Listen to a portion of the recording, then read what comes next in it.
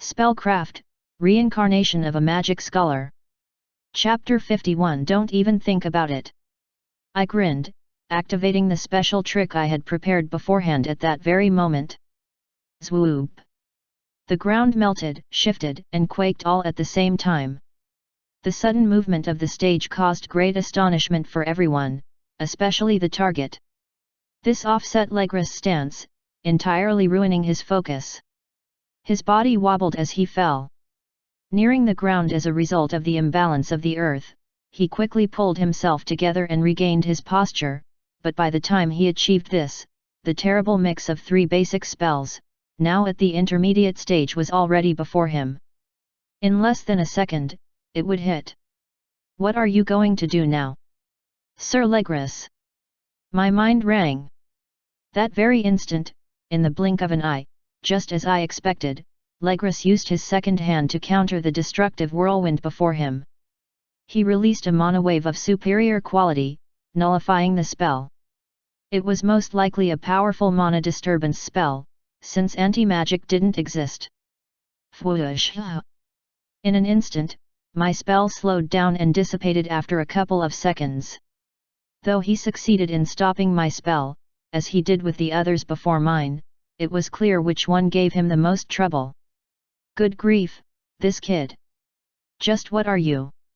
Legris Damien grinned, looking at me with greater interest.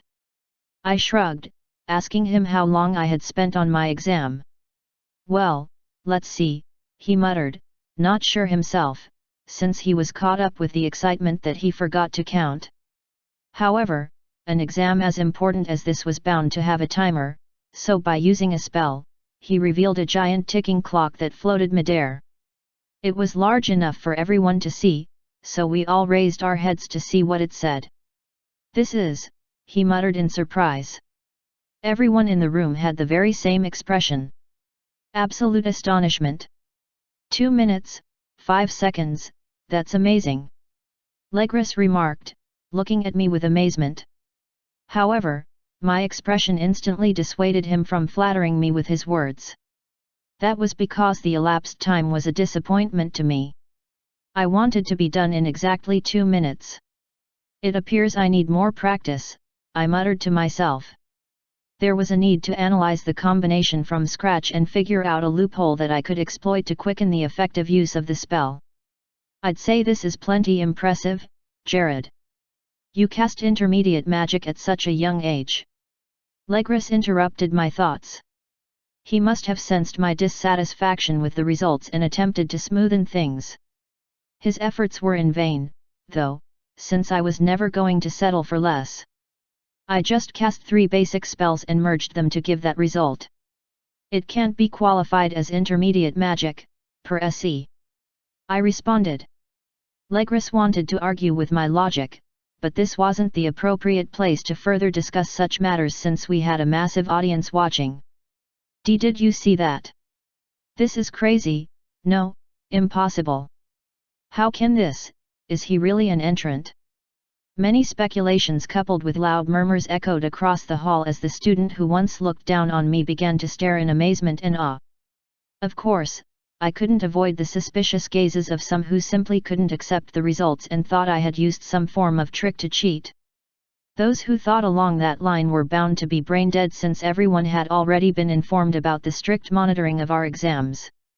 Besides, no mere trick would be enough to trick someone of Legris' caliber. In the end, it's just plain envy, I reasoned. Legris Damien saw how rowdy the hall had gotten due to my spectacular display and quickly took action to restore order. Ahem! As soon as Legris cleared his throat, everyone fell silent, hearing the sound reverberate across the hall. No one dared to speak the moment a senior lecturer like our examiner signaled the end of the murmurs. Now turning to look at me, Legris smiled and told me what he had said to the others who had their turn before mine. Jared Leonard. The second phase of your exam has been concluded. You may leave this hall and head to the door straight to your right. You will undergo the third part of your exam there. I nodded, bowing slightly as I left for the door that awaited me exactly as Jared declared. As I moved away from the stage, I turned back to grin at Legris. I told you, didn't I? That you couldn't handle it casually. Looks like I was right. Legris shrugged, still giving me an amused look. He wanted to respond, but he held back for some reason. Still, it may have been petty, but I felt good impressing someone of his caliber and rubbing it in his face. When next we meet, I promise to show you something more interesting. Upon saying this, I left for the door. Legris remained silent, which was a pity. I was hoping for a cool comeback. Opening the door that led to what appeared to be a long hallway, I began making my way into it. Suddenly, I felt a sharp sensation reverberate within my head. It felt as though a strange sensation was invading my inner senses, but I couldn't do anything to stop it. I'll be looking forward to it, then Legris' voice sounded in my head. My eyes bulged instantly. He used mind magic to communicate telepathically with me, an impressive feat. I didn't know if what he established was a one-way channel, or whether I could respond to his message, but I still have my response within my thoughts. Good. Till we next meet. Grinning widely in anticipation and excitement, I made my way down the hallway, shutting the door behind me. As Legris Damien summoned the long scroll to call upon the next examinee, his mind still trailed back to the one he just tested. That boy. Jared. Who is he, exactly? Chapter 52. In his entire life as a magic user, this was a first for Legris. For him to be so flustered as to play directly into the hands of a child. It was so embarrassing, yet refreshing. He was able to cast 3 different spells of varying elements at the same time. No, 4 elements. He used that earth spell at the last minute to offset my balance, Legris thought to himself. Jared's quick casting, effective use of his spells, and fluid combination of multiple spells to form a different yet more powerful result were outstanding. The boy was exceptional in every way, which amused the examiner even more. Unfortunately, Jared was about to meet his final challenge, which would prove difficult for even him.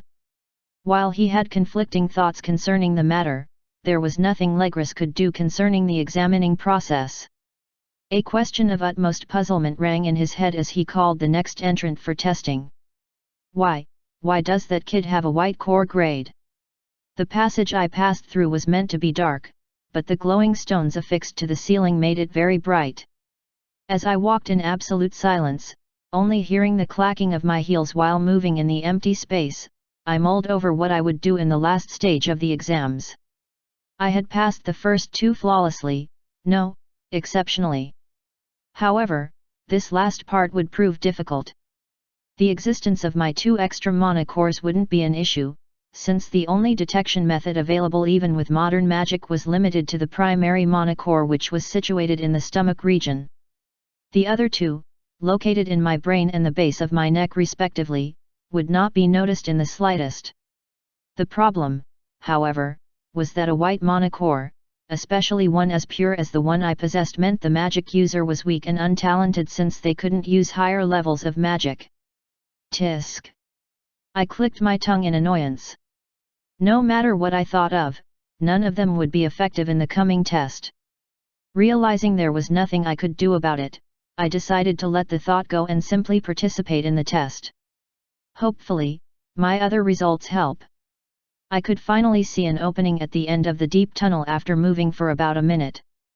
The next aspiring student must have begun his spell by now. Did that mean I would be done with the 3rd stage before he would walk down this passage? There was no way to find out. Let's do this. My mind rang. At the end of the hallway was another door, similar to the one I used to enter from the start. I opened the door and got myself into a white room. It was tiled all around and had a glimmering brightness that made me cringe my eyes. Welcome, examinee 458. Please come closer. A voice broke through my stunned state.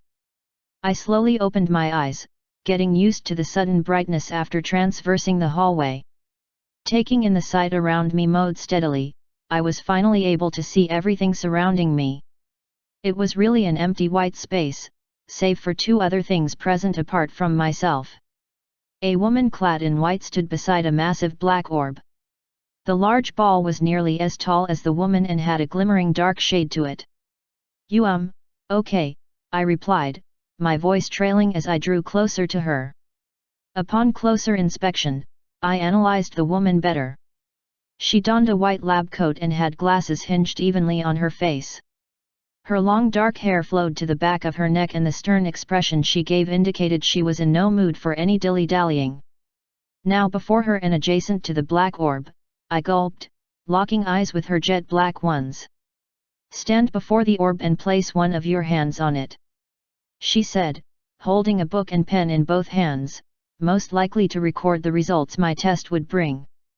I nodded and obediently went to the orb. Taking a short breath, I placed my right hand on the black orb and suddenly it started reacting to my touch. Feeling my whole body twitching as the mana flow within me throbbed, my stomach especially felt hot and the mana in the core within me swirled. Shi-yi-yi-yang. A sharp glow of white light spread across the dark orb and it transformed from its original state, taking on the color of my core. Oh! A pure white mana core at this age? This is the first I've seen, the woman muttered, writing some things in her book. Her words made me embarrassed. Even though I knew my decision not to advance my core grade was the correct one, having someone like her give a condescending remark about it was nothing short of mortifying. Welp, it's not like I can lecture her on the importance of a pure core. I reasoned. You can remove your hand now. The third stage of your exams is over. The woman said, not bothering to give a second glance at me. You may leave. Her fingers pointed to a door at the far end of the room, opposite where I came out from.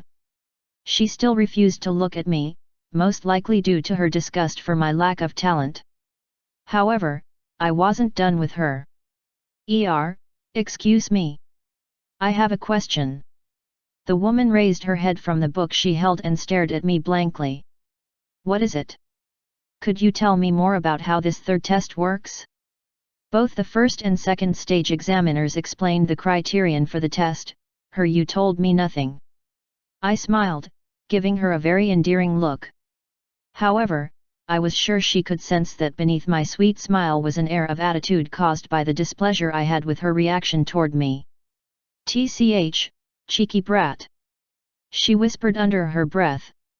Chapter 53. I ignored the woman's statement and awaited her explanation. This orb is called the core grade detector. As its name implies, it measures your core grade and exactly displays an image on its surface.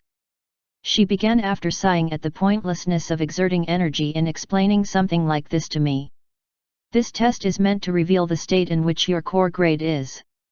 Usually, potential students possess a large quantity of the yellow color already dwelling in their mana core, while a few others have complete yellow mana cores. Ah! I see, I muttered, looking at the orb for the second time. The white color it donned began fading away as it regained its black look. It most likely reverts to its original form after some time. I looked back at the examiner, but she had a peculiar expression, engaged in a thought of her own. Her face looked hesitant for a moment as she made a passing comment. Though, there are rare cases of people showing up with a higher core grade, like that girl. Who would have thought she had gone as far as a blue core grade? Of course, she whispered that last part. Fortunately, my hearing was very good and I picked up what she said. My eyes bulged slightly when I heard it. To think someone at the level of examinee would achieve a blue mana core grade. It was a truly remarkable achievement indeed.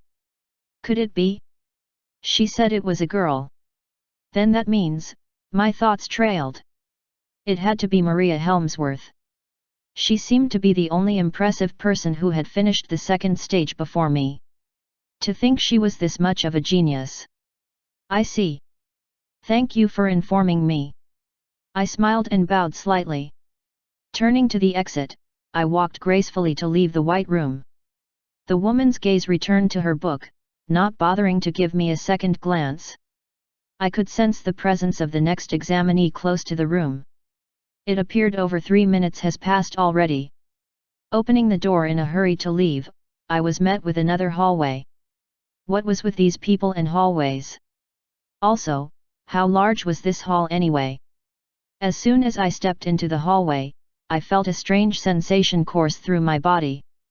I didn't recognize it at first, but as I followed the cleanly carved and brightly lit path, I realized the reason for my strange sensations. The time magic isn't as effective here. I could feel the effectiveness of the spell reduce drastically. A smile formed on my face, realizing where I was headed. This hallway was quite short, compared to the other one, and within a few seconds, I was out of it, arriving at an open space. Oh! A short air of awe escaped from my lips.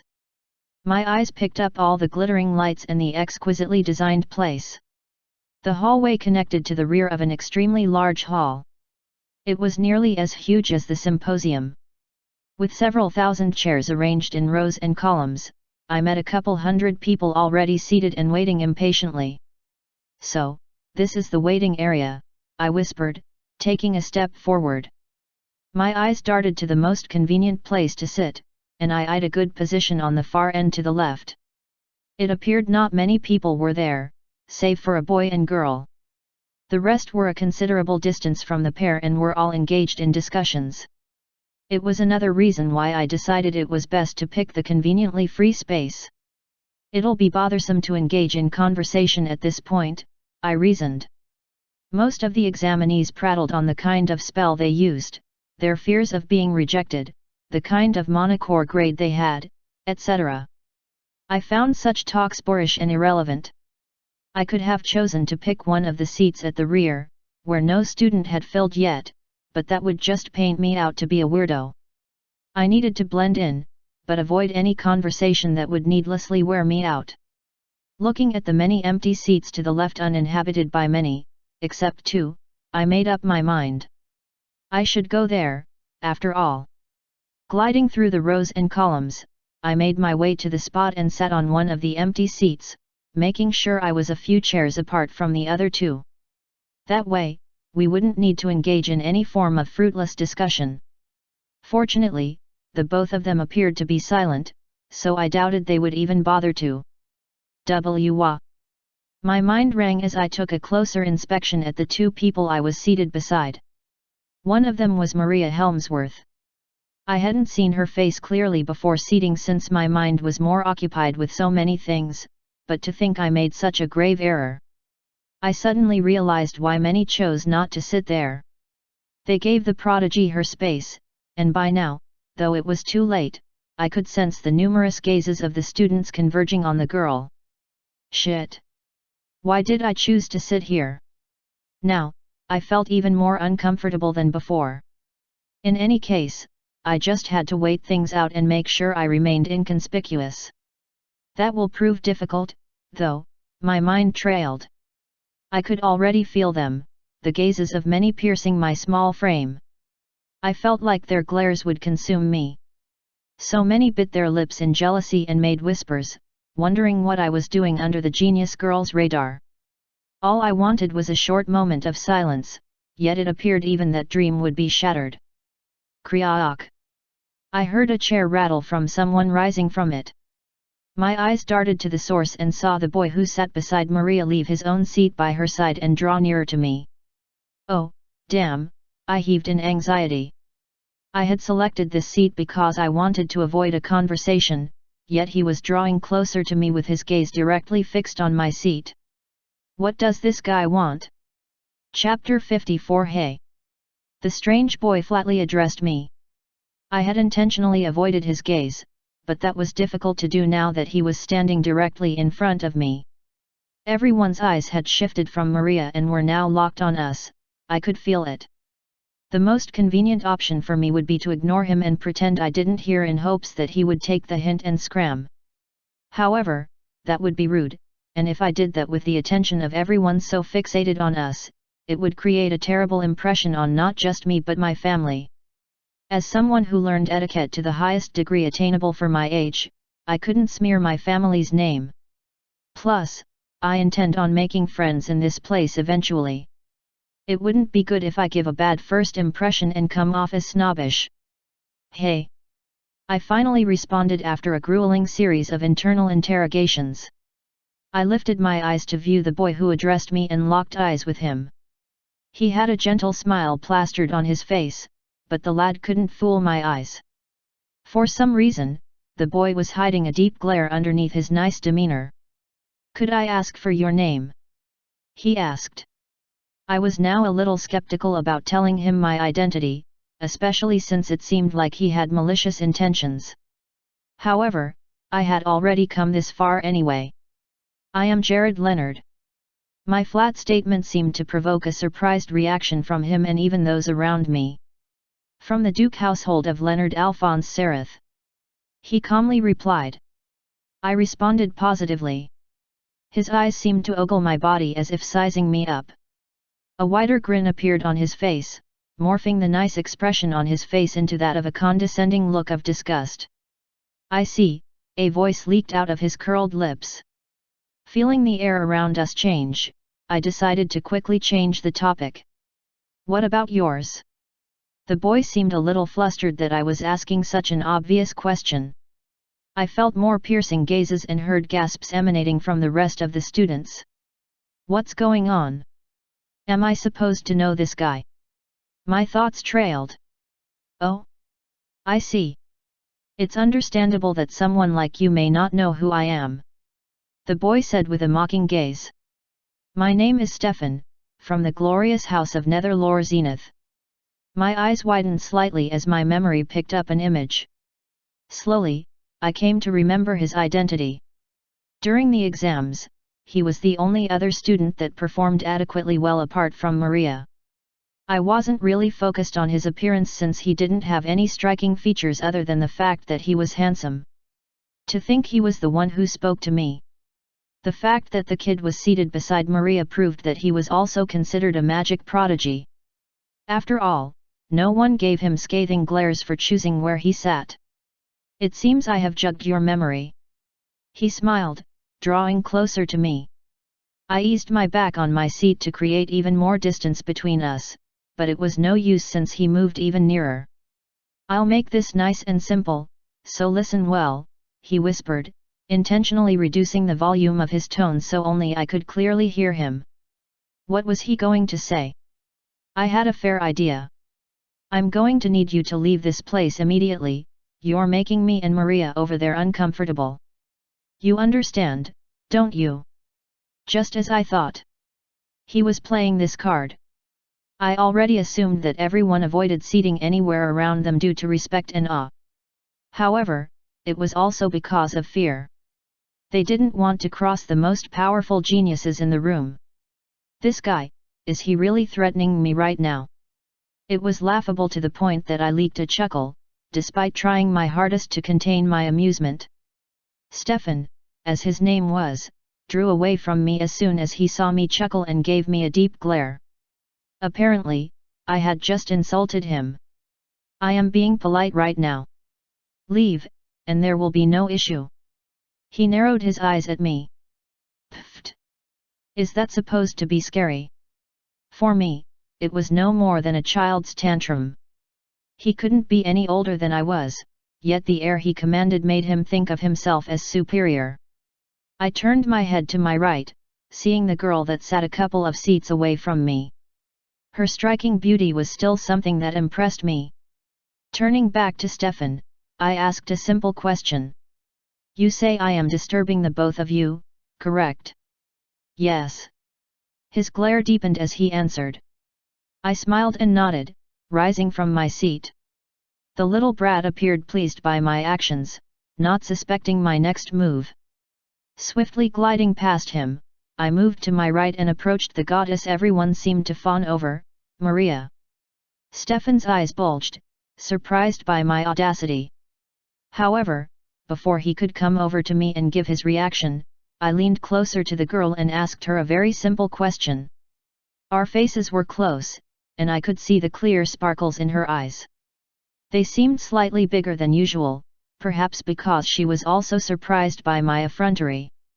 I ignored the flustered reaction she gave, Stefan's increasing rage, and the angry stares all around me. "Am I disturbing you?" My voice reverberated across the vast space surrounding us, and the question rang ever so deeply in everyone's head.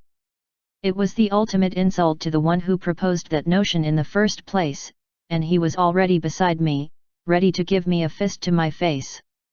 Childish! I dodged Stefan's jab and grabbed the arm he flung at me. Swiftly twisting it with absolute precision, I rattled his joints, causing him to yelp in pain. Arg! Chapter 55 Arg! Stefan yelled, taking a few steps back in recoil. His eyes winced in pain as he grabbed his throbbing arm, which I released as soon as he screamed. Don't overreact. I made sure I was gentle. Your arm is fine, I said calmly to the boy who writhed due to the throbbing sensations coming from his bones. You bastard, how dare you? My, won't you mind your language, Sir Stefan Netherlore Zenith? I accentuated my tone, giving a deeper meaning to my words. For a noble to speak so vulgarly, surely it was frowned upon by many. Stefan became flustered by my words and gritted his teeth in annoyance. However, now the boy knew he couldn't make any careless move against me. Turning back to the seated girl who silently watched our little exchange, I repeated my question. Am I disturbing you? Her lips were tightly shut and her eyes affixed on my gaze, but I had no intention of backing down. I kept drawing my face nearer until she was willing to answer my question. She made no attempt to stop me even when our faces were merely inches apart. Her eyes depicted curiosity and wonder. The true expression of a child who was witnessing something amazing for the first time. It was innocent and pure, but I also had what I wanted from the girl. An answer. And no, Maria finally said, looking away from me. Her voice, though mere whispers, were enhanced by the amplification spell I had activated beforehand. This caused everyone in the room to hear her response. Gasps emanated from everyone the moment the prodigy's answer reverberated across the area, realizing the implication of her words. Maria herself was surprised by the volume of her melodious voice, looking at me with suspicion. A smile of victory formed on my face as I ignored the stare she gave and looked in Stefan's direction. He too had heard Maria's response. Apparently, this young lady doesn't think I'm disturbing her. I grinned, moving closer to Stefan. Why you? He growled. Walking past him in an elegant stride, I returned to my seat and made myself comfortable. The audience was beyond amazed by my audacity, but as the mobs they were, none of them made any comment other than whispers and gasping sounds. You'll regret this, Jared Leonard. I can promise you that. Stefan said in a low, threatening tone. If I was a normal child, perhaps I would have been a little scared and begged for forgiveness. After all, it profited nothing to have an enemy within the academy. However, if I was like that, I wouldn't have begun this venture in the first place. A part of me was excited to see what the future held for me and Stefan. It would serve as side entertainment for my life in Inslark. Closing my eyes for a moment, I ignored Stefan's scathing glare and decided to relax my mind. Unfortunately, even that was cut short by yet another interruption. The murmurs suddenly took a spike in tempo as more hushed sounds filled the hall. Ugh, what now? I thought in irritation. Focusing my senses with enhancement magic, I decided to listen in on their comments. That's him. It's Jared Leonard. Ooh. I wish I was here when the clash between him and Stefan started. You saw it too, right? His performance in the second stage of the exams. Stefan doesn't stand a chance. My body twitched as soon as I heard those talks spread.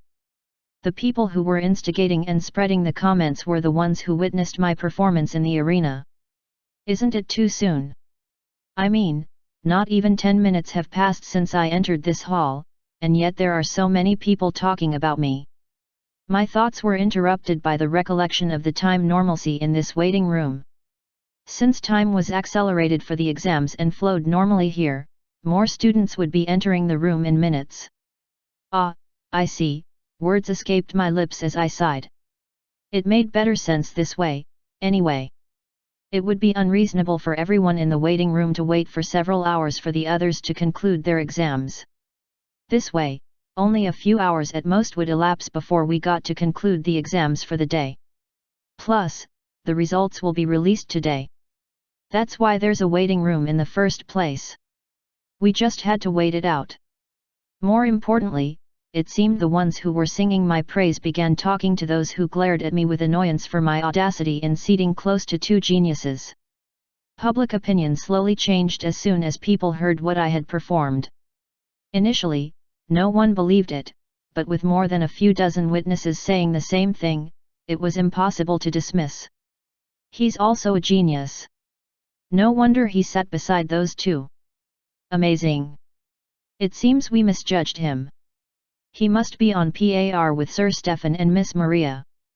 However, those who saw my grand spell weren't satisfied with merely placing me in the same class as the two prodigies. Are you kidding? He's on an entirely different level. I bet he could best them both in magic. That guy is too OP. I sighed in my seat, wondering what these idiots gained from singing my praise. Weren't they the same people who mocked me moments ago? Yet, now they painted me to be a god or something. Welp, their image of me will be shattered once the results are out. After all, since Monocore grade determined one's status in Inslark Academy, it was obvious where someone with a pure white core would belong. For people who were so easily swayed by what they saw or heard, it was clear their attitudes would change the moment they discovered my Monocore grade. These guys are out of it, they're not the kind of comrades I desire. I reasoned. I slightly opened my eyes and saw Stefan return to his seat beside Maria, still wearing a scowl on his face. The Maria girl was slightly glancing in my direction with unwavering curiosity. There was no way the both of them couldn't hear what everyone was saying about me and them, but just like me, they ignored the crowd. While our first impressions of each other weren't the best, if it was those two, especially the Maria girl, I wouldn't mind being friends with them. Let's see how it goes. Chapter 56. Just as I expected, we only had to wait for about 2 hours before the hall was full of all the examinees. The door where everyone came from vanished the moment the final student came out of it, stunning everyone. We all sat on our respective seats, though no one neared where I, Maria, and Stefan sat. Since there were plenty of other seats to choose from, they didn't mind taking up other positions. A sudden gust of wind enveloped the area in front of all seats, the central podium. The moment everyone felt the string atmosphere building up, they ceased their prattle and directed their faces to the front. The wind swirled around a single spot on the stage for a few seconds, and seeming to materialize from within the small hurricane was a person clad in a luxurious suit. He was different from anyone we had seen previously, which disappointed me a little. I was sort of hoping to see Legris Damien again. Fortunately, I didn't remain disappointed for long. As though popping out of thin air in a puff of smoke, 3 more figures appeared on the podium. 2 men and a woman. They were stationed behind the first man who appeared and had somehow changed from their varying attire into full suits as well. Our examiners. My mind rang as I beamed, seeing Legris among the people on stage. It was a large hall, but there was no one in the massive room who couldn't see the distinguished people who had arrived. Since the platform was elevated, we all had to raise our heads slightly, but without a doubt, we could all see them. Ahem, the man who appeared first and seemed to be in charge of this session coughed slightly. His voice echoed across the large room, enough so that everyone could hear him clearly. Following the sound of his voice was silence. Absolute silence that seemed to stretch for miles without end. Finally, the very same man who caused the silence broke it by gracing us with his words. My name is Desmond Lawcroft. I am the head of the examination board for this year. In other words, I am the one who determines those who are worthy of this academy for this examination. His voice carried such power and vigor that I wondered just what kind of position this man held other than the head of an examination committee. The man, Desmond, must have been a general who commanded troops due to the confidence and authority he exhibited with each word he spoke. I welcome you all to Inslark Academy. However, as you all know, none of you can be admitted into the true academic grounds until you are deemed worthy of passing with satisfactory results. My eyes subtly glanced across the hall as I noticed several of the examinees sweating and gulping. They were already anxious after hearing what he said. Just moments ago, these people were chatting energetically. However, it was now dawning on them that most of them weren't going to even make it to the true academy and be admitted. About 100 alone were going to be chosen from 4,000. That was beyond harsh. How certain am I that even I will? My thoughts trailed, slowly giving in to the disparity of the situation. However, I quickly snapped myself out of the dangerous thoughts I was having. There was no way I could lose after coming this far. Before announcing the results, there are a few things I would like to explain. It could also be useful for those who will not pass this time around, Desmond Lawcroft began. Firstly, Inslark Academy is a prestigious institute deeply rooted in magic. However, many seem to have the misconception that magic is all there is to this institute. This generated quite the confused expression from people as they stared at one another, trying to decipher the words of the man who spoke. What else would a magic academy be known for? There are 3 major departments within Inslark Academy. The Magic Arts Department, an obvious existence. There are also the Martial Arts Department and Scholar Departments. I grinned the moment he said this. Of course, I knew this much. Alphonse wanted me to register in Inslark as a scholar. However, I found that unacceptable since it was the oath I had followed in my previous life. You have all applied for the Magic Art Department, and out of over 5,000 examinees, only 1,350 individuals applied for the other departments. 4,000 of you all chose the Magic Arts Department, no, even more than that number. However, the cap for examination for every department is 4,000, and so the others who applied late had to choose other departments to gain admission rights. As I listened, I could already guess what our dear speaker was trying to tell us. Only 100 of you will be chosen today. The rest will be sent home. Many of you here have attempted this exam more than once, a good number have done this a couple of times, and yet will still fail. At this point, you should all face the harsh truth. Not everyone has what it takes to study and practice magic. His words were harsh and straight to the point, but he was right. It was better for those who kept trying in hopes of one day achieving success to stop while they could.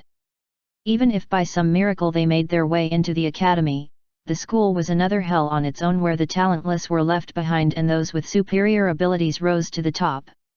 Instead of unnecessarily trying to reach what was beyond them, their energy could be better used elsewhere. However, do not despair. I am of the firm opinion that no one is born talentless. Everyone has a specialty in one thing or the other. Even if your affinity with magic is low, there are still 2 other departments to enter within Inslark. We will welcome you to the Martial Arts Department or the Scholar Department, both of which are respectable fields of study. Desmond Lawcroft declared. His words may have been too much for others, but it was easy enough for me to understand. Instead of staying stuck in a game you couldn't win, it was better to switch lanes and achieve greater heights in a race that better suits you. Smart words. Now, then, let's see what awaits us as examinees for the Magic Arts Department. Chapter 57. Now then, we shall reveal the results of this session of examinations to you all. Desmond Lawcroft declared. We all held our breaths, knowing that a majority of us wouldn't make the cut. No semblance of the confidence I previously had appeared as a silent fear lurked within my guts. Gulp. I have the list of those who passed the exams here with me. But, to make it easier for everyone to understand, I shall display the results for everyone to see. It was amazing that the Academy had already compiled the results so quickly and had determined the winners in the series of tests we passed through. However, when considering the fact that they could use magic to manipulate the flow of time, it was no mystery as to how they arrived at a conclusion so quickly. Silence filled the air as we all awaited the moment of truth, watching Desmond bring forth a scroll from within his luxurious suit. The piece of parchment seemed to have been buried within a pocket within the inner recesses of his jacket, and him bringing it out meant the conclusion of the whole matter was at hand. Of course, none of us could see the contents displayed on the scroll due to our distance. Besides, the list was facing Desmond directly. Since we were all seated opposite him and faced him directly, there was no way we could see anything written on the scroll. How does he intend to reveal the results, then? I asked myself, refusing to take my eyes off the mysterious man for even a second. Desmond's mouth suddenly opened from the tightly shut form they had taken and he appeared to be mumbling something under his breath. From the way his lips moved, I realized the man was chanting a spell. This lasted for a few seconds, and then... Light shone suddenly as a wave of energy burst through the room. Everyone felt the rush of energy and was captivated by the sight that was displayed as the pressure subsided. Above the head of Desmond Lawcroft was a large panel that glowed brightly. It was so clear, sharp, and bright that no one could miss it. The panel that took the form of a long list stretched as high as the tall ceiling, revealing its contents. With our eyes all moving to the bright list caused by brilliant clusters of golden light, we marveled. "This is light magic," I beamed. He must have used light refraction to display the figures and letters that appeared on the long panel. It was no mean feat, considering the details put in it.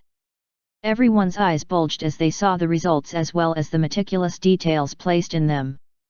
The scores gotten from each round, and the parameters for judging the examinees were also given. Also, only the top 100 who made the cut were displayed on the long panel. Instinctively, my eyes darted to the very top of the list to see who had taken first place. It was no surprise to see who it was. Maria Helmsworth. My eyes trailed to my side as I took a short, subtle glance at her. The young girl's eyes were entirely focused on the list and seemed to be scanning through it. She should have seen her name. What is she looking for? I thought to myself. Her eyes were determined, though, as though frantically looking for something but not seeming to find any semblance of what she sought. Looking away from Maria before I got even more curious about what could pique her interest other than the fact that she scored the highest, my eyes went back to the list. Reading the contents word for word, I scrutinized the parameters placed therein. INS-LARC Student Candidates List. 1 St. Place. Name, Maria Helmsworth. Age, 12 years. First test score, 91. Second test score, 95. Third test score, 100. Total test score, 286. Monocore grade. Monocore grade concentration, 100%. You have been accepted as a student of INS-LARC Academy. It was amazing no matter how many times I thought of it. Was this what it meant to be a genius? Her monocore was blue, and not just that, but it had a total concentration of 100%. Usually, once a magic user advanced their magic core to the next grade, it took a gradual process. So, if a white grade core became yellow, the yellow grade would slowly saturate the core until it became 100% in quality. Only when it became 100% could it be possible for the magic user to completely utilize the full capabilities of their core grade and advance to the next grade. Usually, people her age would still not have achieved 100% concentration in the yellow core grade. She was a genius beyond the normal level. Presently, I had a total of 0 concentration of the yellow core grade and was still a pure white core. It didn't bother me, since that was what I wanted, but even with my knowledge and talent in internal mana manipulation, I doubted it was possible for me to reach her level at my age. So terrifying. My mind rang. I felt my stiff neck refuse to take a turn so I could take another glance at the prodigy. It made sense why everyone was so crazy about her. Quickly shaking off the thoughts about the girl, my eyes went down the list and caught yet another interesting character in second place. Well, it was inevitable, since the two were a pair. If the first was Maria Helmsworth, the second had to be Stefan Netherlore. 2 ND place. Name, Stefan Netherlore. Age, 12 years. First test score, 97. Second test score, 89. Third test score, 85. Total score, 271. Monocore grade. Monocore grade concentration, 10%. You have been accepted as a student of Lark Academy. Oh. Not bad. I suppose his arrogance wasn't for nothing, I smiled with an impressed reaction. Chapter 58. It appeared Stefan was more skilled in theory, so he got higher in the first stage of our examination. In fact, I wasn't expecting anyone to score so high, but he surprised me. His other results were equally impressive. Not on the level of the genius girl, but remarkable nonetheless. I turned my face to take a quick glance at him, expecting a snotty and confident look, but was met with surprise instead. Stefan donned a stoic and cold look, as though trying to wave off the results displayed before his eyes as no big deal. His eyes displayed a coldness that depicted that the results were to be expected, but I sensed something deeper within them.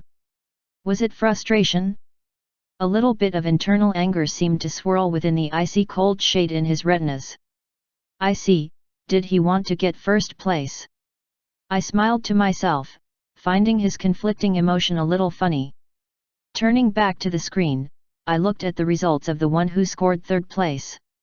It was a little underwhelming, a huge drop from the pedestal raised by the first and second. 3rd place. Name, Yvonne Smith. Age, 13 years. First test score, 79. Second test score, 64. Third test score, 60. Total score, 203. Monocore grade. Monocore grade concentration, 85%. You have been accepted as a student of Lark Academy. Well, I couldn't complain, since those two were regarded as geniuses. It was only natural that they would be leagues above the rest of them. This Yvonne guy must actually be a pretty impressive person, I reasoned. If he had applied in a different year when the first two weren't present, he would have achieved the top spot. It was a shame his accomplishments were overshadowed by prodigies.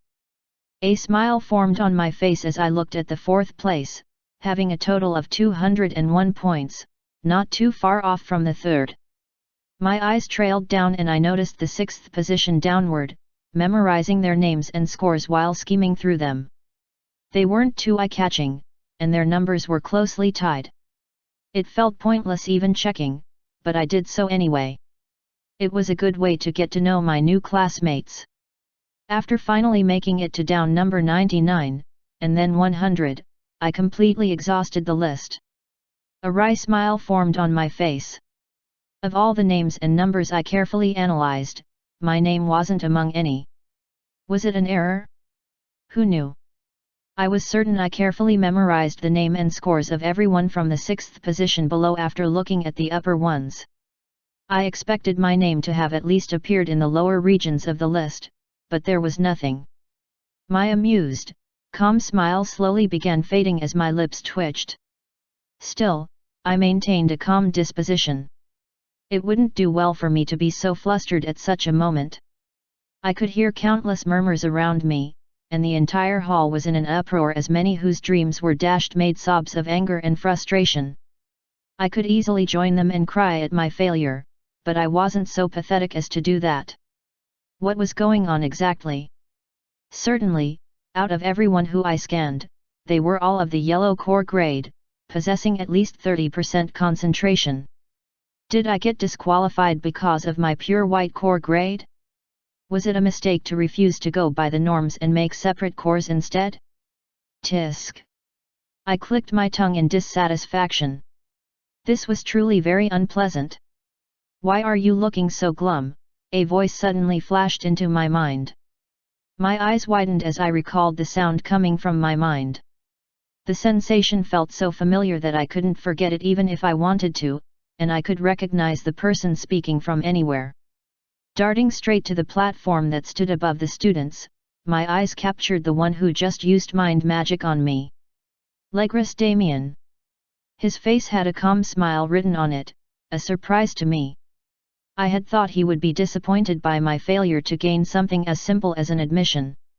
However, he didn't seem to be fazed. Rather, he was looking at me like I was the strange one. You should check the list again. His voice sounded in my head again. Again. Why? I couldn't fathom why he would want MT to engage in such a fruitless venture. Was it to add more salt to my injuries? I didn't make the cut, yet he wanted me to look at the names of those who did? Are you mocking me, Legris? I thought to myself in slight annoyance. However, having nothing better to do, I humored him. My stiff neck rose as I checked the list starting from below. I couldn't turn them anywhere else, afraid to look at those around me. I could feel countless eyes poking me, nearly driving me to the point of madness, but I pretended not to notice. The murmurs grew more intense, but I didn't dare enhance my hearing to hear what it was about. If I could make a good guess, the talks about me that would be passed around were most likely mockeries and jests. After the impressive display I showed in the second test and daring to seat among the geniuses, I still failed. Shit. I shut off my hearing, refusing to listen to the comments of everyone around me that were bound to be scathing beyond recovery. Even Stefan and Maria were staring at me. I felt like I would die from nervousness, but I kept my focus on the panel above me. From number 100 upward, I scanned through the list, still not finding my name. It was a foolish venture, but I continued. Was it due to the false hope I had that by so a miracle I would see my name there? If so, then I was truly pathetic. Skimming through the names, I passed number 50 and kept ascending, feeling my hopes dwindle and die out. I reached the top 10 and my despair grew larger. The creeping fear of failure that had hidden itself was already rearing its ugly head, ready to completely devour me. I knew it in my heart, this was the end. 7th place, not me. 6th place, not me. 5th place. 5th place. 5th place. My already tired eyes began widening in surprise as the dying hope within me began shining bright. Countless thoughts invaded my mind as I struggled to understand. However, upon reading it over and over again, I understood. Truly, without a doubt. The 5th place was mine. Chapter 59 5th place. Name, Jared Leonard. Age, 12 years. First test score, 100. Second test score, 100. Third test score, 1. Total score, 201. Monocore grade. Monocore grade concentration, 100%. You have been accepted as a student of Enslark Academy. My jaws nearly dropped and my eyes nearly popped from their sockets the moment I laid eyes on my result. Slowly, my memory returned as I remembered skimming through the 5th position, already assuming it wouldn't belong to me. Why did I not even notice? I thought to myself. Perhaps I had been so used to my name that I had unintentionally passed it. Maybe I didn't think I would get that high in the first place. My confidence had been stunted by what was going on around me, so I had lost composure for a moment. The reason I skipped it didn't matter anymore, what was important was that I passed. A grin formed on my face as I looked in Legris Damien's direction. He gave a short smile and nodded slightly. I was relieved and happy he had told me. Though no rule prevented him from telling me directly, no one would go out of their way for a mere entrant, especially one with a core like mine. So, you're still looking forward to our next time, Very well. I won't disappoint you. My lips curled up in a wide smile, happy to the point of tears.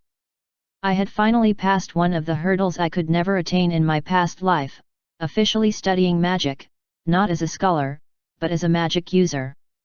With my mind relieved, I loosened my ears, and floods of sounds entered. The murmurs of people which I had ignored came rushing in to the point which I couldn't ignore anymore. Amazing!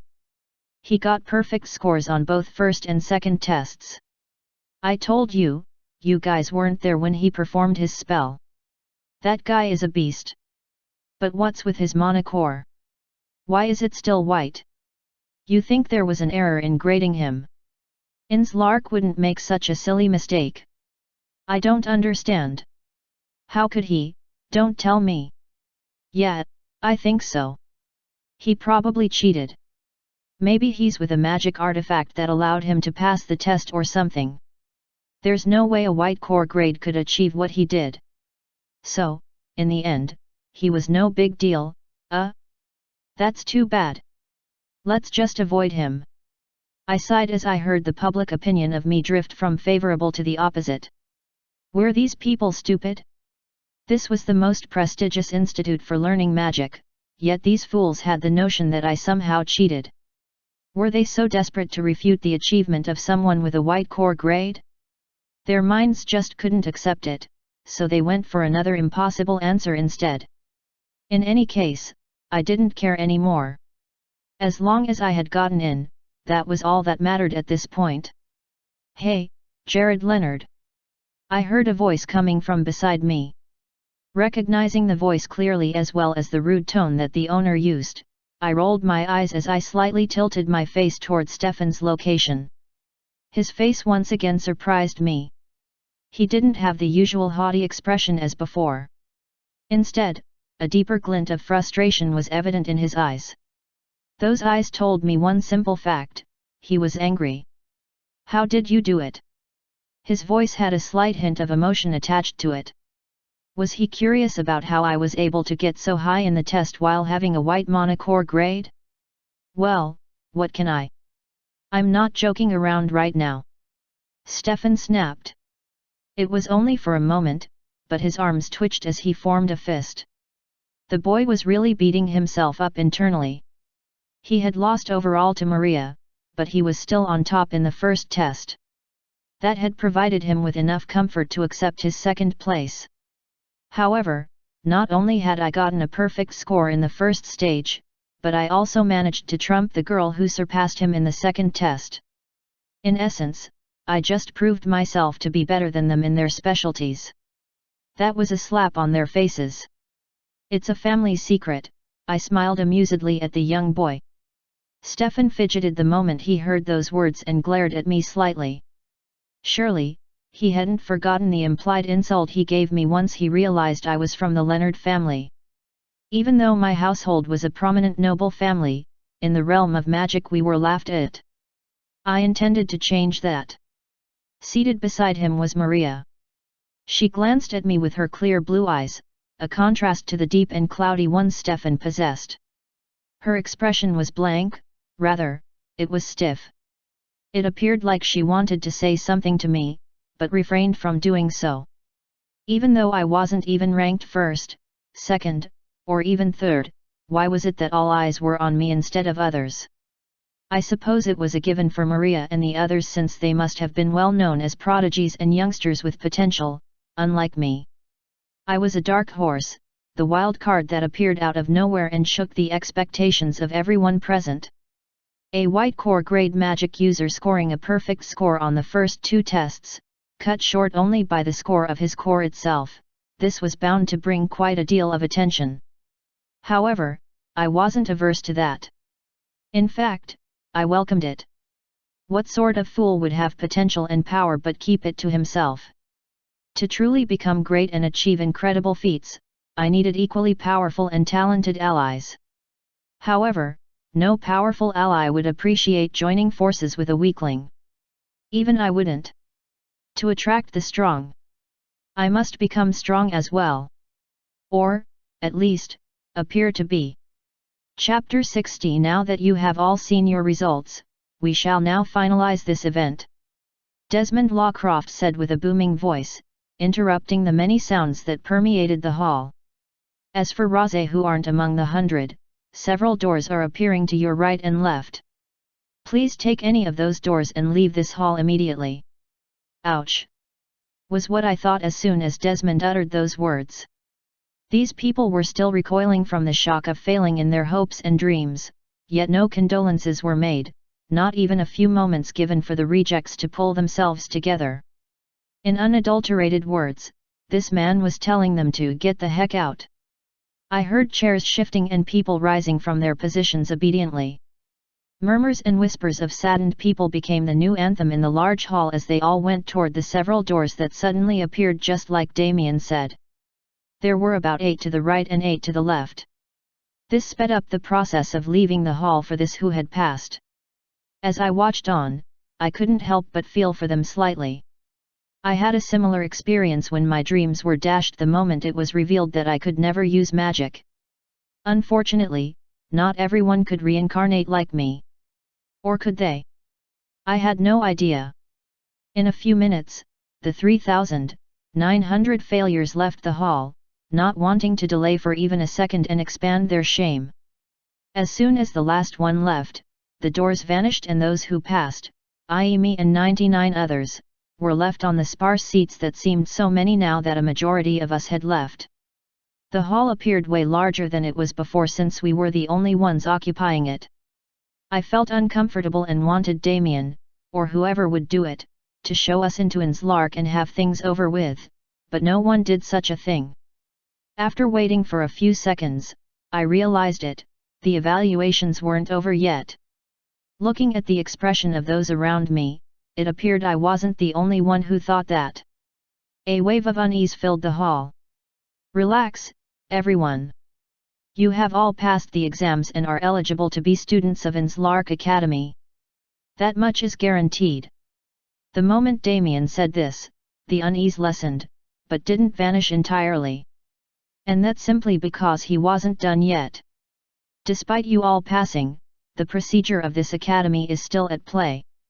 Do you all remember what you were told before you started your first test? Yes, your scores determine your status within Inslark, especially your core grade. I sighed. I thought I had completely avoided that, but it seemed that this troublesome thing had come to bite me in the butt yet again. Tisk. Inslark Academy works in accordance with the class system. There are 3 specific stages to transverse in order to be considered a full-fledged mage and be eligible for graduation. This will all be explained in your orientation. However, there is an important explanation that can't wait until then, the true meaning of the class system. Here it comes. I gulped. Each stage in Inslark Academy is divided into 3 classes. The upper class, for the talented, the middle class for those with potential, and the lower class, for those who are neither talented nor have potential. My eyes widened as soon as I heard this, and I heard equally shocking gasps from a few in the hall. Despite passing the exam, they still segmented students like this to clearly differentiate those who would rise higher in the realm of magic and those who were doomed to remain average. This method didn't exist in the past, neither was it recorded in the materials I read about the academy. Considering the surprise of everyone else in the room, they weren't aware of it as well. That meant it was a fairly new system. This class system is a new policy that the Academy has adopted, and it's highly efficient. In essence, even though 100 of you passed, you won't be in the same class. That much was a given. The bigger question in everyone's mind was what I wanted an answer to. My eyes focused on Desmond's lips as he uttered the words. While your other test results have to do with it, the major criteria for measuring the class you all belong to, is your monocore grade. I knew it. No one needed to tell me the class I belonged to, it was obvious.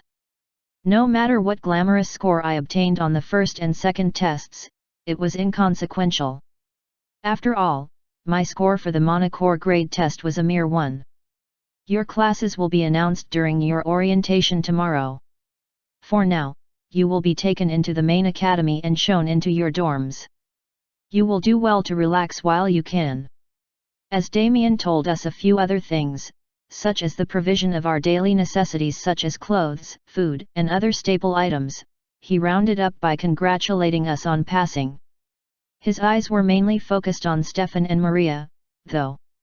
I could tell. He didn't even glance at me for a second, even though my seat was just a short distance from theirs. I guess he doesn't care for a white core grade.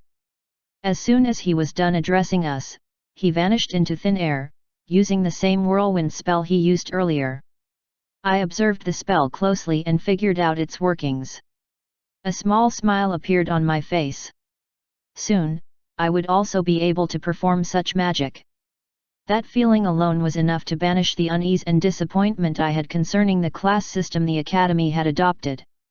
I was certain I would fall into the lower class, and because of that, access to the privileges of the higher classes wouldn't be granted to me.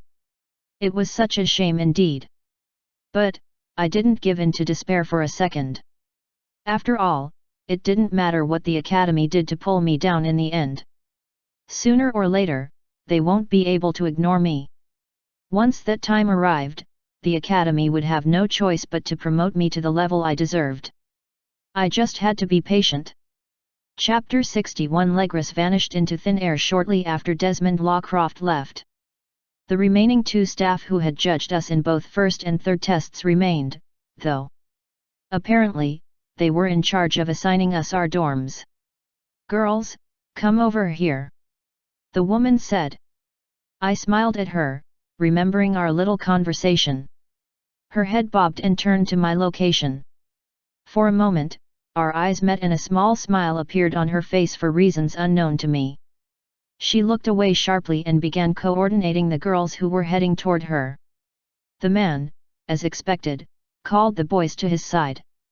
After we had all gathered, I sharply counted the girls in their row, estimating their numbers to be 34. As expected, there were more males than females among those who passed.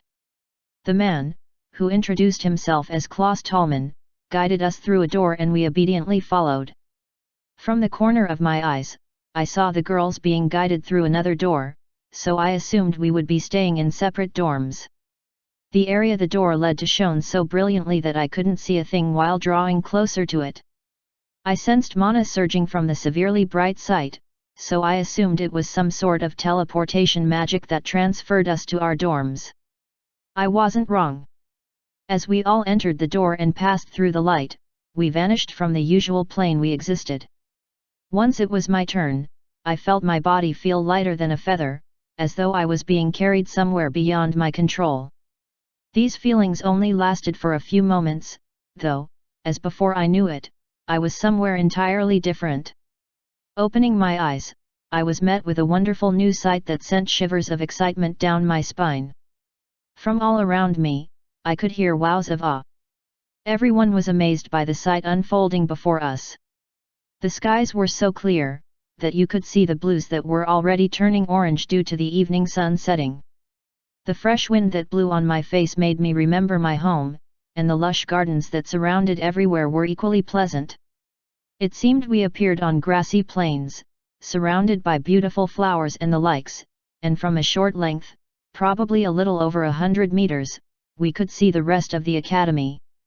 Tall buildings made from exquisite materials stood erect from a short distance, and many other facilities that seemed foreign to me could be seen all around. "There's no time for sightseeing. You need to lodge into your dorms now," Klaus Tallman said impatiently, guiding us away from the enchanting sight that had gotten all our attention. Obeying immediately, we turned to our guide and he instantly snapped his fingers. That very moment, something appeared behind him. It looked like space was distorting as the tall structure came into sight. It was a tall building. Large wasn't the right word to describe this structure. It was enormous, spreading so far that we had to turn our heads to see the end of it, raising our faces to see how high it went. "This will be your temporary dorm until the final orientation, where you'll have to split into different classes based on your abilities. You'll also come into contact with your seniors, so this is where you'll be staying in the meantime." We all understood what he was saying. I also didn't expect to be placed in the same living quarters as those deemed talented. "Well, then, shall I show you to your respective rooms?" We were 66 boys and the building had 100 rooms at the very least, so we were all entitled to our private space. As he showed us around the facilities, Klaus explained a few things to everyone. Firstly, the building had an effect that shielded it from the perception of ordinary eyes. That was why we hadn't noticed it until he snapped his fingers. Secondly, we all had a schedule for the week we would be spending in orientation. Your rosters are placed on the beds in your respective rooms. He had stated. Our rooms didn't even need keys. Somehow, they had retrofitted it to match every single entrant. Does it have to do with the magic print we gave on our form? I thought to myself. Unfortunately, Klaus never addressed the issue, leaving this mystery unresolved. It was exhausting, but I was finally shown my place of residence, albeit temporary. HAAA. HAAA, I breathed hard, collapsing on the bed the moment I entered.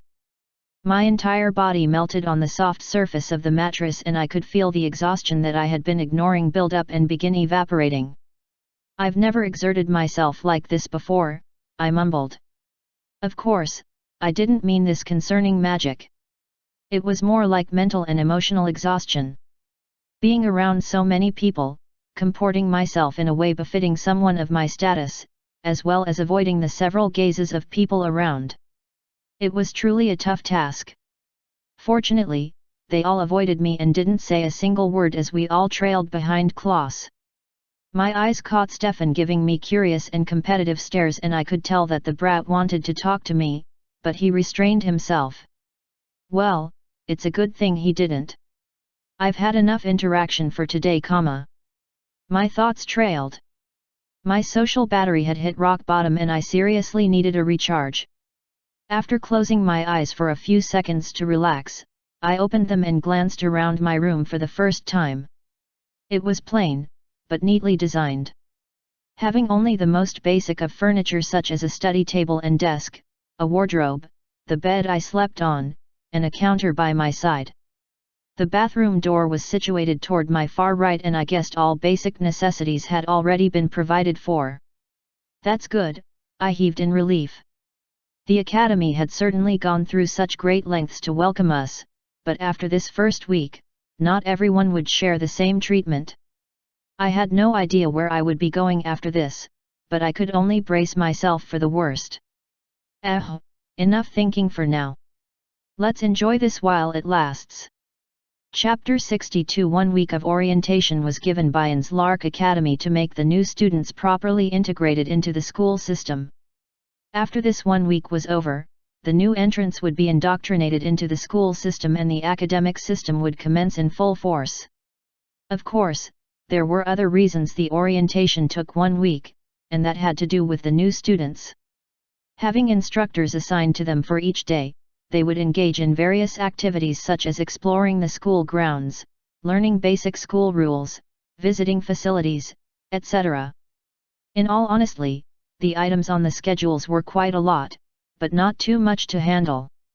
If the academy wanted to, they could have squeezed everything into a day. However, the reason for spreading it out was to leave more time for the students to have personal time for both themselves and one another. Bonding, interaction, competition, these would go on to affect the lives of the students even after they had become fully integrated into Enslark. And so, with no housemaster governing the large house, the students within were given free rein within. Whatever they did during their spare time was up to them, after all, there were no rules against it. And so the days passed, finally bringing an end to the 1 week of orientation. The scenery shifted from the building where the students stayed to a massive office situated at the tallest building in the entire academy. It belonged to none other than the academic supervisor of the new batch of students, Damien Lawcroft. He sat comfortably in his chair as he rummaged through some documents. However, those were just his hands at work. In reality, all his attention was on a single man who stood in front of him. Yes. Klaus, the orientation time frame ends today, right? He asked the tall, lanky man who gave his usual wide smile. Klaus nodded in affirmation. You've been monitoring the students with your magic, right? How have they progressed? Anything worthy of note? Damien asked, narrowing his eyes.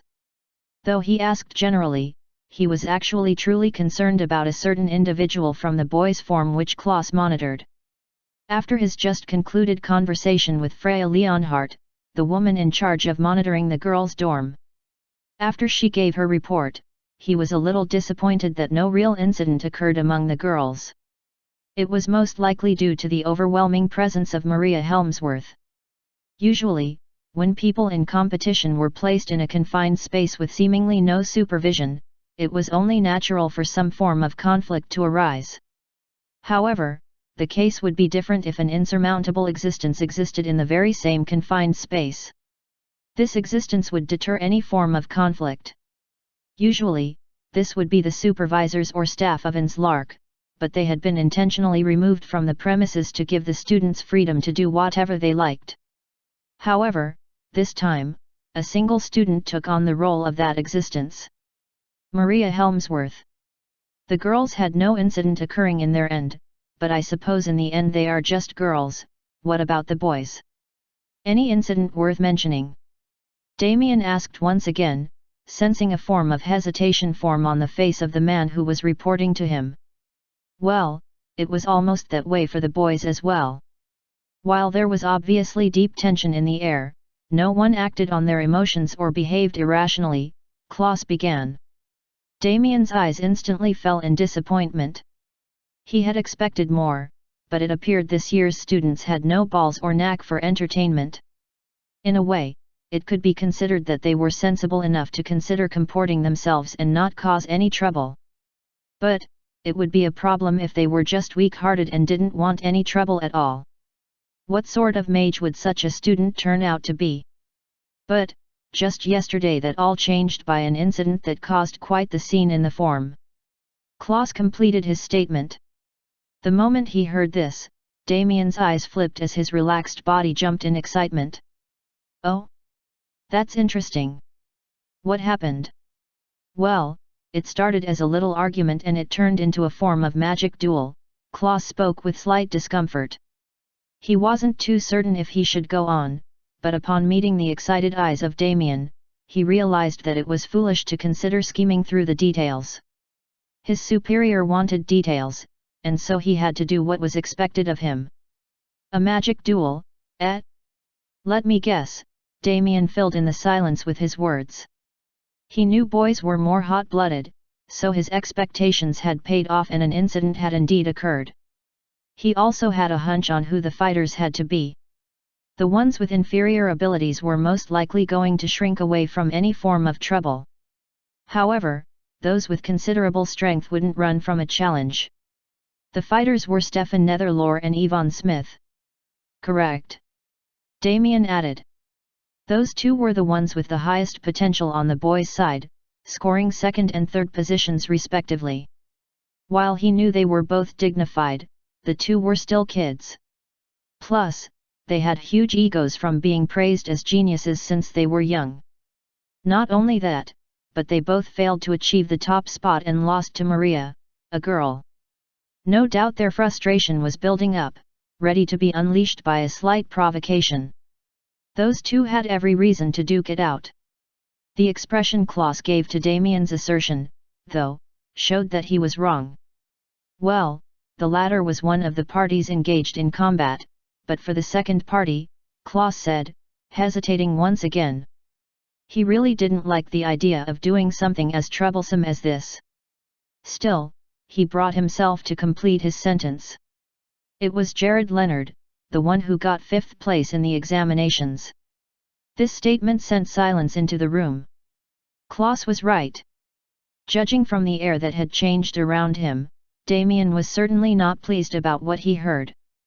He appeared disappointed, but another emotion could be seen planting itself across his face. And? Who won? Damien asked, temporarily ignoring the elephant in the room. Klaus swallowed hard. What he was about to say would cause even more trouble for him. But, he couldn't refuse the question, could he? The winner of the match was Jared Leonard. That little boy achieved an overwhelming victory. Chapter 63. A day ago. The residents of the boys teemed with life as usual. The barely teenage young lads talked with one another, exchanging stories and experiences excitedly. Whether it was about the fact that their orientation would soon end, or what they had learned in the past couple of days, there was always something to serve as a subject of discourse. Of course, not everyone was engaged in conversation.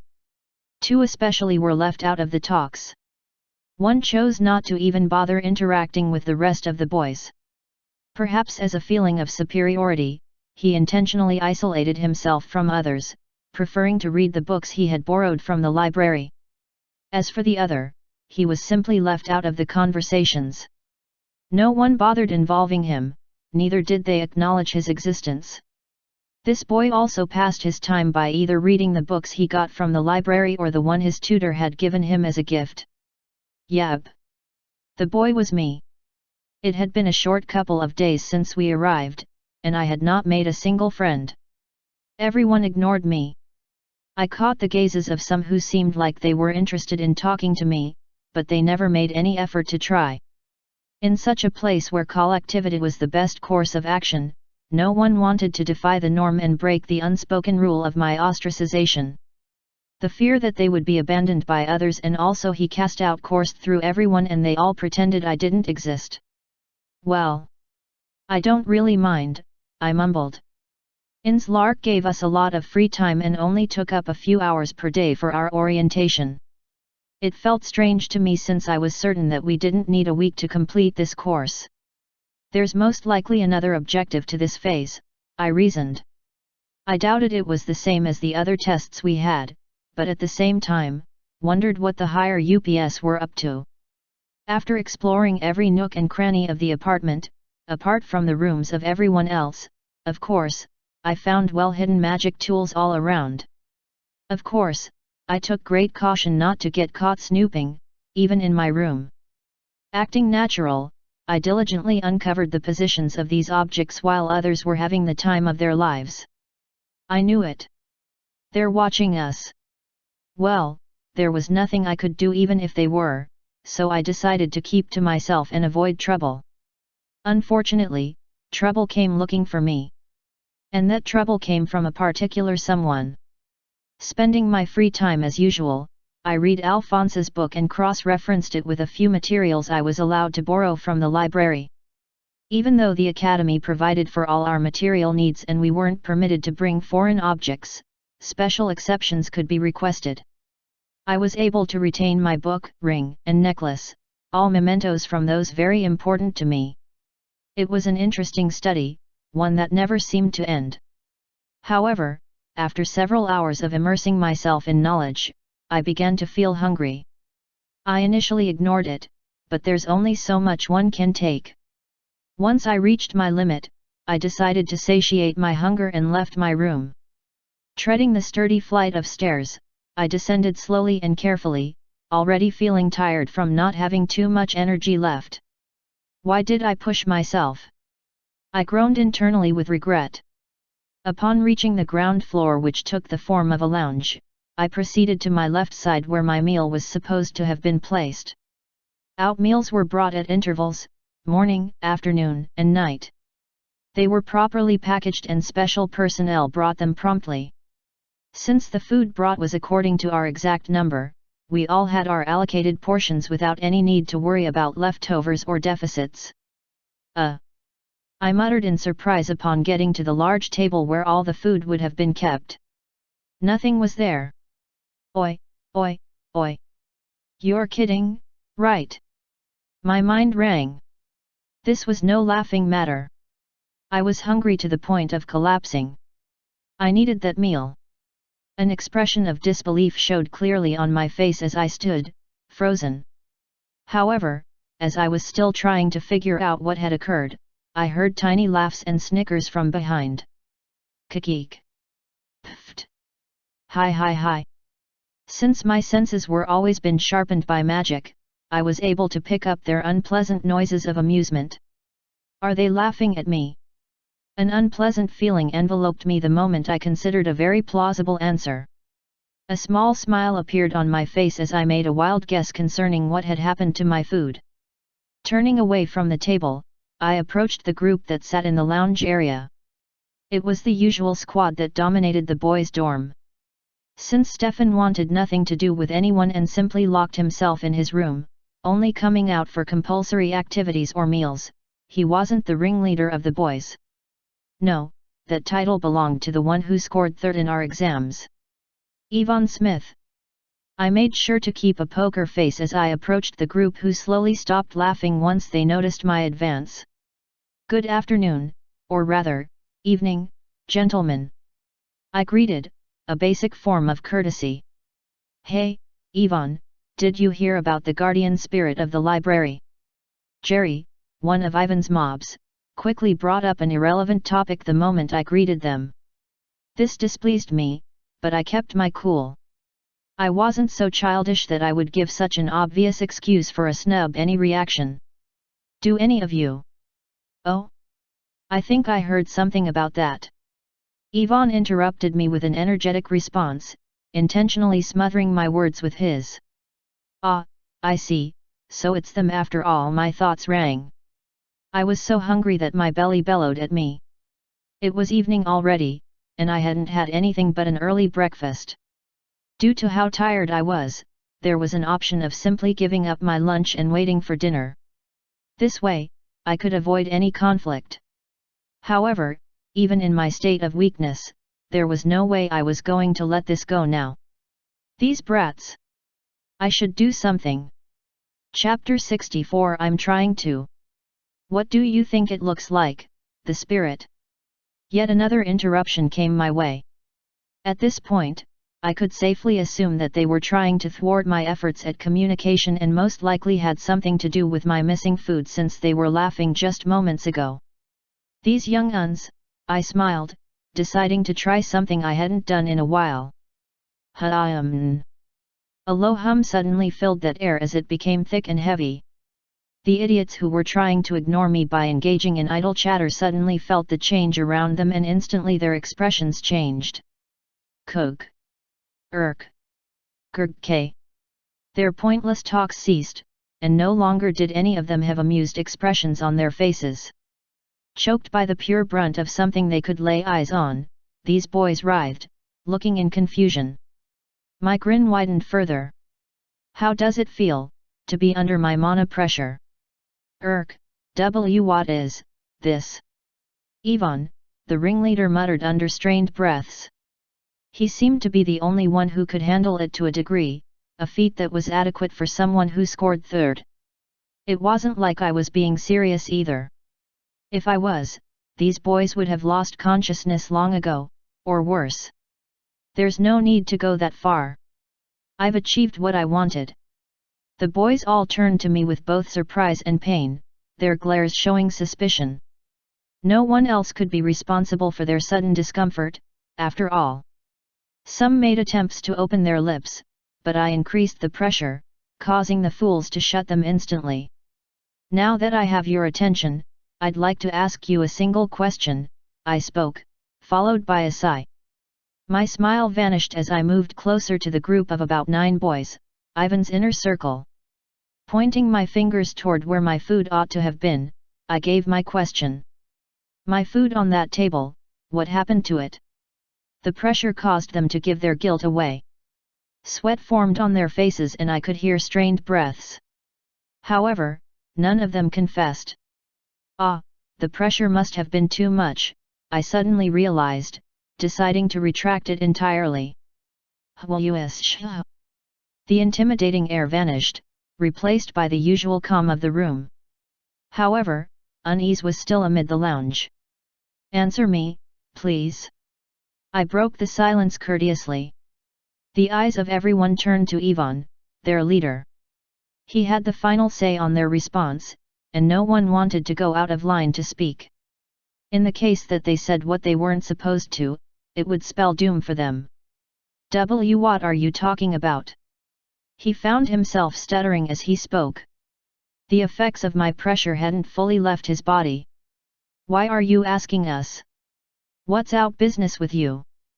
Ivan spat, trying to assert dominance. Not a bad move, for a child, that is. The eyes of everyone had already given me my answer, so any excuse he thought of giving me was synonymous with a lie. I could have chosen to leave things at that and return to my room, or even force him to give me the truth with mana pressure. However, I was too tired and hungry for that. There was no real need to stress myself since I was already certain the culprits were them. "Ah, I see. It's all right then," I said, taking a few steps back as I made my way back to the stairs that led to my room. A look of relief appeared on everyone's face when I made my exit, causing me to smile within myself. As soon as I got to the foot of the stairs, I turned back to the group who kept watching me, as though impatiently hoping I vanished. I suppose I'll have to raise this matter to our supervisor, I muttered, making my voice loud enough for the boys to hear me. Their eyes bulged the moment I said this, giving surprised stares. They glanced anxiously at each other's, now turning to Yvonne to deal with the matter. I didn't bother waiting. Pushing my tired body along the stairs, I began climbing. Hey, why go that far? It's just lunch. The superiors shouldn't be bothered about something that trivial. Yvonne retorted, obviously referring to me. You slipped up, Yvonne. My mind rang in satisfaction as I once again turned to look back at him. The same person who pretended not to care now sprang up and spoke the moment I mentioned a supervisor. That was an unwise move. I suppose the after effects of experiencing a mana pressure is making them anxious. What do you mean? Haven't you read the rules of this apartment? Didn't you pay attention during our orientation? Stealing within this academy warrants severe punishment. It didn't matter if it was a piece of paper, lunch, or a magic book. No matter the property taken, what was important was the act itself. In essence, whoever took my lunch was liable for that offense and would be punished accordingly.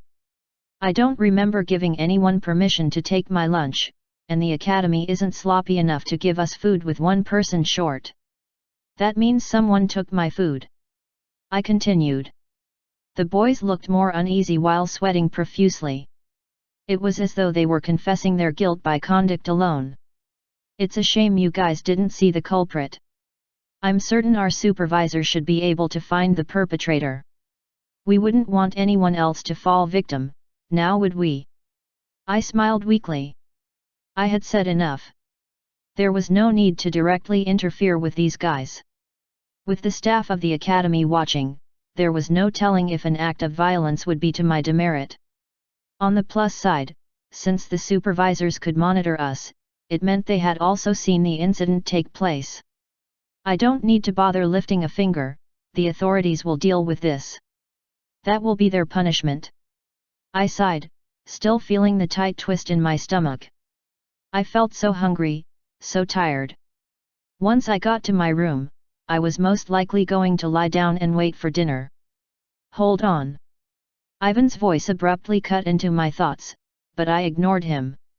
He was just going to keep rambling, after all. I said, stop. He shouted, now in a tone of aggression. I still didn't have any intention to listen to him, however, something I felt caused me to change my mind. Halting instantly, I took a look behind me and saw Yvonne clad in his mana. He glared at me aggressively, having a determined glow in his eyes. I felt an unpleasant foreboding as the very thing I tried avoiding was practically begging for my response. With a deep sigh, I fully turned in Yvonne and his crew's direction, asking the leader a simple question. What do you think you're doing? Chapter 65. What do you think you're doing? My eyes narrowed, watching the fool manifest his mana. That's what I'd like to ask you. He said, now straining a smile. You'd really tattle on one of your roomies and cause them to suffer such a punishment just for lunch? His question sounded so stupid, like a sorry excuse for justification. I sighed and shook my head. I didn't have the time or energy for this. It's none of your business, is it? Since you're not the culprits.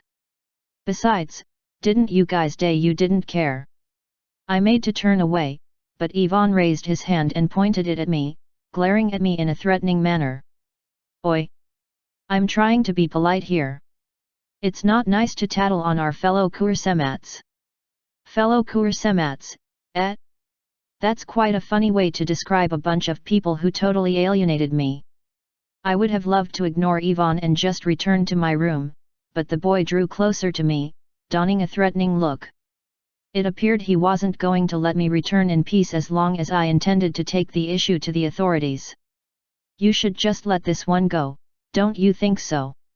He smiled menacingly. At this point, I had no idea if this was still the effects of my mana pressure, or if Ivan was just plain dumb. Why would he decide to choose this method? Well, if he was smart, he wouldn't have chosen to take my lunch, to begin with. I rightly reasoned. When dealing with such a person, maturity had to be suspended.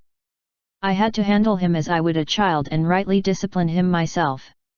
I think I remember now, that lunch, he muttered as he drew closer, displaying the mana that leaked from his body as a way to intimidate me. It was evening already and no one came to get it. Instead of it spoiling, I decided to do the owner a favor and eat it. How shameless! I didn't expect him to actually confess. He must have been confident in his ability to keep my mouth shut. I did the right thing, didn't I? It's not good to let food waste, don't you think? At this point, he was already at a close distance from me. Ivan placed one of his hands on my shoulder and gave a confident grin, like everything was going according to his plan since I was motionless. He paused, waiting for my answer to his question. Ivan most likely wanted to indirectly coerce me into giving up and losing my resolve. Also, as one ostracized by everyone, it would only prove worse for me to report someone like him of theft. My reputation will take another nosedive and I'll probably garner a lot of animosity. Regardless, I had nothing much to lose. It wasn't like my reputation was solid, to begin with. It appeared Ivan had overestimated my regard for such paltry things. Well, I think, what you've said is nothing short of bullshit. My rude remark, coupled with the vulgar word mixed in, gave everyone quite the shock, Ivan most of all. His face morphed from an intimidating smile to a more aggressive and annoyed expression. He revealed his teeth in a growl. However, it seemed he hadn't given up on trying to convince me. Hey, little shit, Ivan drew his face closer to mine, moving to my ears as he whispered words into them. If you know what's good for you, you'd better play along now that I'm being nice. I don't want to get rough with a fellow Corsi mate, after all. I could feel his strained breath waft on my skin. It felt a little disgusting having someone this stupid so close to me. His arms pressed in my shoulders, trying to get a feel of my bones to make me further understand the point he was making. Apparently, threats were all he was good for. Would you remove your hands from my shoulder? I'd like to relax in my room now. I replied. He responded according to my wishes, thinking I had finally conceded to his deal. Grinning energetically, he gave a short chuckle. Hee, I knew you'd get it. Ivan must have misunderstood my words, so I had to correct him. Get what? I need to save up my strength for when I report to the supervisor that you took my lunch. Since it was a benevolent act, I'm sure they would understand. That seemed to have pushed Ivan to the limit of his primitive brain. He growled in annoyance, and increased the tempo of his mana in an instant. Then I guess I'll have to beat you to the point where you can't speak. Tightening his hands into fists, he took a step back to build momentum for when he would strike me. I suspected he made himself slower on purpose since he wanted to give me room to change my mind. But, that wasn't going to happen. The boys behind Ivan were smirking at me, clearly hoping to enjoy a little beatdown. Well, they were going to see what they wanted. It was a shame I wasn't going to be the one on the receiving end. Fwoosh! Ivan's fist, enhanced by the mana coat he had on, rushed at me. Judging from its trajectory, he was aiming for my cheek. Most likely going for a quick jab that would render my face swollen and a portion of my teeth shattered to the point that I would experience pain and learn not to speak a word of the perpetrator. In this apartment, even though there are all sorts of rules, there's no single one against fights. I found that strange, but because of this fact, people like Ivan could resort to measures like this to silence others. I felt tempted to smile. After all, since all the conditions had been met, there was no need to hold myself back anymore. Whap! Chapter 66 Whap! A loud slapping noise echoed across the ground floor, causing everyone in the lounge to drop their jaws in surprise. The sight was quite unbelievable, a total opposite of what they were expecting. Ivan, the one who received a backhand slap from me, staggered back, feeling the sharp sting on his cheek as he winced. As for his blow, I dodged it easily while responding with that slap. As a result, his assault didn't work at all. I wasn't going to resort to violence since that would be immature. Plus, we were being watched, so there was a chance that violence would attract an unknown penalty. However, I had been patient enough to ensure there were unquestionable justifications for my action. 1. Ivan stole my lunch. 2. He threatened me. 3. He struck first. Using these 3 factors as a basis, there was no way I could be shackled by the fear of any punishment. In fact, I was well within my rights to attack. An attack I would. Brace yourself, Ivan Smith. Ivan, after recoiling from the shocking hit I gave to his now reddened cheek, glared at me with surprise and anger. You little shit! How dare you! He burst out. What was I supposed to do? Let you hit me instead. The injured pride of Ivan began manifesting as he gave heavy breaths. His eyes bulged, nearly out of their sockets, and I could tell he had most likely never gotten such treatment from anyone. Hey, brat! Apologize to Ivan. What do you think you are? It's just lunch. The minions behind Ivan shouted at me, all eyeing me with animosity, totally different from the amused expressions from earlier. I'll make you regret this. He tightened his fist. So he's going for another hit, I should take the initiative, then. Hush. In a flash, I vanished from where I stood and appeared before Ivan using high-speed movements. Before he could react in shock after seeing about appear before him, I gave another backhand slap on his other cheek, causing his head to flail in the opposite direction. Whap! Gurg! He groaned in pain, staggering backward again. What an embarrassment, he's coating himself with mana and can't even handle a normal hit from me, my thoughts trailed. Ivan lunged at me in fury, trying to catch me off guard as I thought for a moment. The loud noise he made gave him away as I sharply looked up and dodged the powerful blow he launched. The vibrating air caused by this mana shook my hair as they missed. I returned the favor by slapping him once again on his stinging cheeks, giving him 2 hits in succession. Whap! Whap! I was too tired to actually fight this guy seriously. Even if I did, there was no point. He was too weak. My stomach was biting me seriously, but I endured. It would be over soon anyway. Arg! He coughed, taking more staggering steps backward. At this point, his back rested on the wall close to the door that led to the entrance of our apartment. I stood a few meters from him, noticing his cheeks were already swollen to a nice degree. It made him appear to be a puffed animal, accentuating his roughish face. Ivan, come on. Teach this little shit a lesson. He's feeling cocky already, just because you're going easy on him. You little shit. Ivan's gonna mess you up real good. From Ivan's conflicted expression when hearing those words, I could tell that he was already taking this fight seriously. His pride was on the line, after all. Suddenly, I began hearing hurried footsteps and whispers coming from all across the apartment. From the sound of things, many people were on their way here. A broad grin nearly formed on my face, but I restricted myself. I wasn't going to reveal anything. It didn't take long for Ivan, and the rest of his crew to notice, that everyone in their rooms had made their way to the stairs to see what was going on in the lounge. What's this? Ivan is fighting with someone. Hold on, isn't that Jared Leonard? Hushed sounds and muffled comments permeated the room as a cluster of crowds watched from the stairs and tried to get a view of what was going on.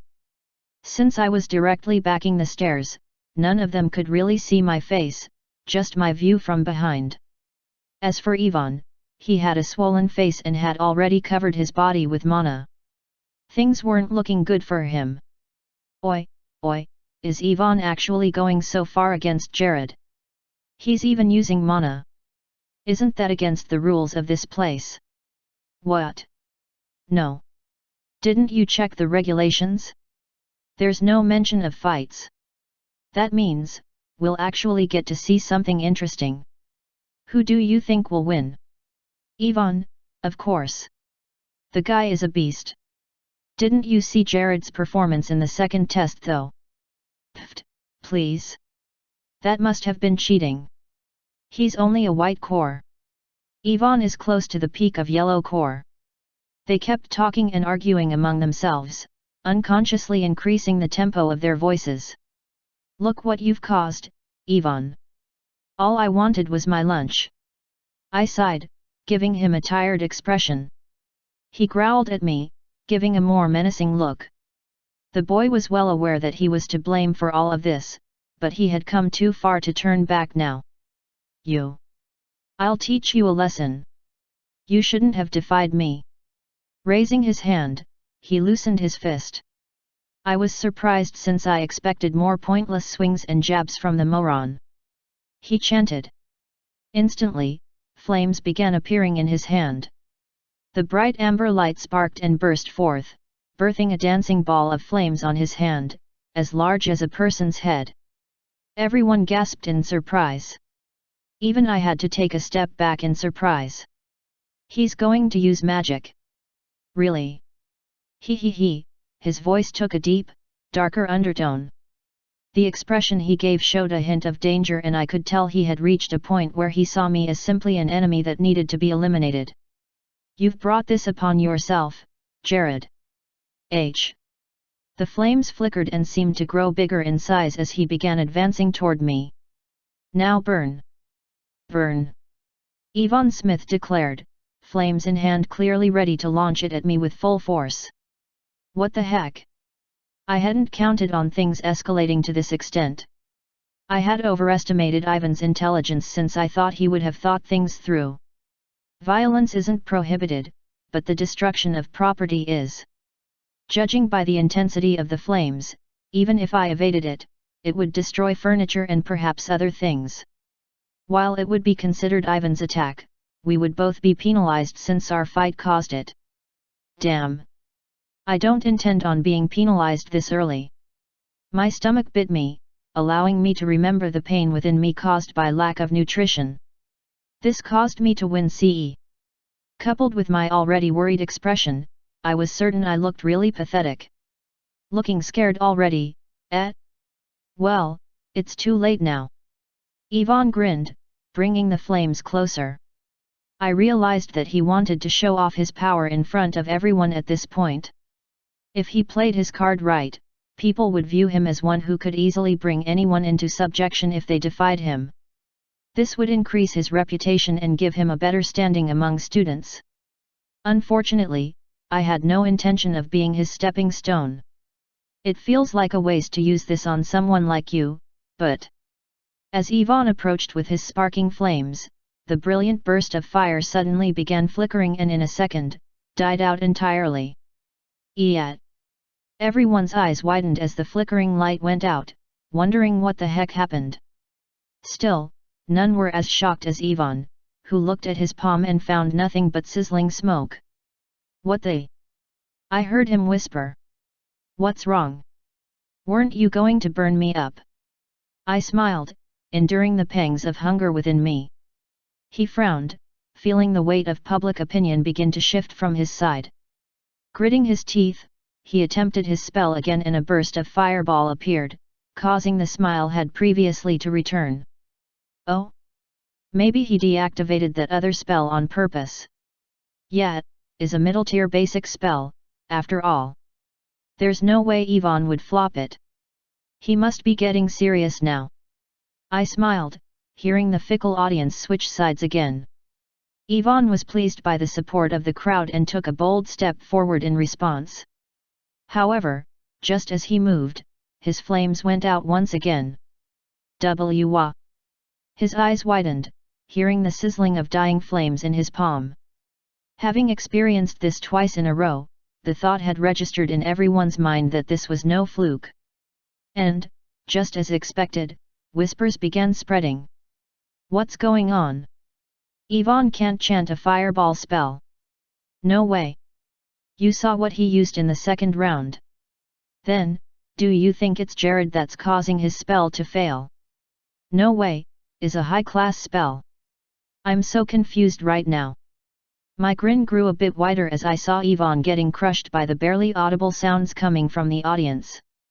Of course, in his mana-enhanced state, Ivan could hear them too. Having no other option than to glare at me, the older boy growled in frustration. What did you do? A wry smile appeared on my face. Even if I told him, he wouldn't get it. In any case, I should end this quickly. My thought rang as I clenched my stomach. Ivan desperately activated as soon as he saw that I was already making my advance toward him. This time, however, the flames only flickered for a second, not even growing behind a mere spark before dying out. Woo! He did it again, and this time nothing but sizzling smoke emanated from his palm. Puzzled beyond belief, his eyes went to his palm, and then to me. What are you doing? He cried, gritting his teeth. I didn't bother responding, as I was conserving energy. My steps were slow but steady. In a few seconds, I would reach Ivan. His leg began shifting back and I could feel his unease. The temptation to retreat was so evident in his eyes. However, if he did so, everyone would get a worse impression of him. Realizing this, he stood firmly in his position and pointlessly tried casting, to no effect. I'm guessing fire is his major attribute since he's in the yellow core stage already. Other spells would take a considerably longer time. That's why he's stubbornly clinging to it. Well, even if he used other spells, I had perfect counters for them. Ivan began letting out shrieks as his spell was not working at all, at least to all eyes that could see. Not even smoke came out again. Stop wasting your mana pointlessly, it won't work, I spoke blankly, a couple of inches from the taller boy. Ivan gritted his teeth and decided to forget his spell. At our current range, he had the appropriate reach to land a solid blow on me. With this in mind, he clenched his fist and launched a powerful blow at me. My body was sluggish due to the weakness enveloping me, so I didn't want to do anything as troublesome as moving my body to dodge. Wham! Ivan's fist stopped a few inches from my face, hitting an invisible wall that was so sturdy, it generated a massive noise in response to the opponent's hit. In reflex, Ivan withdrew his hand in pain and let out a little groan. His hand was reddened, caused by the impact between him and my invisible defense. His face showed fear and confusion as I took another step closer. The boy's legs were forced to move backward, retreating as I advanced. I remained unfazed and kept moving. In response, his irrational self took over and launched volleys of mana-enhanced punches at me. My invisible barrier took the brunt of all his offenses and only Ivan suffered from all his attacks. By the time his back reached the wall and he had nowhere else to retreat to, I had already raised my hands, struggling to keep it steady due to my weakened state. An idea came to mind, so I decided to act on it.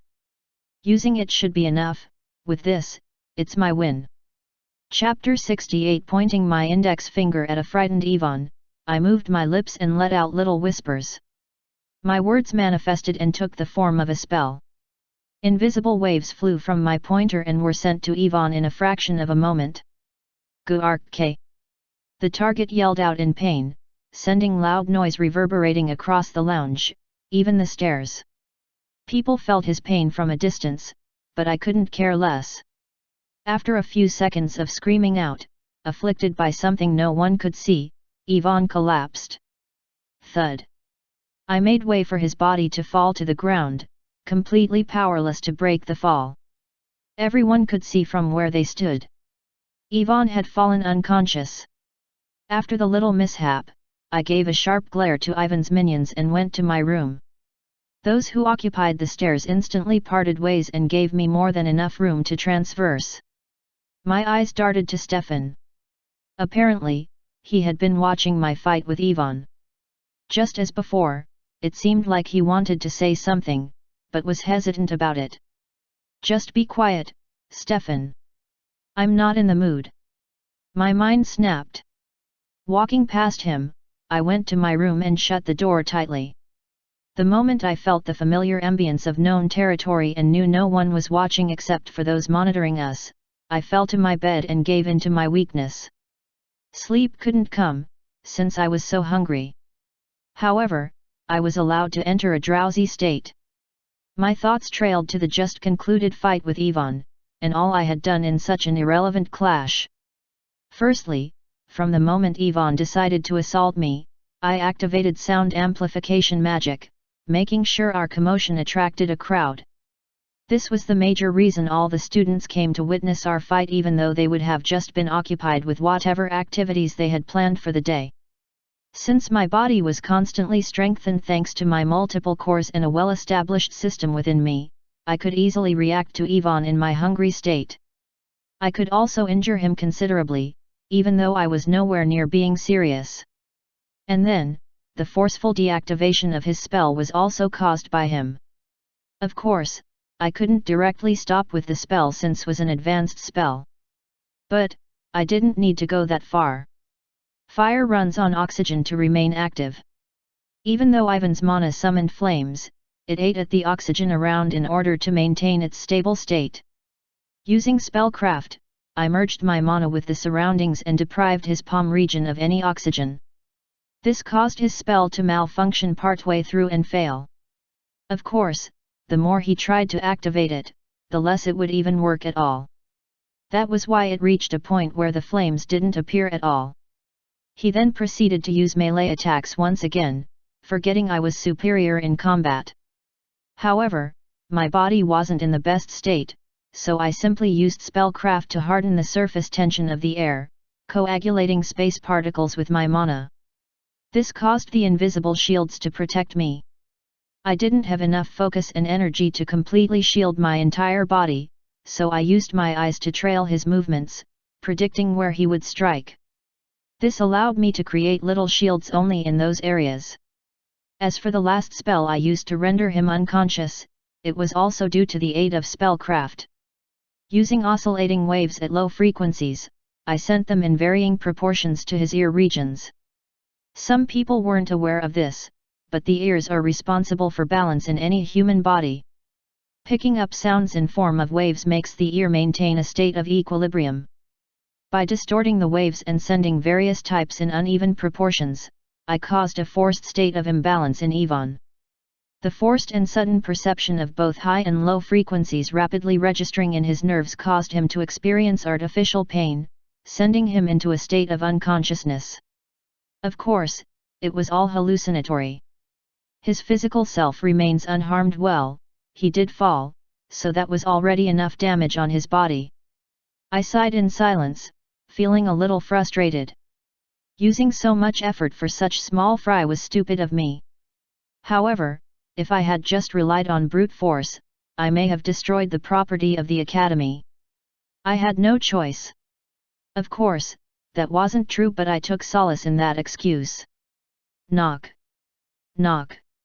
I heard steady bangs on my door. A feeling of annoyance welled up within me. My body was in no shape to move anywhere, yet why was I being disturbed? Sighing, I sluggishly stepped out of bed and moved to answer the knock just in case it was important. Yes, who's they? My tired voice stopped midway upon realizing no one was standing at the other end. I had opened the door to no one. Which bastard did this? My inner self went wild with fury. Was I already so tired that I was experiencing audible hallucinations? No, there was no way. Someone had definitely knocked. They must have scurried off the moment they did this. My mind was seething in annoyance, wondering who would have the gall to do such a thing after experiencing my match with Ivan. The burning anger within me melted the moment my eyes fell to the ground and I saw a container with a note affixed to it. My eyes bulged instantly, recognizing the box that sat on the smooth surface of the floor. My lunch. My voice was emotional as I nearly broke down seeing such a miraculous existence. I had never been as grateful in both my lives for seeing food. I felt an odd feeling of nirvana at that moment and slowly moved to touch the item, making sure I wasn't hallucinating. It's real. Chapter 69. It's real. My eyes widened further. Picking up the box, I read the shabby note affixed to it. The handwriting was awful, as though it was written in a hurry. This is your lunch. We never ate it. We are sincerely sorry for taking such a precious thing, please have mercy. We beg of you. Please don't report us to the authorities or take personal action. We'll do anything. That's a promise. Pfft. A laugh leaked out. My lips curled up to make a broad grin the moment I realized who my benefactors were. If only they had done this sooner, those idiots. Since my mood had significantly improved, I decided to let them off. Of course, this would only apply after they fulfilled their end of the offer rendered. They'll do anything, Interesting. Evening soon arrived and dinner was brought. Everyone strolled down to get their share, including Ivan and his squad. The first to reach the food site was me, causing everyone to look at each other strangely. Surprised that I, who was never an early comer, got to the food site before anyone else. I gave passive looks at the uncomfortable students as they each took their food and hurriedly left. The scene of this afternoon was still etched into their minds. When it was the turn of Ivan's squad, they appeared even more nervous, Ivan most especially. Quickly deciding to act like the rest and take their food quickly, they made for their boxes. However, what do you think you're doing? I asked with an imposing tone. At that moment, they all looked in my direction and saw me give them an evil smile. My grin stretched so far and wide that one could mistake me for a demon, but I didn't care. Moving closer to them, I gave a slight huff, causing the group to shiver. I saw your note. The moment I said this, Ivan's minions nodded respectfully and bowed their heads to offer sincerity. The ringleader looked surprised that his mobs were acting with allegiance, but before he said anything I interrupted. What are you waiting for, Ivan? Do you want another round? Or do you want me to report your actions to the authorities? Choose. It seemed that even after his beatdown, the idiot still had a great deal of pride left. Using my imposing tone, I offered his choices. If he still planned on acting stuck up, only a cruel fate awaited him. Clenching his teeth in frustration, Ivan finally gave in. Bowing his head, just like the rest of the people around him, he offered an apology. Of course, it wasn't sincere. Forced or not, he apologized. I suppose this should for now. I wasn't a petty person who only wanted an apology, so it didn't matter if he offered his without meaning it. This was only a pretext for my actual desire. Your dinner. Hand him over. I stated blankly. Everyone's eyes bulged in shock the moment I said this. It was so forward, so crude, so imposing, but there was no way to ask for their meals, now was there? Ivan and his mobs remained silent, looking at me with surprise. They probably didn't think of me as someone who would resort to something like this. What? You're not going to do it? I suppose you didn't mean what you wrote in that letter. If that's the case, then I should also. From my tone, they knew what I was talking about. The letter told me the group was willing to do anything in exchange for mercy. If that was true, then their dinner was only a small price to pay. And no, please wait. They yelled the moment I was leaving. It was a difficult choice to make. Food was important to everyone, after all. However, if they knew what was good for them. Just as expected, they all gave me their dinner, even Ivan, who seemed like he would rather die. In the end, none of them were keen on being punished for stealing. Unlike them, I would receive no penalty for my actions since they gave their food to me willingly. Phew! I have 12 dinner packs here, I mumbled, looking at the plates before me. Of course, it would be impossible for me to finish everything in a single night. I had a large appetite, but just like every human, I had limits. Still, this much was necessary for what I would be performing tonight. During our stay here, I haven't meditated even once. The reason was due to the fact that we were being watched. I didn't want any eyes of suspicion to fall on me. Another pivotal reason was the limited food provided for all of us. A certain quantity of meals was given, and while they contained high nutritional value, and could be said to be enough for any student our age, the food supply was limited. Circulating the flow of mana in my body, strengthening and forming my mana core, they take a huge amount of energy and stamina. Even back when I was in my house, I constantly had food being delivered to me after every session. The household was all aware of the fact that I ate huge amounts of food. It wasn't that I was a glutton, though the food brought to me was always delicious. I needed the energy to keep going in my mana circulation. If I didn't restock, I would run out of gas and pass out. It was dangerous doing something like that here since food wasn't at my beck and call. However, now that I had highly nutritious meals, I could pull it off. Let's start by strengthening my already existing mana cores. I didn't care for supervision at this point. Getting stronger was more important, plus, they wouldn't even be able to notice what was going on within my body. If they were curious and asked, I could simply come up with an excuse and pin it on my family or something. Hugh, let's begin. A whisper escaped my pursed lips. It would be a long night, but if I was fortunate, I would be able to make significant progress. Even if I wasn't close to making a fourth core, increasing the potency and capacity of my other cores took priority. He. Chapter 70. That's unbelievable, Damien's voice trailed the moment Klaus finished his report. To think that a brat whom he had deemed worthless due to his core would beat someone as talented as Yvonne so easily. Klaus wouldn't dare lie to him about something like that, so Damien knew it had to be accurate. I refuse to accept that. Damien banged his hand on his desk. The sudden sound of his clenched fist hitting the flat surface of the table startled Klaus, causing him to jump slightly. Damien's anger could be clearly seen, so the supervisor did nothing except swallow his saliva in discomfort. The reason for Damien's annoyance was something anyone who knew him was well aware of. Damien Lawcroft hated white mana core grade, no, untalented magic users. He despised them deeply. The reason for his deep-seated hatred was shrouded in mystery, though a few rumors were flying around concerning this. Sigh, let's just get this over with so I can leave already. Klaus screamed internally. I can't accept this. Maybe Yvonne was having a bad day. It happens to magic users sometimes. Besides, we still don't know why his fire spell malfunctioned, Damien muttered, trying to bring up all manner of excuses. Klaus just sighed silently.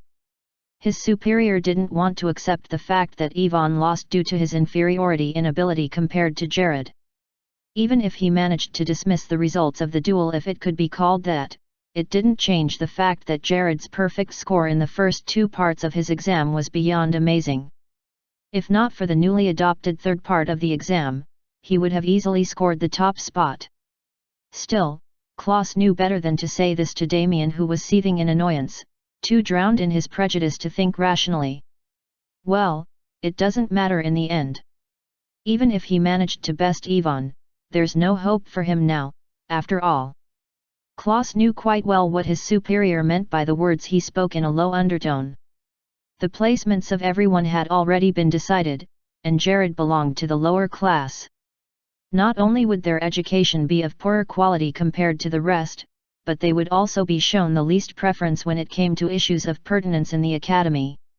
Even though the students there would be better than average by the time they graduated, they would be nothing compared to those in other classes. The prejudice against lower-placed students was also something that would terribly affect their mentality and perception in society. As a staff of the Great Lark Academy, Klaus felt a little upset by the current system. The reason they had adopted this new method was because of the supremacist faction who valued talent and bloodline above all else. They were made up of nobles and high-ranking officials in the kingdom, and their goals were simply to shackle those who they considered unworthy to rise to a position of prominence. Of course, Damien Lawcroft was a member of this faction and a high-ranking one at that. Exerting his influence, among others, they were finally able to make the educational reform and segregate the talented from the less adept. It wasn't like their idea didn't have any advantages attached. If there were no merits, Inslark would never implement such a policy.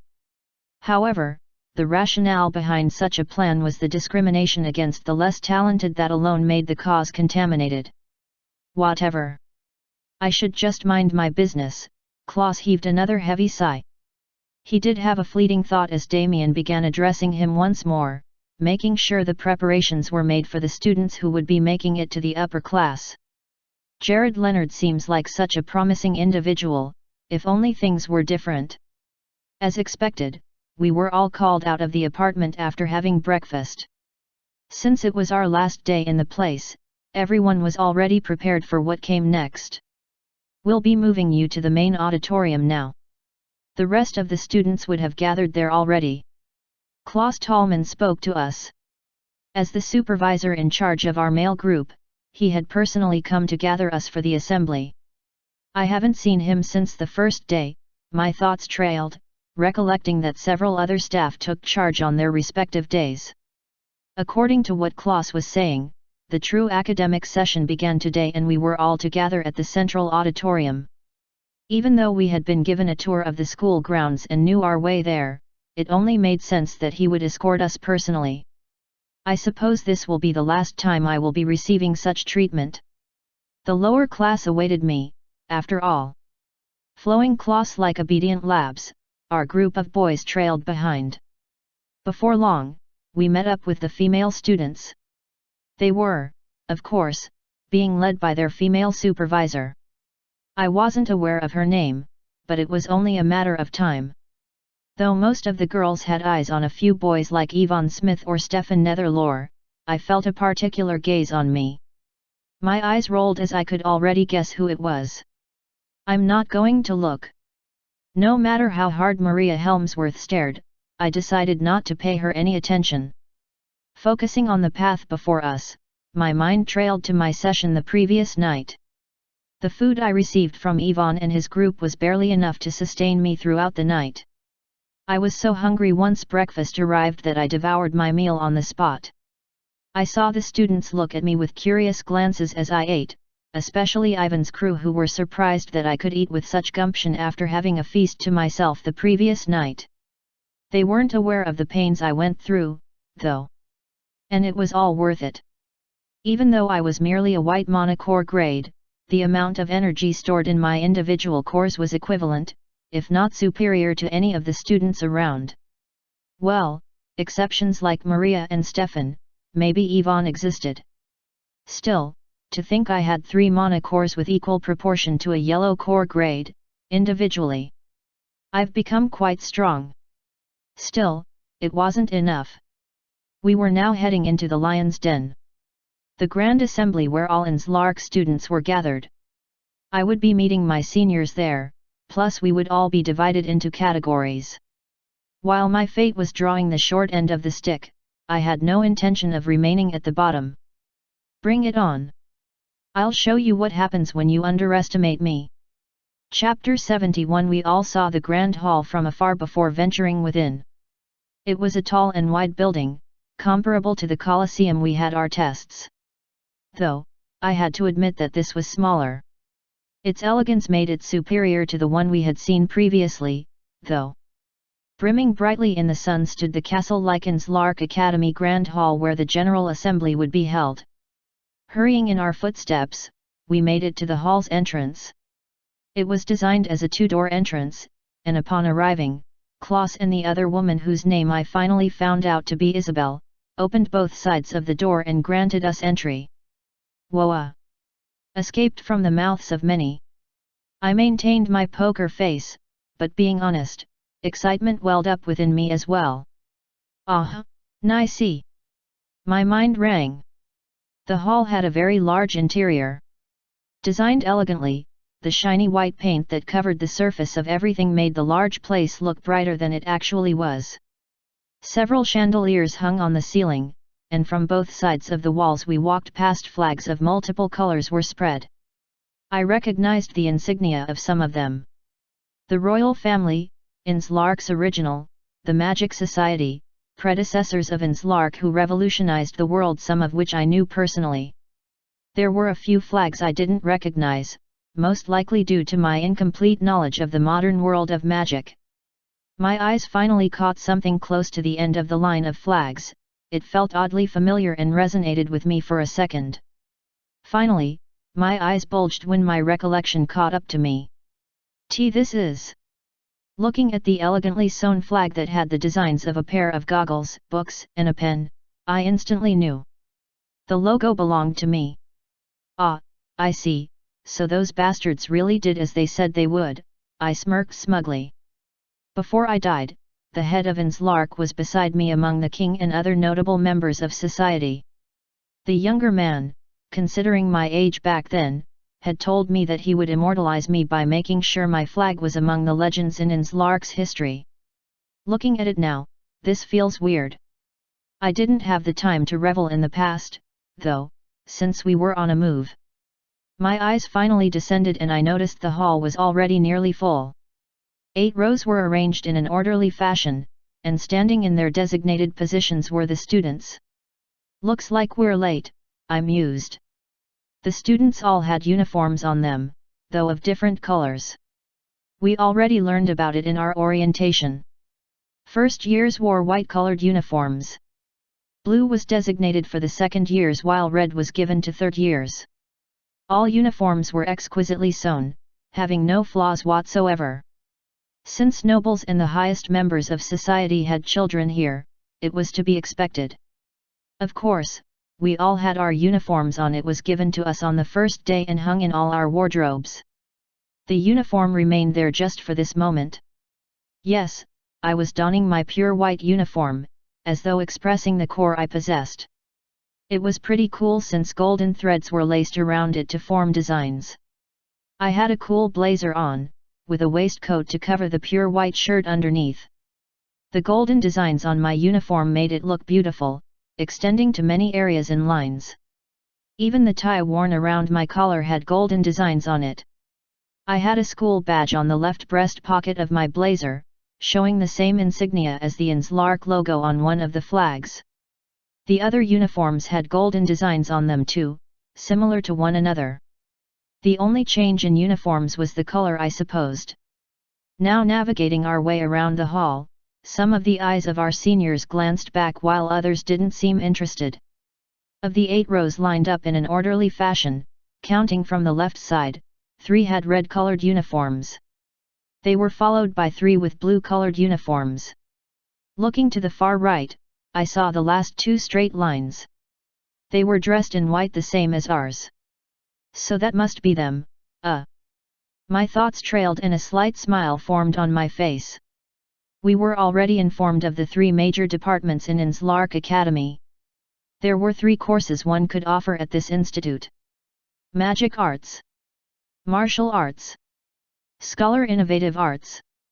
The other 2 departments had fewer members than us, but were still legitimately first-year students. They held different exams from us, having only a total of 30 passing from both their departments. Looks like things are pretty cutthroat no matter the department. In the first place, the bulk of examinees applying to the other 2 departments were those who had been rejected for magic. Thinking they had better try their luck in other departments, the fools who took the exams ended up being unsuitable for neither. In the end, only the few who actually had talent in either martial arts or were extremely gifted in scholarhood would be accepted. Looks like I'll be having some fun times with them as well, I grinned in slight satisfaction. Klaus and Isabel directed us to the row of white-dressed students. They were separated into male and female rows, unlike our seniors who were most likely lined up according to their class. Upper class, middle class, lower class. I knew that could be the only explanation. Oh well, let's join the line first. With the help of the supervisors already present with the 30 white-clad students and our own, we were able to orderly merge with them.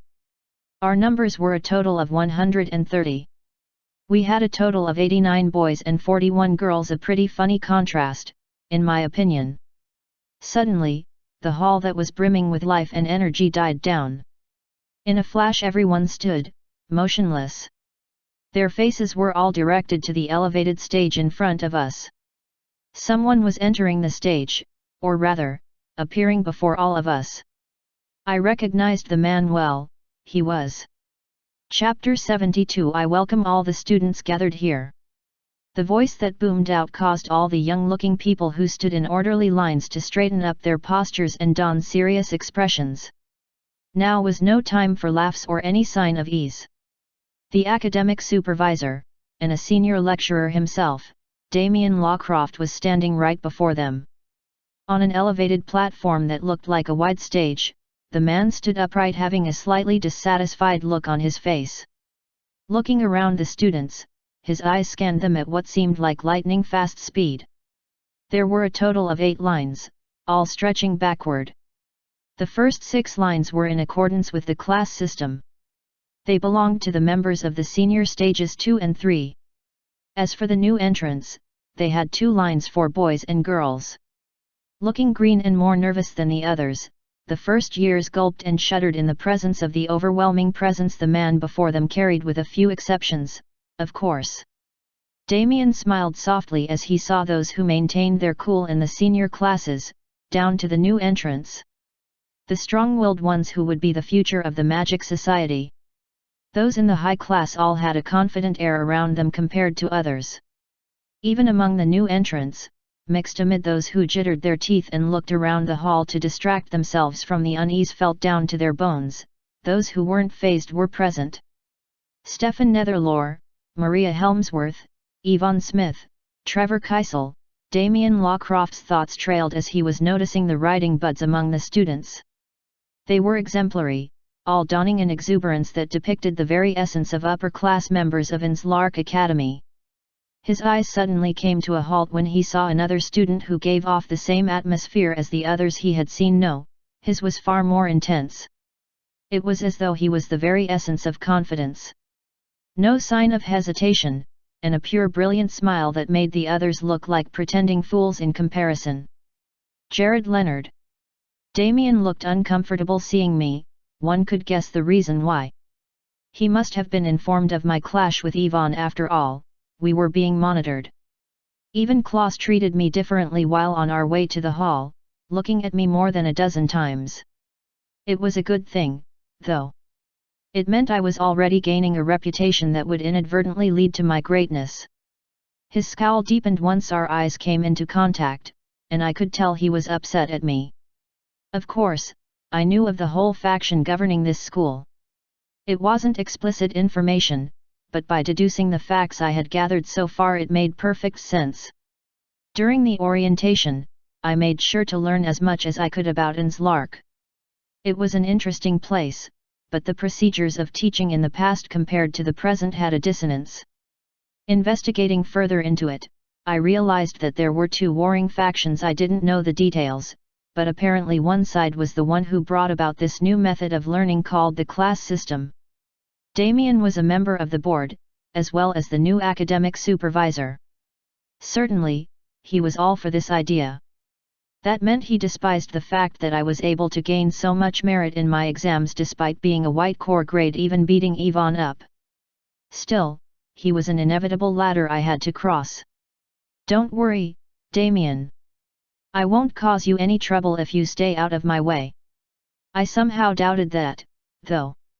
As current students of Enslark, I am certain you are all aware of the workings of this institute. Even the new entrants have already been informed of most of the details concerning your stay here.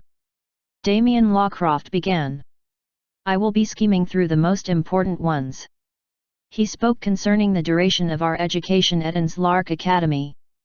3 years was the standard amount of time spent within the institute. After that was an internship that took a year. At the age of 16, one became a legal adult and could pursue any path that opened up for them. I already had my plans, so this was not an issue. Damien further emphasized the class system, bringing out a list of names. A grin of satisfaction formed on his face as he began sorting out the good eggs from the bad. The first years were called to the stage according to our ranks and presented before everyone present. Joining the upper class, a total of 12 students. Damien began happily. I knew the numbers would be so small, but I didn't expect them to be so few. Maria Helmsworth, Stefan Netherlore, Yvonne Smith, Trevor Keisel, Lily Pienhart. The students trailed to the elevated platform by climbing the very short flight of stairs by the side. They all presented themselves before the seniors and juniors alike just like honor students. I felt a little sting of envy since I had every right to be among them, but suppressed my annoyance. The start hardly mattered in a race. I simply had to save my strength and channel it towards something more productive. Damien's eyes went to me and he gave a disgustingly condescending glare, as though telling me not to even dream of achieving any great heights. I wonder how he'll feel if he realizes he's dissing one of the immortalized figures in this academy, I mused. After he called upon them, Damien ordered the 12 to return, forming a separate line for them. Next, he called the middle-class students. By the time he was done with the names, I calculated a total of 80 of them. That was a huge spike from the first call. So, the lower-class students are a mere 38, Well, all things considered, it was plausible. Most students would fall in the middle class, while the ones considered dregs who barely got into Nslark, had to be fewer. I was a little happy, though. Most of those in the lower class who hadn't been called to the stage yet were from the martial arts and scholar divisions. I didn't have to deal with the snubs of the magic arts department. It was like a brand new chance to make comrades. Tightly gripping my fist in resolution, I made up my mind to make a better impression on those who would be my future friends. We're all in this together, guys. Chapter 73. The middle-class students were sent down the stage and also formed their line. The boys and girls from the remnant lines were told to merge, forming the lower-class line same as our seniors. I waited for our turn to rise to the stage. It would be a funny experience staring down on so many young ones as a new entrant, but I was prepared for it. All right. On to the next matter at hand, your lecturers. My eyes twitched a little. Damien didn't call us to the stage. Instead, he decided to skip regular procedures and dive straight into the next item on the list. Oi, you're kidding me, right? A large portion of my rationality told me to let it go, that it was no big deal. However, I couldn't overlook his intentional error. Perhaps it was due to the childish emotions within my smaller body, or a degree of pent-up anger I couldn't bottle in my increasing dissatisfaction with someone who claimed to be a lecturer in this great academy. Using sound amplification magic, I cleared my throat and spoke out with absolute confidence. Excuse me, Sir Damien Lawcroft, great academic supervisor and senior lecturer of Nslark Academy. I believe you've missed a line. My voice echoed throughout the large hall. Instantly, everyone's eyes darted to me. Surprise, fear, disbelief, many emotions were mixed in their facial expressions. I chose to ignore all the eyes on me, even the ones from the new entrants such as myself. There was only one person I concentrated on. Oh? What is this? Damien Lawcroft turned in my direction and walked on the elevated platform, nearing where my line was. A condescending smile was on his face, a contrast to the frown that existed on mine. I glared at him enough to tell him my stance on his impudence. The regulations state that you introduce all new entrants to the other students in the assembly. Whether or not we're lower class shouldn't matter. This is the most basic of basics, Sir Damien Lawcroft. We were taught all of this thanks to the excellent orientation you prepared for us. A mix of disrespect coupled with reverence could be heard in my tone. While I took a courteous stance, it was clear that my true intentions were anything but, at least to Damien, whose smile began to vanish the more I spoke. I see, his lips pursed, showing a grim, forbidden look. I had crossed a line. However, with students numbering nearly 500 all present in the hall, teachers as well, Damien Lawcroft couldn't act rashly. This made my lips break from the scowl I had and turn into a soft smile. Seeing this infuriated Damien even more, but he was restricted in his actions. "You're only our supervisor. There's really nothing more you can do now that I've been accepted as a student. Plus, you're the one in violation of the protocols." With this line of thought, I awaited the man's next move. If he was only a bumbling idiot, then he would only achieve disgrace in front of everyone. However, if he had an ounce of sense, then... "Ah, I see, it must have skipped my mind." Damien Lawcroft responded just as I expected. My grin became broader. "Oh, that's fine, sir. We all make mistakes." A big ooh and ah permeated the hall as everyone was surprised by my gall. The teachers, especially Klaus, whom I spotted from the corner of my eyes, all looked shocked. Still, Damien kept his cool. Leaving where he stood, he returned to the center of the elevated stage and returned his gaze to the long parchment in his grasp. "I shall now mention the name of the lower class students." I nodded in satisfaction. The names of my new classmates poured out. As the students heard their names, they climbed the stage. Whether or not they belonged to a low class, they were still Inslark students deserving of respect.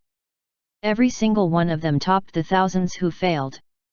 The least amount of reverence should be given to them. That was the reason I refused to have the names of students in the lower class names skipped.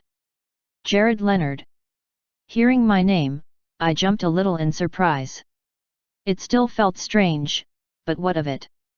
I climbed the stage in what I could only call a graceful manner. The piercing gazes of everyone around me would cause anyone to faint. No one wasn't paying any attention to me now. Though this was an entirely different way to go about it, I had gained everyone's recognition. It was only a matter of time before I earned their respect. Damien called more names, and after he was done, he introduced us lower class students, sending us back after he was done. As I went back to my line, I heard a buzzing sound in my head. It was familiar, but the signature of this felt oddly different from the other one I experienced. "Don't think you've had your way, brat. You're all still trash," the gruff voice echoed in my head. Of course, it was from Damien Lawcroft. He told me what he didn't have the gall to say in front of all the students and staff gathered. It didn't faze me at all, since I knew his words didn't ring true. Still, Damien had clearly proven he would be a stumbling block in my path. As such, he had to be eliminated. It's just as I said in the beginning. I won't cause trouble for you if you stay out of my way. It was a pity he has to do the opposite. After we returned to our lines, Damien called out the teachers who would be taking our classes. Like a poof in the air, a couple of people appeared through teleportation behind Damien.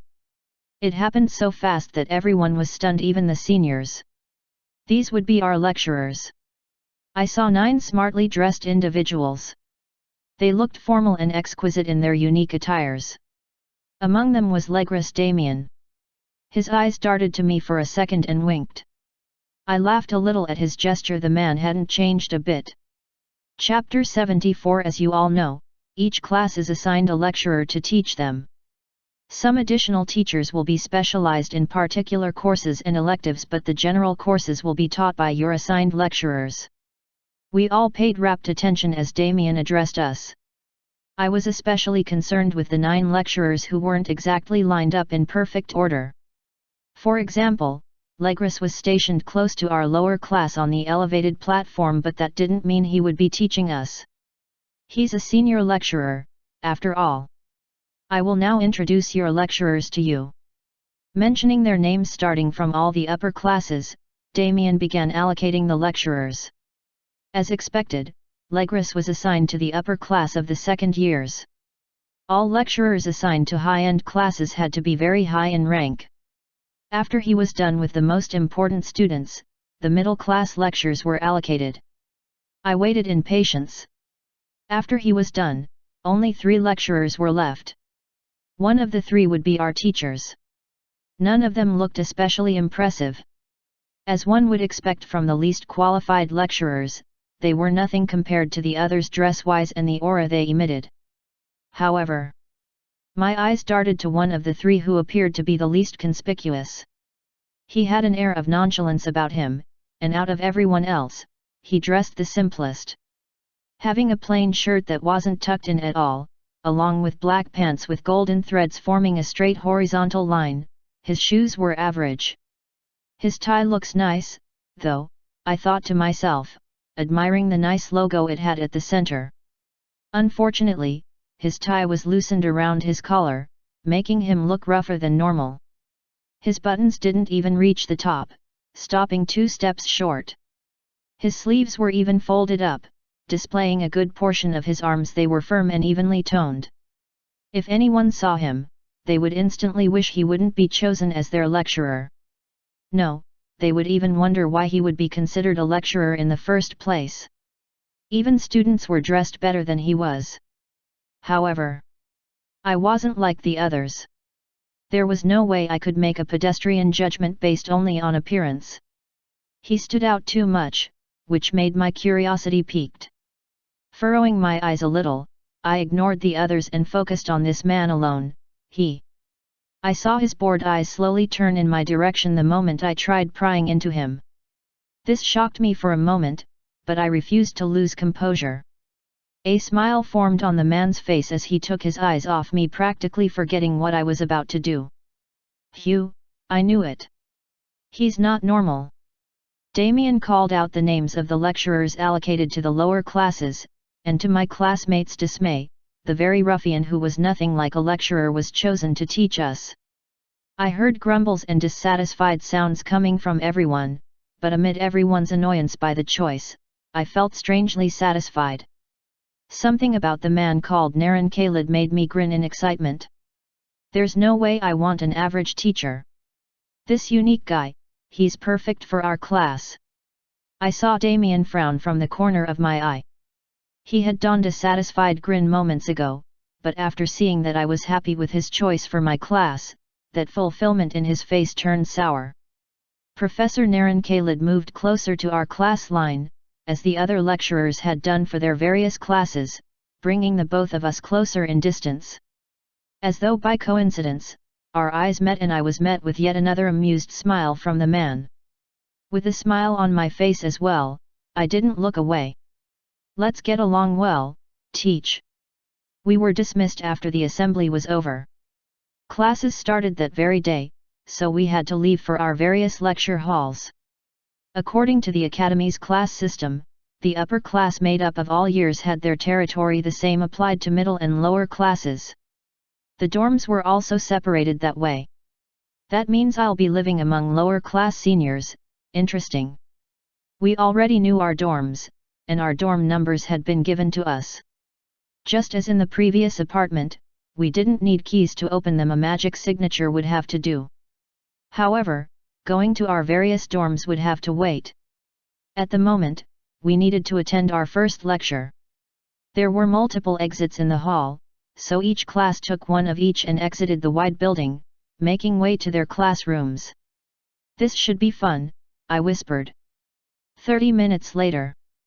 Well, remember how I had said our first lecture would be fun? Well, at the moment I wasn't so sure anymore. Why? It was because we hadn't even started yet. Everyone was given 5 minutes to reach their respective classes and another 5 to settle down. Afterward, lectures would begin in earnest. As a result, those of the first year, lower class, made it to our hall just in time. The first thing I thought of when entering the facility was that it was unimpressive. Of course, since it was still a hall within Inslark, it wasn't run down or anything. It had the appropriate standard befitting the institute. However, that was all there was to it. Compared to the other buildings we had seen, this particular lecture hall could be considered trash. It only had one entrance, which also served as the exit.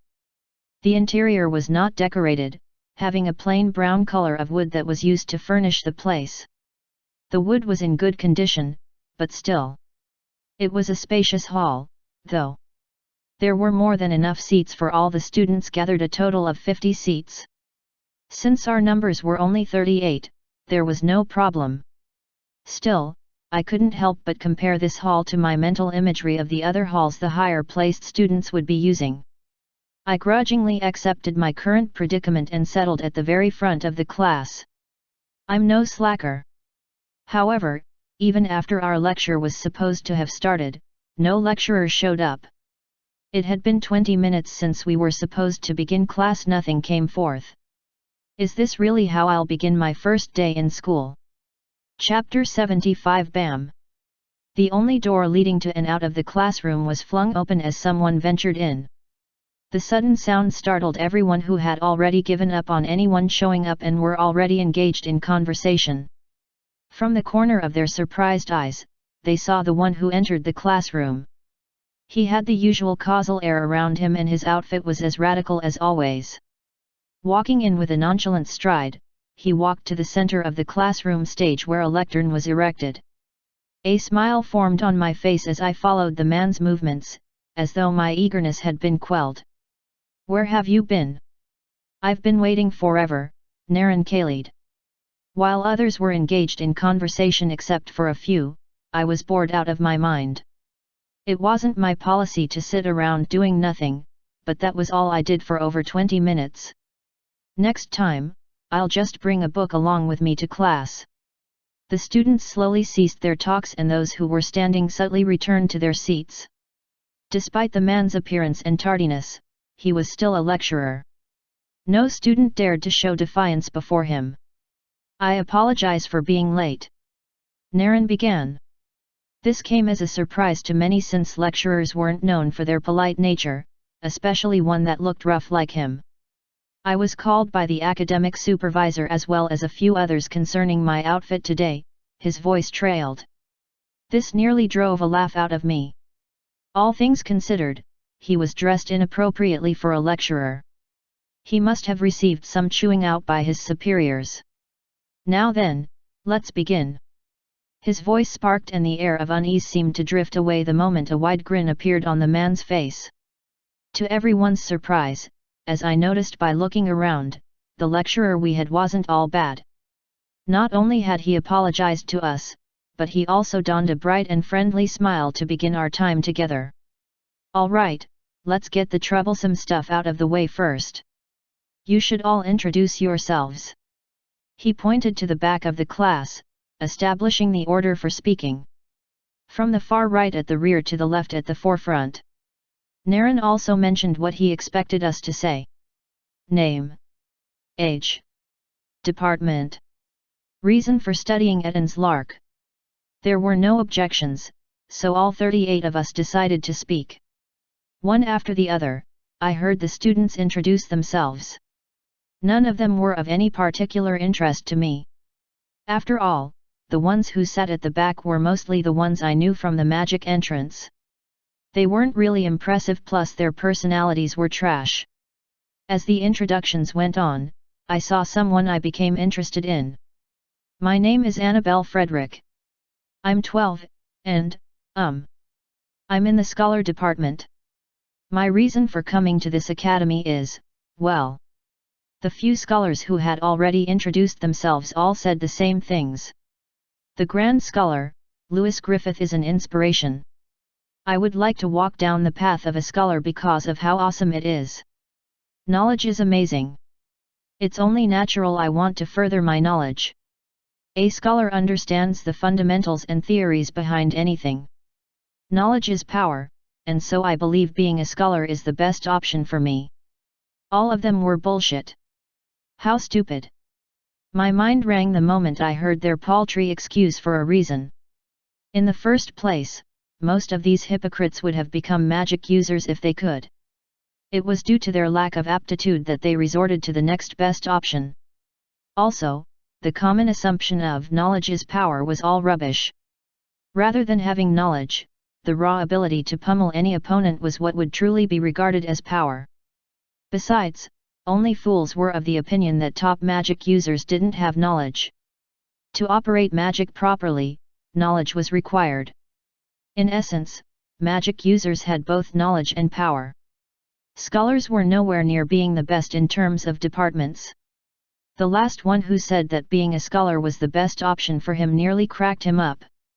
He didn't really have an option, to begin with. They were all weak, both in mind and power. I wasn't condescending at all, they already disqualified themselves, that was all. As a true scholar who reached the pinnacle and became a legend, I could say it with all honesty. If I had become a magic user in my past life, I would have been able to achieve way more. The path of a scholar is merely a glorified loser's road. No matter how grand their dreams were, as long as they existed in my shadow or used me as a standard, they were never really going to be fulfilled. I want to surpass the greatest scholar known in the Eastern Kingdom and become the best grand scholar to ever exist. I nearly coughed once she said that. Is this girl an idiot? Was the first thing that rang in my mind. The look on her face showed how shy the little girl was. Her cheeks were flushed as she spoke and her short frame made her look fragile. I was certain I could break her easily without resorting to magic enhancement. What first drew my attention to her was the fact that her name was the same as my mother's. Why did this girl, Annabelle Frederick, have to spew such fantasies? I continued to listen to her. People often believe Lewis Griffith is the best scholar to have existed. However, though he propounded many amazing and groundbreaking theories, I have found several holes and inconsistencies in his thesis and books. It was almost as if they were incomplete. Another cough nearly escaped from my lips. No, this time it did. My loud cough interrupted what Annabelle was saying, causing everyone to stare at me since I was seated at the forefront. Welp, this is awkward.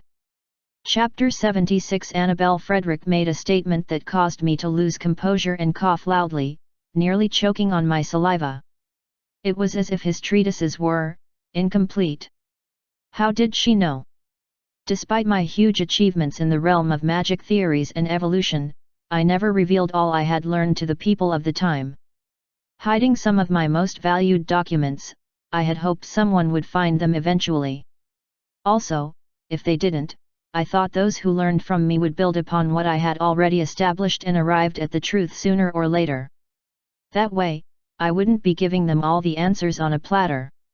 However, to my dismay, no one had done much to further what I already established. Most thought it was already perfect, or too complex to be improved. As a result, in-depth magic theories and complexities remained at a standstill till this age despite new spells and branches of magic being developed. I was disappointed to learn of this the moment I could access better books in my household library. Still, to think, a girl her age had figured it out.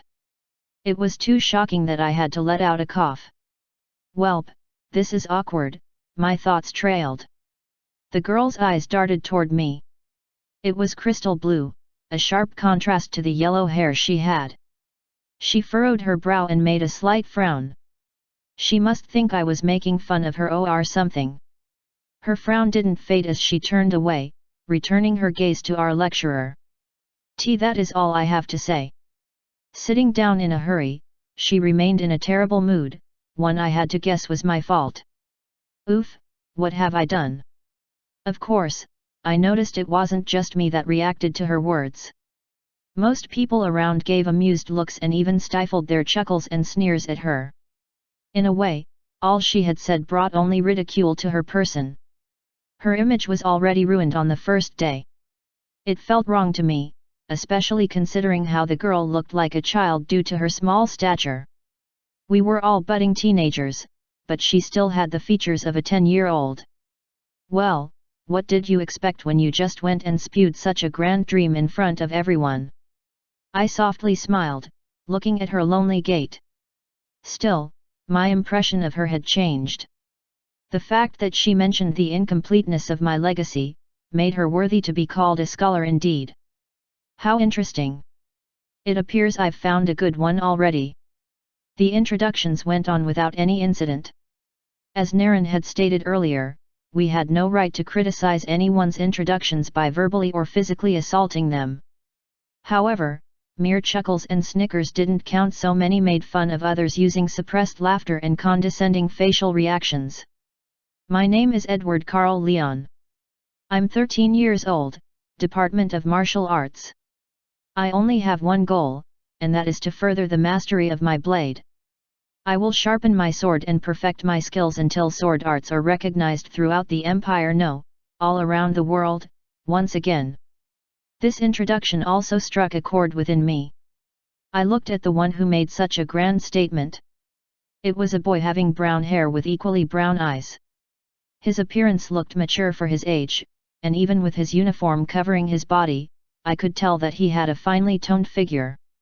He had a slight scar on his left cheek that resembled a sword slash, and the way his eyebrows slanted, his eyes showing a deep resolve that was as firm as his posture, the boy was dead serious. I sighed a little. His dream was certainly not impossible, but a single person like him could never achieve it. One of the new changes that had occurred after my death was the decline of martial arts and the rise of scholarhood. Due to my influence, scholars became highly revered. In essence, they rode my coattails and became quite respectable. In contrast to this, martial arts like sword arts, spear arts, etc., entered a state of decline.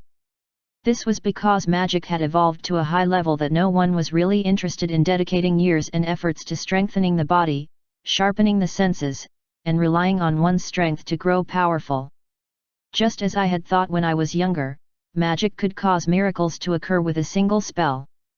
However, martial arts were something that required hard work and dedication to produce results. Compared to magic, it was much more difficult. With my theories simplifying magic and bringing forth new possibilities, no one could boast of the same in martial arts. As a result, the people became lazy. Magic was revered. Scholarhood became respected. Martial arts were neglected. Martial arts may be more difficult in terms of training and practice. However, when it comes to results, it will never betray you. Many inconsistencies may occur in magic. In the end, you can only rely on your body. I want the whole world to once again see the value, no, the superiority of martial arts, especially sword arts. As the boy bathed in his grandeur and showed his unwavering spirit, I rolled my eyes.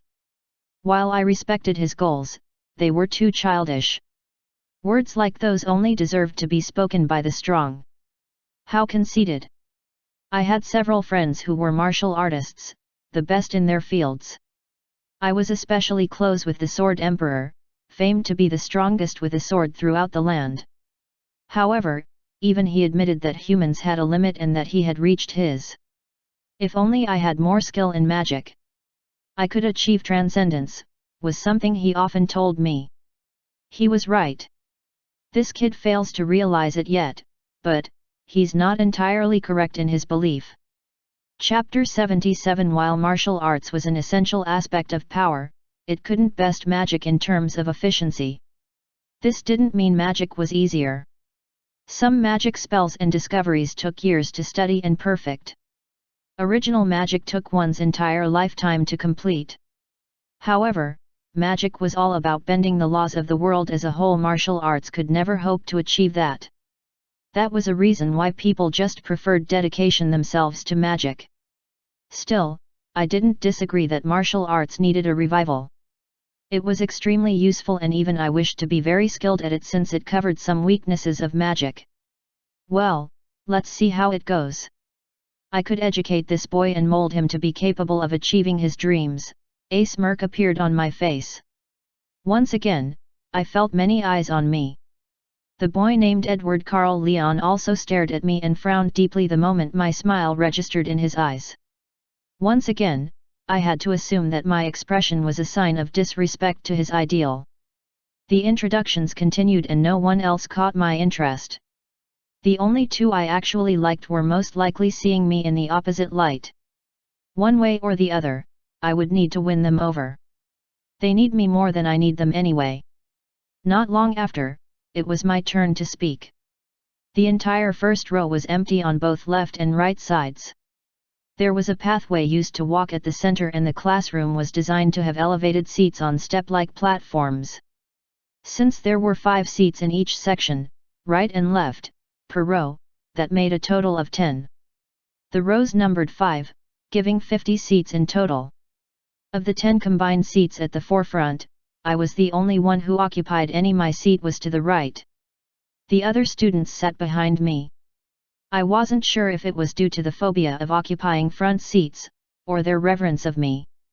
Still, it was disappointing. As I arose, everyone's eyes were locked on me. The unflinching gazes of the few dozen that wanted to hear what I would spout. The pressure was enough to unnerve anyone, but this much was nothing. My name is Jared Leonard Alphonse Sereth. I saw many people recoil from my words. Apparently, they all wondered why someone from such an inept noble household would be studying magic. Since most of the people in the hall were either scholars or martial artists, they weren't aware of my power yet. Some had a gnawing suspicion and a few whispers concerning me were passed around, but it still came as a surprise that my family was one that hadn't birthed a magic user in over 2 centuries. I'm 12 years old. With a confident grin, I spoke about the reason for enrolling in the academy. Innslark was home to a lot of my experiences in the past. I had achieved so many victories and losses, but one thing was certain: this was the first place where I was acknowledged for the brilliant mind I possessed. My goals are simple, it's simply to learn more about magic and grow as a magic user. Everyone looked surprised, no, underwhelmed by my response. As someone who had spoken out during the assembly and made such a commotion, one would expect that I had a more grandiose ambition. However, only fools would take what I said lightly. Learning more about magic? Grow as a magic user? Wasn't that what everyone came to the academy to do? However, the extent of said learning and growth was dependent on the person. My true intention was to stock up as much as I could during my short stay here and access all the information available. That would prove to be my stepping stone to the ultimate goal of becoming unparalleled. I will rise above a grand mage and become the most powerful magic user to ever exist. Saying such a thing would be too conceited of me at this level. A smile formed on my face as I sat. While I did not have the confidence to say anything of the sort at the moment, a time would come when my actions would speak louder than any word that could be uttered. I'll let them see it with their own 2 eyes, telling them now would be spoiling. Plus, blurting those kinds of words out would be cringe. All right, that's all I think, Naren said after a few seconds of silence. I was the last to speak, so it was time to move on to the next topic on the agenda. My name is Naren Khalid, your lecturer for this year. You may be wondering a lot of things, but be at ease. I didn't ask for you to mention your household or monarch or grade, since none of it matters here. You're all known to be trash, and I know this might cause a great deal of temptation to arise amongst you. Thoughts of superiority may begin to arise that even among trash, you're better. However, I will not tolerate anything of the sort. His long speech resonated well with me. He certainly expressed the spirit of Innslark Academy that I remembered. You're all new buds that need to be taken care of. I will not promise anything concerning achieving the reasons you have for enrolling here. Your growth shall be determined by your determination and efforts. However, I will say this. He let out a broad grin and stretched his hands as though expecting an embrace. No, it was of admonishment. You have all made it to this academy through pure merit. That much is true, and for that, I can only render one word to you. Congratulations! My eyes caught many people tearing up as a result of his words. They were certainly moved. I was too. Naren was able to say the one word most had not had the privilege of hearing, and he meant it wholeheartedly. The fact that everyone here scored enough to enter the greatest academy in the Eastern Empire meant we were not trash. Now then, you should all buckle down like champs. The lecture begins. Chapter 78. It was simply amazing. Naren's lecture. I had expected him to be an average tutor and more of a powerhouse, but was excellent at the former as well. After commending us, Naren addressed the most pertinent matters first. He projected our schedule on the wall behind him, making sure it was well above his head so he wasn't obstructing his view. Light manipulation magic, eh? Nice mana control, I mused, remembering how the entrance results were announced in the same way. Apparently, we had 3 magic lessons per day. Since this was an academy that encapsulated a whole lot, there were other courses that involved areas outside magic. Courses like etiquettes, history, politics, etc. were taught as electives. Main courses were divided into 2 parts: general and specialized. Since we were a class comprised of 3 departments, a system like this had to be implemented. General courses were to be taken by all departments in our class, while specialized courses depended on our departments. Depending on the department we were in, our specialized courses differed. Magic users had courses like basic mana control and basic spell creation, while scholars had more courses that dealt with theories. For martial artists, skill development and fitness courses were added. It was a complex, yet well-distributed curriculum.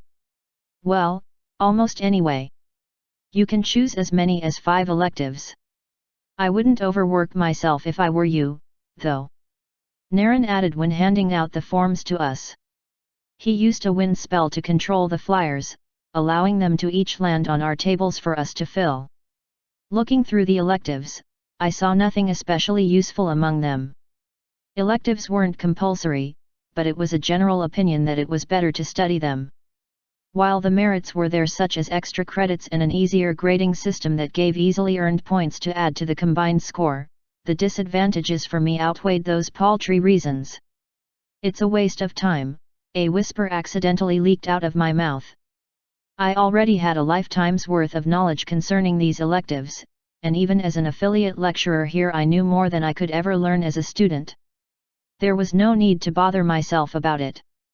Besides, courses like politics, history, etiquettes, even sewing, that's right, it was a course, were things I could pick up in my pastime and learn by myself. There was no way I would spend a great deal of my time learning such things now. Yup. No electives for me. That meant no free points or extra credit, but I didn't mind. If I did perfectly well in all my main courses, it wouldn't matter in the end. From the corner of my eye, I saw people biting their pens to figure out what courses to pick, but I beckoned to Naren that I was done with my choice. "Ah, I see, interesting," he smiled a little after picking my form and reading its content. I guessed he must have thought of me as one of 2 things: a genius or an idiot. As others were still deciding, Naren moved on to other areas of importance. Sharing another set of flyers to each table, a piece landed on mine. The total list of courses you will be offering, both general and specialized, as well as their time. Electives are included in the back, so if you want to choose any or have chosen already, check the time you'll be having them.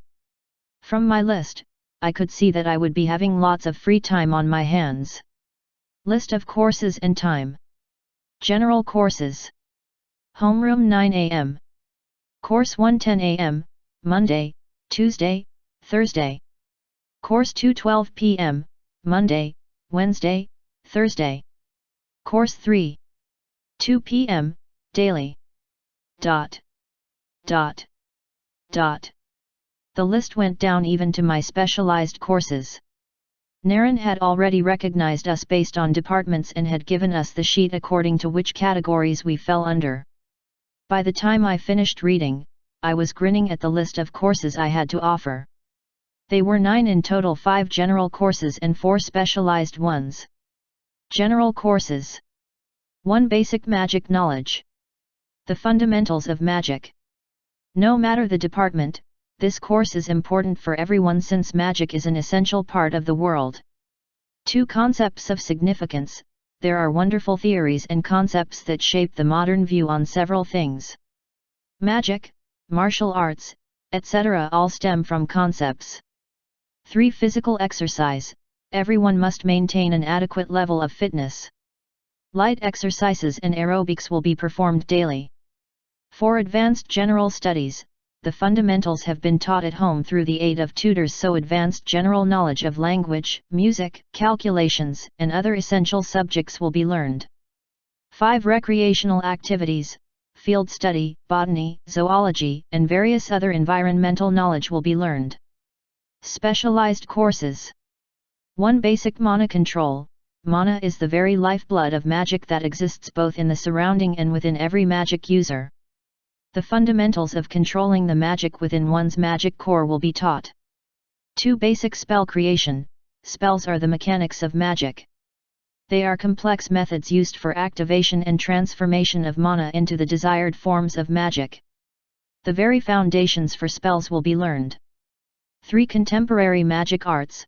Magic has advanced far beyond what it used to be.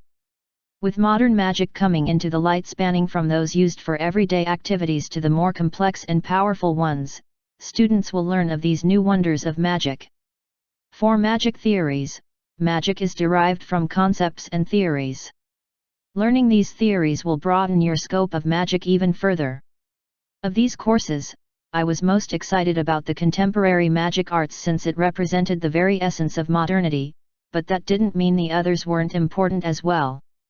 I heard that more difficult variations of the courses we were offering now would surface as we advanced to a higher level, and new courses such as magic research and magic philosophy would be dealt with. I'm quite excited about the future. Chapter 79. And there's one final thing you should all know. Naren's eyes were a little narrowed now, and his expression didn't show any signs of pleasantry. Holding on to the lectern tightly, he pushed his body forward and addressed our class with earnestness. Your familiar selection ceremony is in a month, and the inter-class exchange is in 3 months. In that short span of time, you've all been properly oriented, and you must have also read the brochure, so you realize what that means, don't you? An air of unease wafted across the classroom.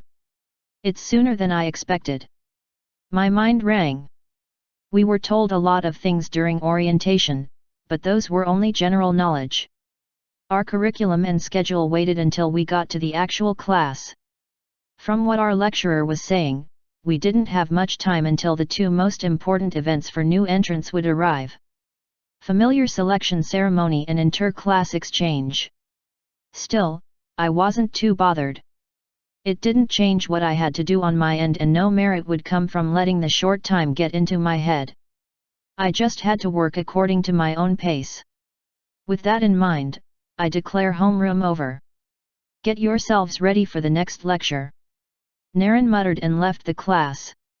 He took with him the forms of everyone who had registered for their electives and left us to ourselves. My eyes gazed at the clock on the side of the wall and noticed that it was about 10 minutes before our first course would begin. Homeroom lasts for an hour, but it's usually not more than 30 minutes. The rest of the time is spent in preparation for the actual courses. Because Naren came late, he ate through more time than usual, giving us a less than desirable amount of time for ourselves. However, since he was the lecturer who would be taking our main courses, the burden still fell on him after all. He would be the one going through the stress of speaking.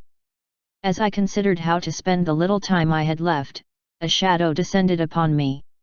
I had already noticed that several eyes were on me, and they were mostly hostile.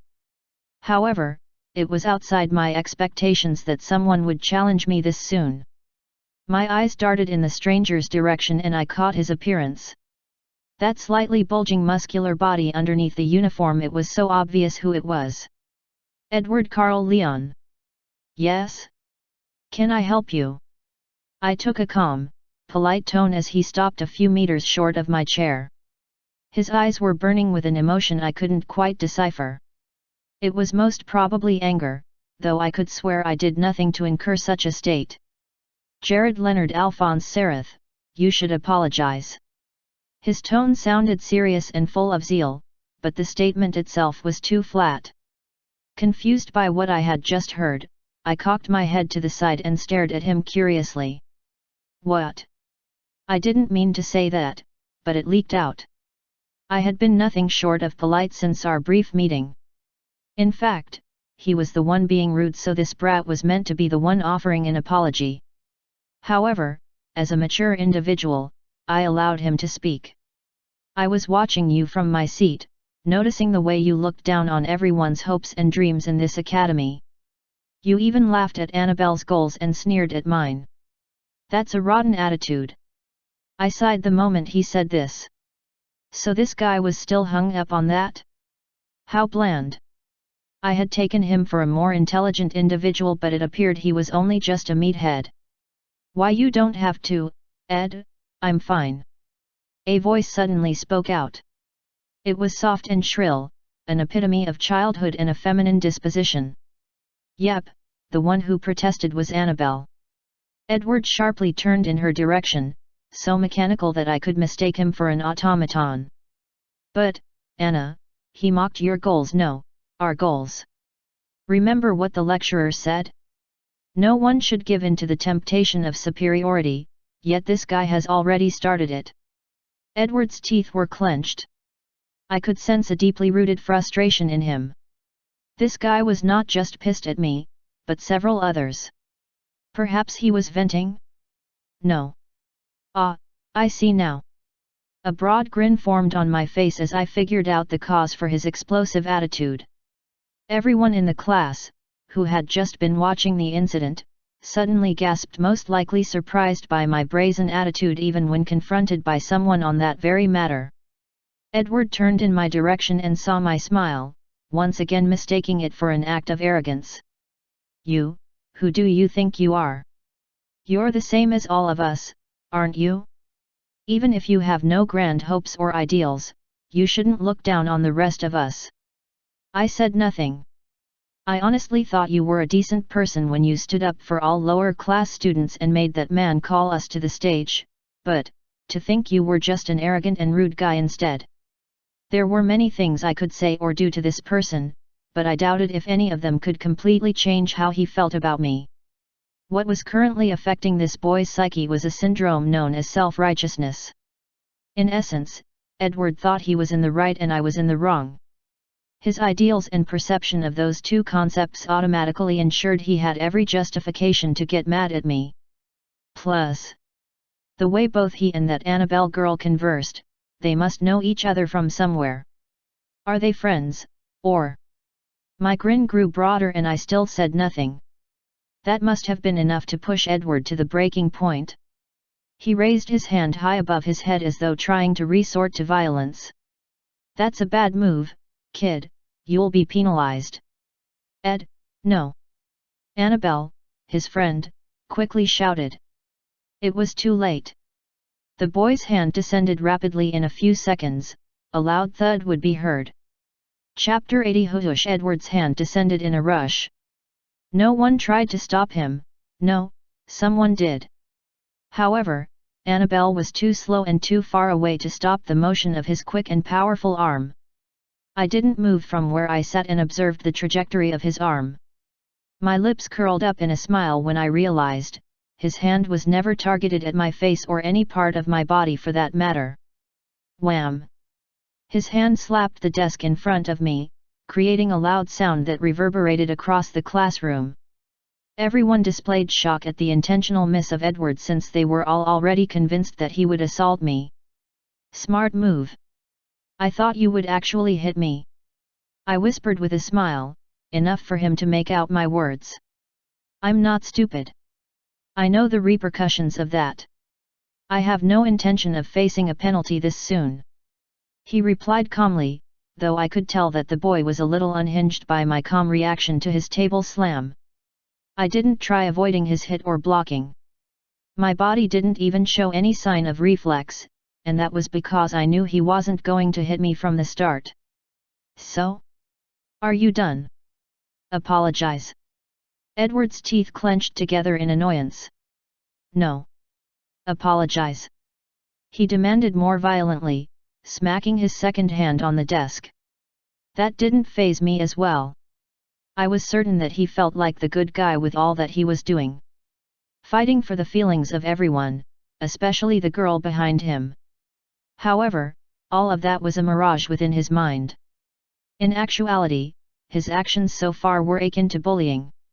If one was to neglect the smile I had on my face and my calm disposition, it would appear as though Edward was a bully who was forcefully infringing on my territory. I had technically done nothing wrong. Even the teacher didn't complain, but his crusader personality made him feel responsible for my supposed mockery and he attempted to correct that. My interest in the boy was already waning. "If you don't apologize, then Placing his hand on his chest and touching the school's crest with his index finger, Edward resorted to something no one expected him to. "Jared Leonard Alphonse Sereth, I challenge you to a duel." Everyone was stunned. Ahs and oohs poured out of their mouths as their interests piqued even more. That went to show how significant his challenge was. A duel within Inslark was what regulated and permitted acts of violence between two students. It was impossible to entirely ban clashes between students in a learning environment where skirmishes were inevitable. So, this system was made to ensure a safer, more organized, clash. In simple terms, the two parties would select the location and time for their fight. They were also privileged to choose what kind of battle they wanted to engage in. For some, it would be sword fights or magic battles. Scholars preferred quizzes and problem-solving. In essence, what Edward had just done was to declare his intention to fight with me legally. Annabelle quickly approached Edward, transversing her distance in moments, and held him by the arm. "Stop this, Ed." Her voice was shrill, having a bit of desperation in it. She clearly cared about the conceited boy and didn't want him to create unnecessary trouble for himself. However, as expected, Edward ignored her concern and clung selfishly to his ideal. "I have to do it. This guy won't learn until someone puts him in his place." While it was boorish to proceed any further and the martial artist was a bigger fool of himself, I realized that this could be a good opportunity for me. My eyes darted at the clock and realized it was barely 2 minutes remaining before Naren re-entered the hall. This guy wasted my time. Dueling him would also eat up more time, but I soon weighed the merits and concluded that it would be worth it. "Fine, I accept your challenge. Pick the time and place, I'll pick the kind of match we'll be having." My response shocked most of the students. The magic Kursemats looked excited since they had already witnessed a fraction of my power. As for the others, they seemed to be feeling a little confident about Edward's victory. Well, they probably know his skills as a martial artist. It didn't matter, though. I was never one to choose a losing battle. There was only one possible conclusion concerning the proposed match: my overwhelming victory. Fine. Edward was also flustered by my sudden acceptance, as well as my conditions. It was fair and well balanced in my opinion, though. Allowing him to set the time and location, while I chose how we would fight, was the most reasonable response. Still, he may have felt that I would resort to cheap tricks by forcing him into a duel involving magic proficiency rather than the combat he was good at. His fears were misplaced though. I planned on playing fair. No, I could even give myself a handicap. "Let's do it at the back of the classroom, by the yard. After classes end today." "Fair enough." I nodded in agreement. "As for the type of battle we'll be having." Edward's eyes narrowed at me with suspicion. I couldn't care less about his perception of me at this point, but it would prove to be a waste if the uncertainty of my choice made him run away. "Don't worry, it won't be detrimental to you. After all, the true purpose of a duel was to measure the strength of both parties and judge who was superior. That would be defeated if one was at a disadvantage instead of on equal grounds. Of course, this only applies where the disadvantaged party loses." My grin grew broader as Edward clicked his tongue while returning to his seat alongside Annabelle. In the situation where the disadvantaged one ended up achieving victory, it would only further establish their superiority. Overwhelming and unquestionable victory, that was my goal. Chapter 81. Our lecturer, Naren Khalid, returned to class soon afterward and began our first course for the day: Basic Magic Knowledge. The first class was nothing spectacular, for some of us at the very least. This was because the privileged among us were already familiar with the topic since our magic tutors gave us the knowledge before we enrolled in Inslark. It was trite for any well-off household to have a tutor to train their child in magic should they show an affinity for it. As such, almost all the magic users within the classroom were familiar with what our tutor was explaining. The concept of mana, spells, and ultimately magic. However, I could tell from Naren's teachings that he wasn't entirely comfortable with the way he taught all of us. He must have been following a curriculum and was merely dispensing what he was instructed to. I see, the academic system, I was certain the higher class students were already being taught more advanced subjects to place them on a higher pedestal than us. The fact that they intentionally made us waste a lot of time on such fundamentals meant that the faction opposing our class wanted us to be terribly behind the others in both knowledge and power. Even our libraries were different, so it was certain that the middle and power class students had more advanced materials than we did. I only have to endure for a little while longer. By the time Naren was done with his lecture, nearly an hour had elapsed. Lectures took a maximum of 1 hour, and a break of at least 30 minutes was given before the start of a new one. When he was done, the adult in the room gave a deep sigh of dissatisfaction and told us that classes were over. Though he would be returning in an hour's time to take the next lecture, Naren already appeared exhausted for some reason. I stared at him curiously, a little disappointed that he chose to follow the mainstream approach dictated by the academic board rather than take a more radical approach. There was no I could blame or judge him though, this was merely a job, after all. He left the hall, giving me an hour of free time while others had to leave the main lecture hall for their electives. Electives were 30 minutes long, most of which occurred in the afternoon. Still, a few were occasioned in the morning. I remained seated as over half of the students left the hall to attend the elective that would soon commence in one of the subsidiary halls in the lower class territory. The other students either talked among themselves, excused themselves to have a light snack, read for the next class, or slept. I was interested in neither of those things. I finally had access to such rich surroundings and an hour of free time. There was something that called my attention more than anything. I should get to it. Beaming, I brought out a book that contained several pictures of plants and information written about them. That's right. It was Alphonse's gift to me.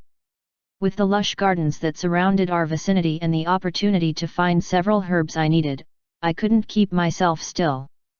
Now then, time to commence the search. The search was extensive. To ensure I didn't miss a single detail or make an error, I carefully observed the plants and plucked them. Since this was a public garden, I was able to see so many useful herbs.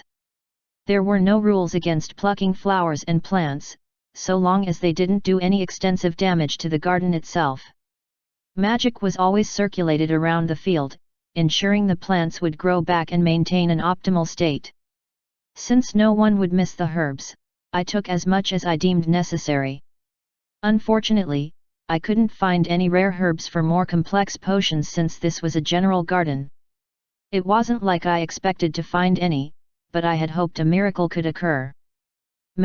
Let's go back, I muttered, realizing it was about 10 minutes to the end of our break. The herbs were enough for me, and I placed them all in a sack I weaved with magic. I saw a few students watching me from a distance as I returned. They must have been observing me for some time.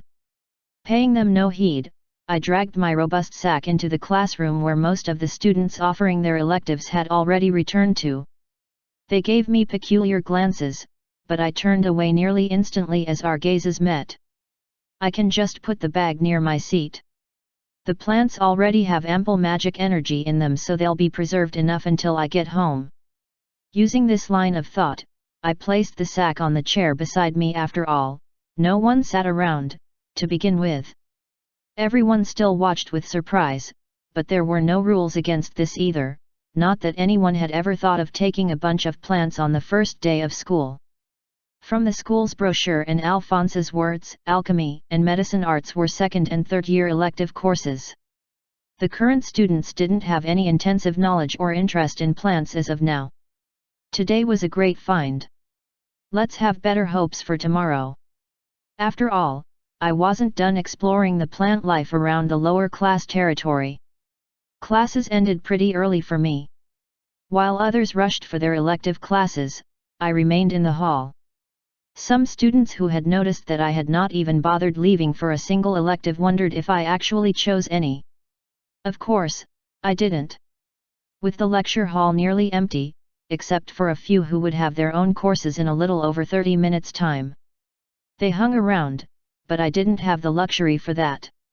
I should be on my way to my dorms right now, but I have to wait for that Edward guy for our duel. Chapter 82. It was a pain since I was now left with over an hour of free time.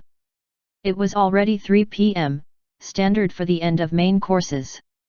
On Mondays, we only had general courses taught to us in our mains, so all departments used the same hall for the lectures. However, tomorrow would be different. There were several other halls around, so we were sure to be having specialized courses in other classes. Should I just begin the process here? I whispered. No, there were too many eyes around and I rather preferred privacy when processing the herbs I collected. I also didn't dare to meditate in such a place since I needed absolute concentration. Realizing there was nothing better to do, I decided to bring out a book and engross myself in reading to while away the time until the duel began. They say time flies when you're having fun. I suppose the same can be said for reading, since I wasn't even aware of how much time had passed while being engrossed in the texts I diligently studied. Ah, did I overdo it? I mumbled, realizing the time clocked 5:09 p.m., when all electives ended exactly 9 minutes before. Well, there was no problem if he waited for me just for a few minutes, since he delayed me for longer. Closing my book, I kept it in the small bag I wore by my side. After making sure I had packed up, I carried the sack that remained beside me and made my way out of the hall. It was already abandoned. The hall wasn't closed until 6 p.m., in case some preferred reading or sleeping there. I hadn't overextended my stay, so it was all good. Leaving the classroom, I went outside, met with a dimly lit sky. It was evening already, and the cool weather caused more clouds to gather than usual. The surroundings weren't dark, though, since ever-glowing lamps could be found in nearly every area of the campus. I quickly shook my head, deciding that was enough sightseeing. With steady steps, my body naturally gravitated toward the arena where I would face Edward, the backyard of our lecture hall. By the time I got there, Edward was waiting. Not just him, but nearly the total number of our classmates. I saw their eyes beam the moment I made my appearance, flashing their teeth in excitement. Did they think I wouldn't show? My mind trailed as I stepped forward. "You're here, I thought you weren't going to come," Edward said, confirming my suspicion. The students formed a semicircle and gave a lot of space at the center so we could duke it out freely. If I wasn't aware of the whole situation, the whole thing nearly looked like a gang-up. Needless to say, I shrugged a little and set my eyes on the young boy. He indeed looked more mature than his age. His height and build were bigger than a usual 13-year-old, and he had a passionate glow in his eyes that was unbefitting of his barely teenage status. From the corner of my eye, I spotted Anna, his dear friend. She watched from the forefront of the crowd, her face depicting sadness. If Edward was considerate, he would have noticed the girl's feelings and called off the match. However, men like him had big egos. I needed to make him see for himself how wrong he was. "Since we're all here, let us begin." My voice was smooth and calm, apparently surprising everyone. Edward had a thick skin, so he simply stood directly opposite me, waiting for my condition for the duel. "We'll be having a battle duel, where we both get to choose our means of fighting. Of course, you're a martial artist who practices sword arts, so you'll be using a sword, yet." I smiled. He nodded, but the hesitancy in his eyes hadn't vanished. The question ringing in everyone's mind was the same: what form of fighting would I adopt? The magic users already knew that my magic ability was downright frightening. My victory was guaranteed on that route. "And you'll be using magic, yet?" Edward responded with a question. From the look of suspicion and uncertainty in his eyes, the others might have already told him of my magic capabilities. His wariness was proof of that. That didn't make him back down, though. "No, you're wrong," I replied. Chanting silently, I caused the ground beneath me to move. The earth rose, a portion of it anyway. Sand-like particles gathered at a single point, forming an object that rose to my hand. In a few moments, the object's creation was complete and I gripped it tightly with my right hand. Everyone was astounded. They let out voices of surprise, and why wouldn't they be? In my hand was a sword entirely made from earth. Since I didn't have a proper weapon, I had to make do with this. Why would I need a sword? One might have asked. I'll be using martial arts, the same as you, sword art. My statement struck a chord in Edward as he gave a very deep frown in response to my statement. His brow furrowed in agitation as his fists were clenched. You dare, look down on me. His tone was very grave, and the eyes he gave me indicated seething fury. This was as a result of a hurt pride. Am I looking down on you, though? How presumptuous of you to assume that I am not equally as skilled as you in martial arts, even the sword arts you practice. My grin broadened while his scowl deepened. Unlike my opponent, I was never conceited, neither was I immature in both mind and body. My decision not to use magic was based on sound judgment, and after observing him now, I was certain. There was no way this boy could win against me in a sword fight. Shall we begin? Chapter 83. Gawain Leonard was the greatest sword arts user in the whole Eastern Empire, arguably the greatest in the whole world during my time, though he always disputed this and claimed there was one who was greater than him. But, most importantly, he was one of my closest friends. Unlike the many I associated with, he was a meathead, thinking with his muscles. Still, he was smart enough to realize his limits without a higher proficiency in magic. Perhaps that was one thing we had in common that brought us together, we were both inept. Yo, Lewis! The muscular beast of a man called out to me one day. As usual, I was doing the most enjoyable thing one could find me engaged in late in the evening, studying. You should really let go of your books and do a lot more. Gawain had been pestering me for so very long on this very matter, but on this very day, he wouldn't let me off the hook no matter how much I whined about his persistence. You have a great body, Lewis. What the heck, Gawain? Don't tell me you swing that way. I quickly responded with mock disgust. For a moment we both laughed at my not-so-true reply. Gawain had no wife or child, but he slept with a lot of women, especially when he was drunk. I had to pull him out of so many messes in the past too. That was the kind of man the greatest swordsman was. But, I'm serious, Lewis. You're letting your body go to waste and only exercising your mind. To be a complete person, you need to strengthen both. By the time I looked at his face, it was devoid of any tinge of unseriousness. He had the same expression as when he was about to engage in battle, absolute focus and determination. What are you implying?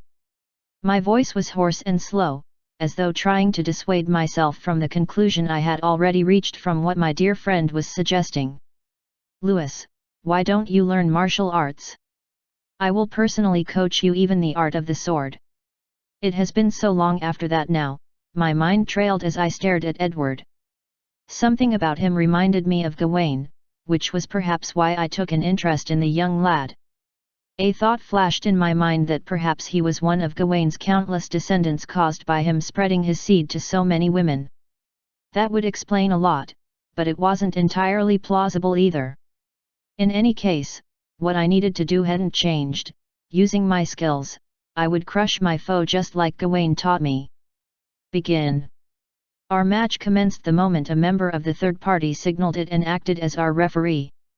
At his signal, dust was launched from the earth as both our bodies moved from where we stood, mine and Edward's. Hush!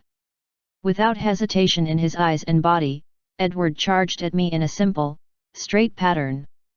Thanks to this, he easily traversed the gap that existed between me and him. Swoosh! His blunt sword slashed at me with remarkable speed, one so great that a normal person would not have seen it coming. However, thanks to my already peaked body state, I saw the flow quite well. Bending my back, I pushed my body down and dodged the clean hit while gripping my sword readily. My eyes caught Edward gasping with surprise, flustered by my quick motion. For someone who claimed to be a magic user, such fluid movements betrayed such disposition. A smile formed on my face as I twisted the lower part of my body and sent my leg flying to his face while supporting myself with my hands on the ground. Whoosh! And bam! My legs made contact. Kurk! Edward groaned, feeling the brunt of my offensive move. Fortunately, he had already moved his hand to block my kick, therefore mitigating its effects. His body was sent a few inches back thanks to the recoil from my blow, and I used this chance to further twist my legs to give another hit while ensuring I got back to my standing pose. Edward, as expected, blocked the second hit and gritted his teeth once more, allowing me to make a flip and return to a normal stance a couple of meters from him. Phew! Nearly visible breath escaped from my lungs through my lips as I set my gaze on Edward. My body was already feeling excited since this would be the first time since reincarnation that I would be involved in physical combat without the use of magic. Well, to be fair, my body was already being influenced by mana in the first place. Thanks to the multiple cores I had, channels had formed like veins within me. As a result of the mana flowing constantly through those channels, as well as my constant tempering, my body's base state was far superior to a normal one. Edward's eyes narrowed at me both in suspicion and added annoyance. Judging from his reaction, it was clear he never expected me to be so skilled in combat. Not only had I evaded a strike for him, but I also counterattacked and created more space between us. Still, merely doing this wasn't enough. After all, I hadn't even started using my sword. If you keep fighting in an unrefined way, you'll lose badly, I spoke. Loud gasps filled the area as everyone apparently felt the sting of my words for some reason. They looked at each other with disbelieving faces, as though wondering how I could say such a thing. It's true, isn't it? What was with his form? Even a noob could predict that. You dare call the martial school of fundamental sword arts unrefined? Who do you think you are?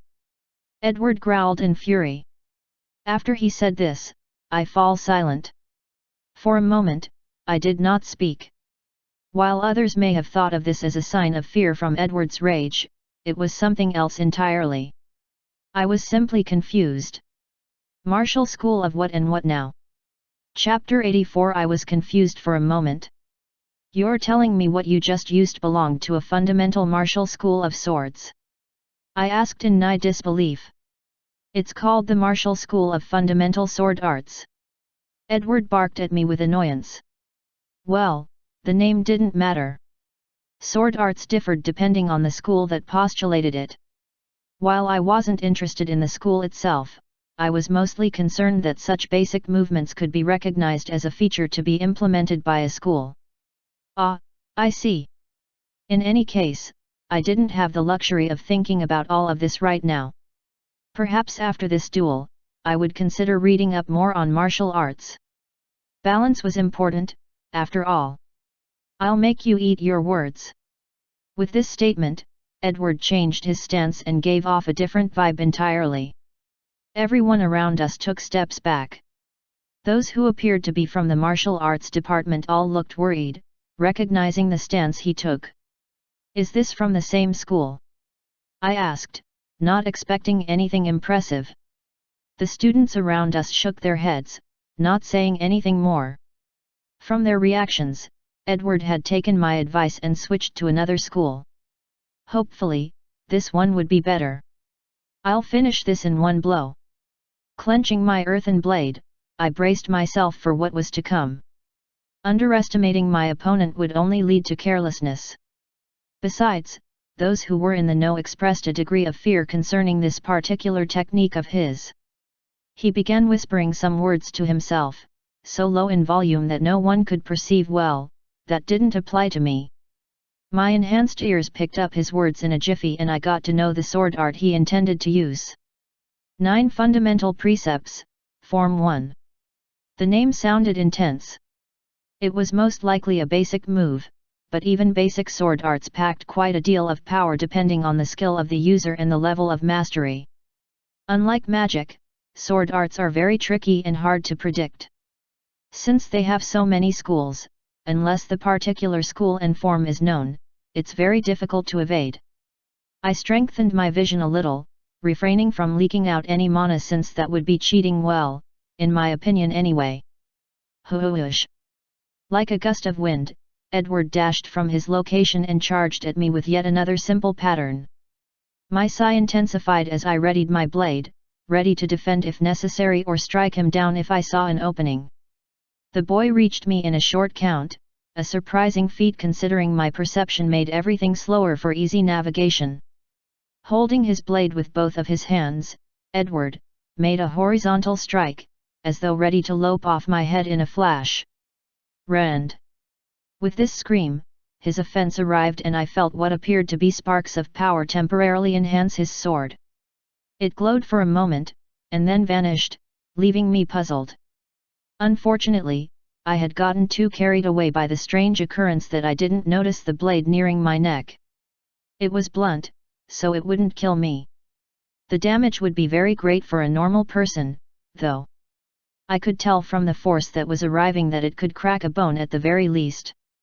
Since we had an infirmary, and this was a duel, Edward wasn't crossing his bounds and I was at no risk of losing my life. Well, considering my strengthened body, I was certain his strike called Rend wouldn't cause me much damage. However, for a swordsman, the moment an opponent's blade reaches your neck, it's your loss.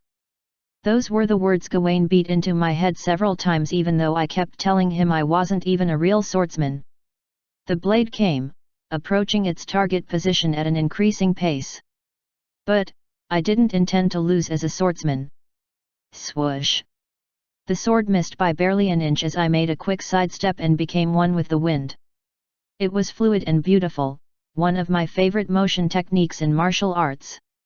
The illusory dance. Like a blur, my body became light as a feather and reached Edward's side, leaving what appeared to be an afterimage of myself being struck by Edward's blade. Now, this was martial arts. Edward's eyes bulged as soon as I appeared beside him and quickly made to redirect his sword at me with intensity. It must have taken some effort, but he twisted his arms and turned his body in my direction, straining the muscles that had used a great deal of power for that horizontal strike from earlier. With his blade returning to me, I could have used my sidestep again, but decided against it. The battle had lost its taste for me and ending it quickly would be the best option. Clang! My sword was launched, like an invisible blade, and parried his swift blade. In a flash, his weapon flew away from his hand and landed on the floor. Edward's face paled the moment I disarmed him so effortlessly.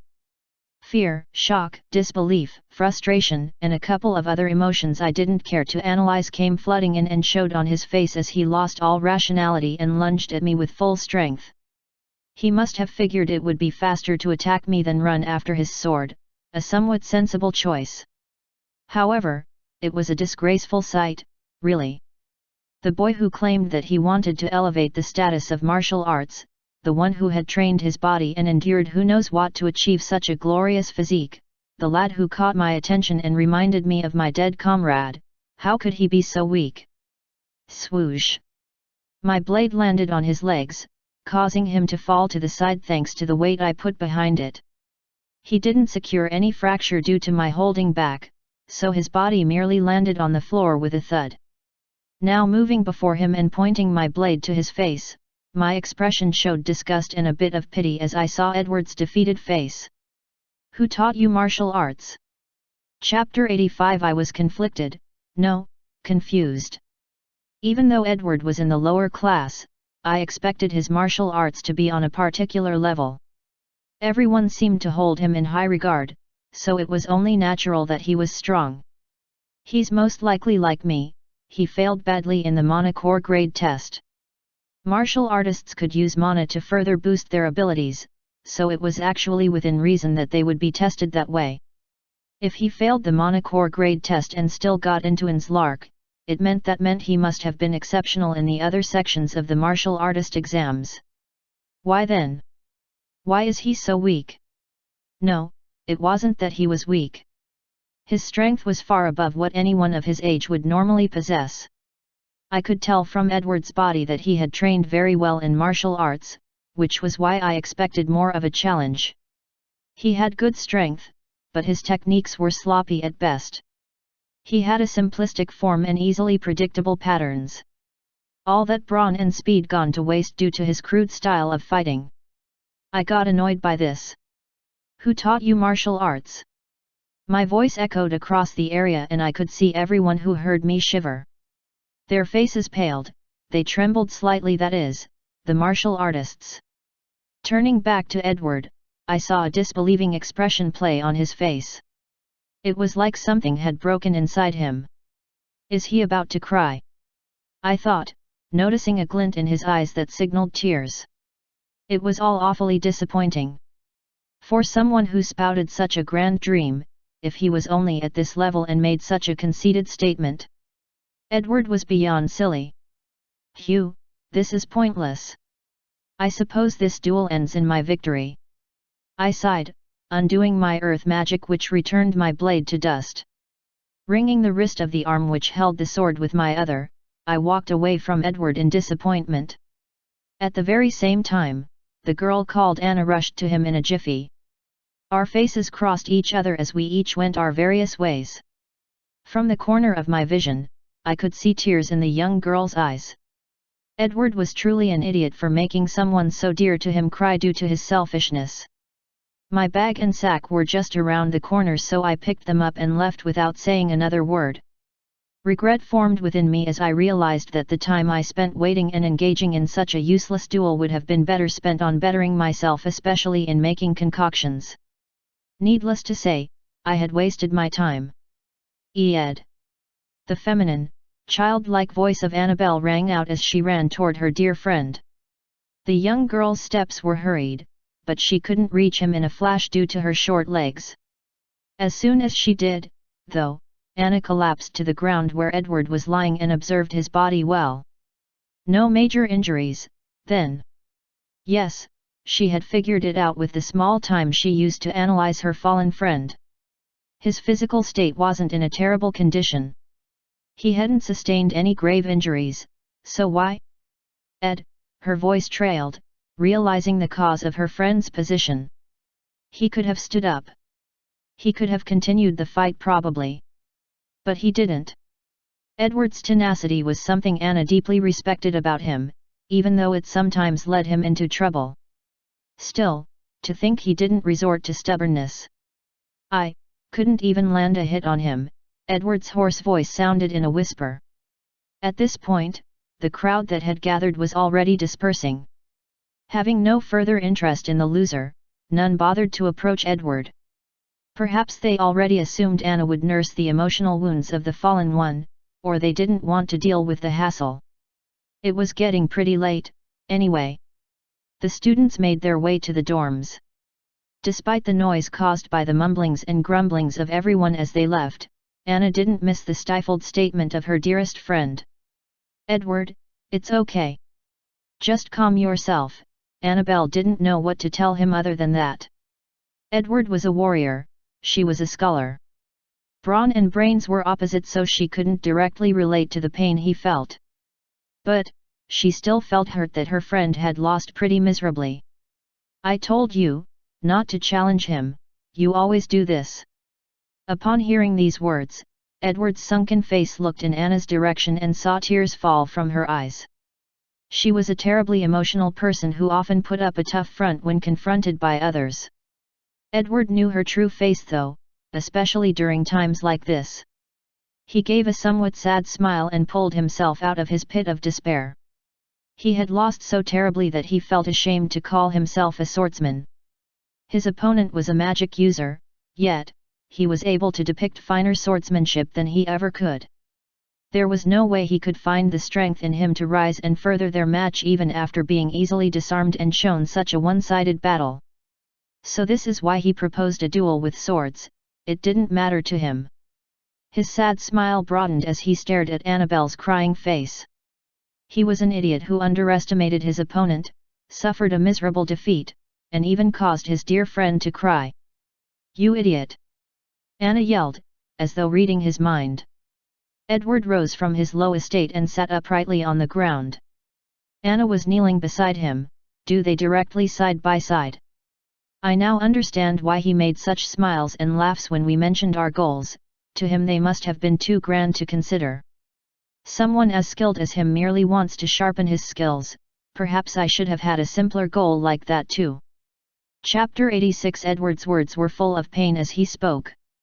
His heart ached, but defeat had taught him that his pride was worthless. A loss was still a loss. No matter how unrealistic our dreams are, that guy has no right to criticize it. That's what I think. Annabelle responded in an argument. There was no way she would acknowledge the sneer of someone who didn't know how hard she worked to get to where she was.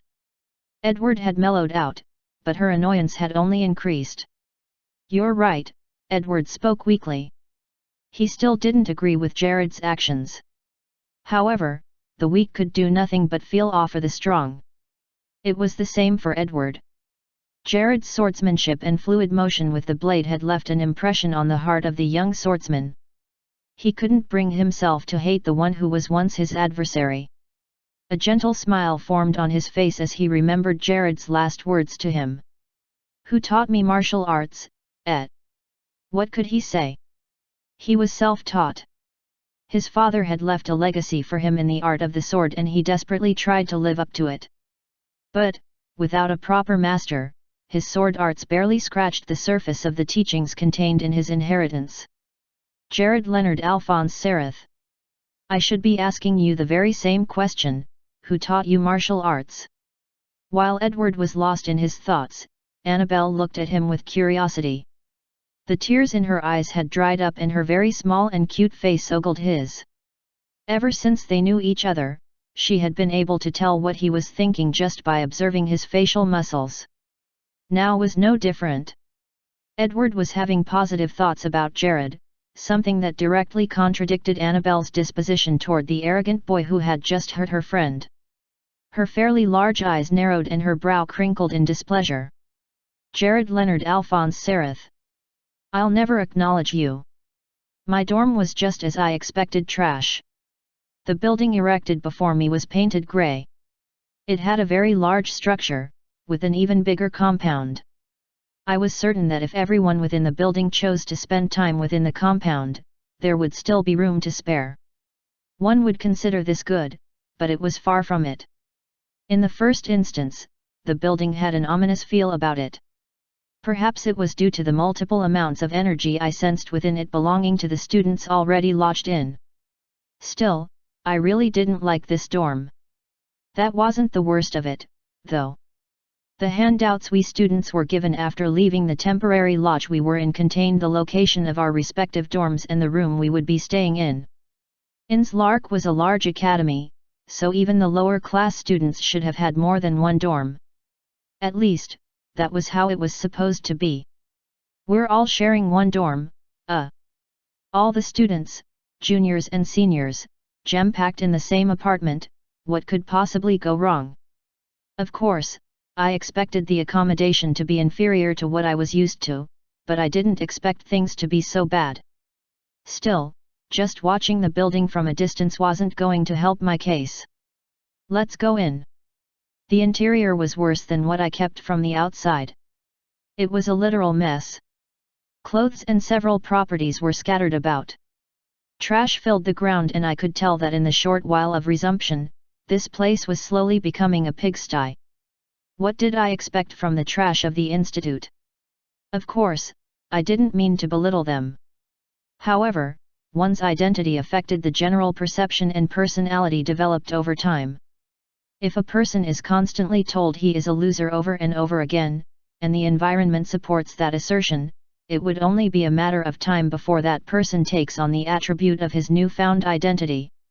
While we first years would not have been so affected since we were just starting out, our seniors were another matter entirely. Having spent so long at the bottom of the barrel, perhaps their minds had become accustomed to it. Oh well.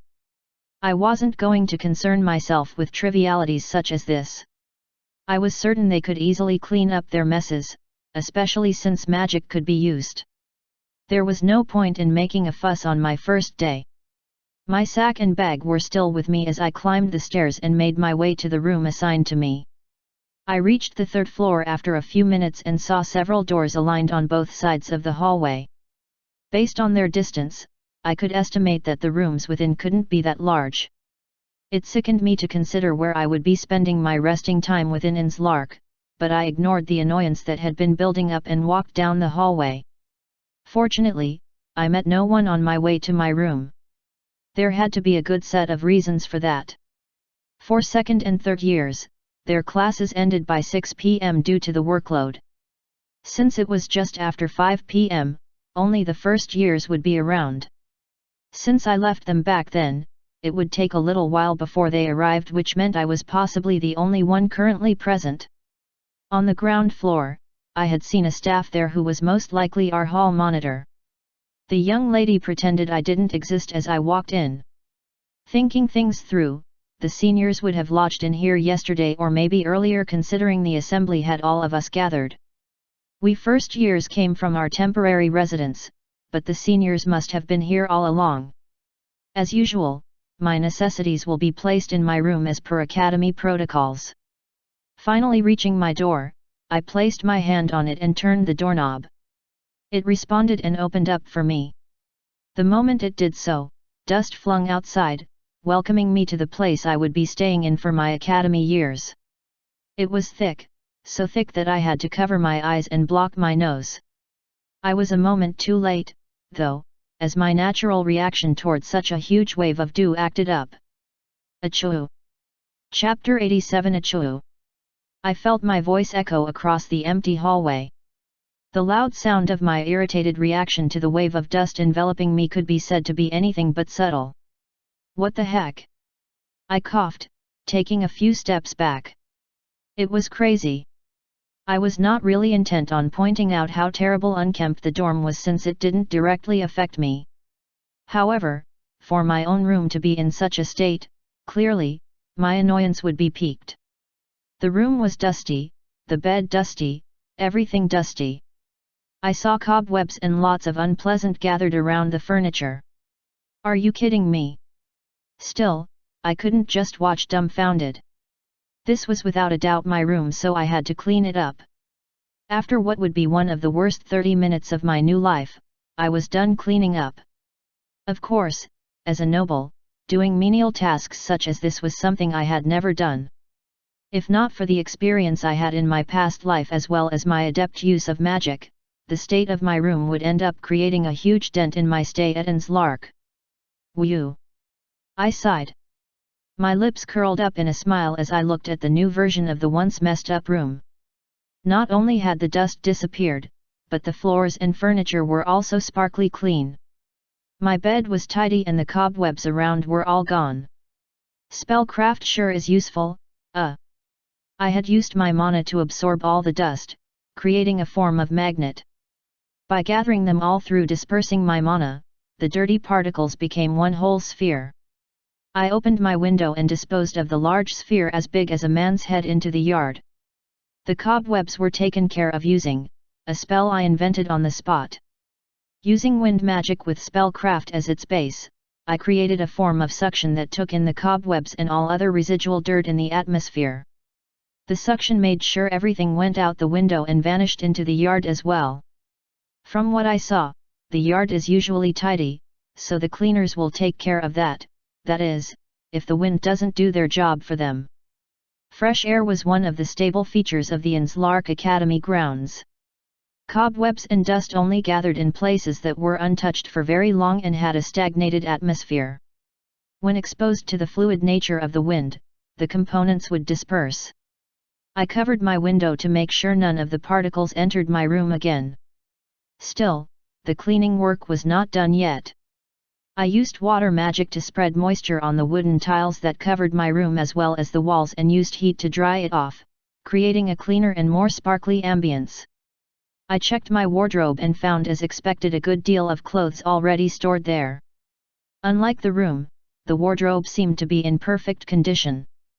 I had to assume that the whole thing had been transported here using magic. 2 sets of uniforms other than the one I wore, a bunch of casual wear which was my size. Their designs were plain and simple, but the quality of the outfits was all exquisite as expected of Inslark. We could also make requests for the kind of outfits we wanted and they would be delivered in a week, but I wasn't going to bother with that. Shoes were also prepared. A couple of pairs and, just like the outfits, a different kind could be requested.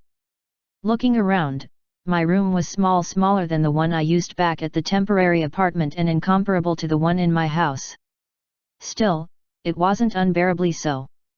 With my bed by the side, touching the wall, I had a study desk and chair beside it.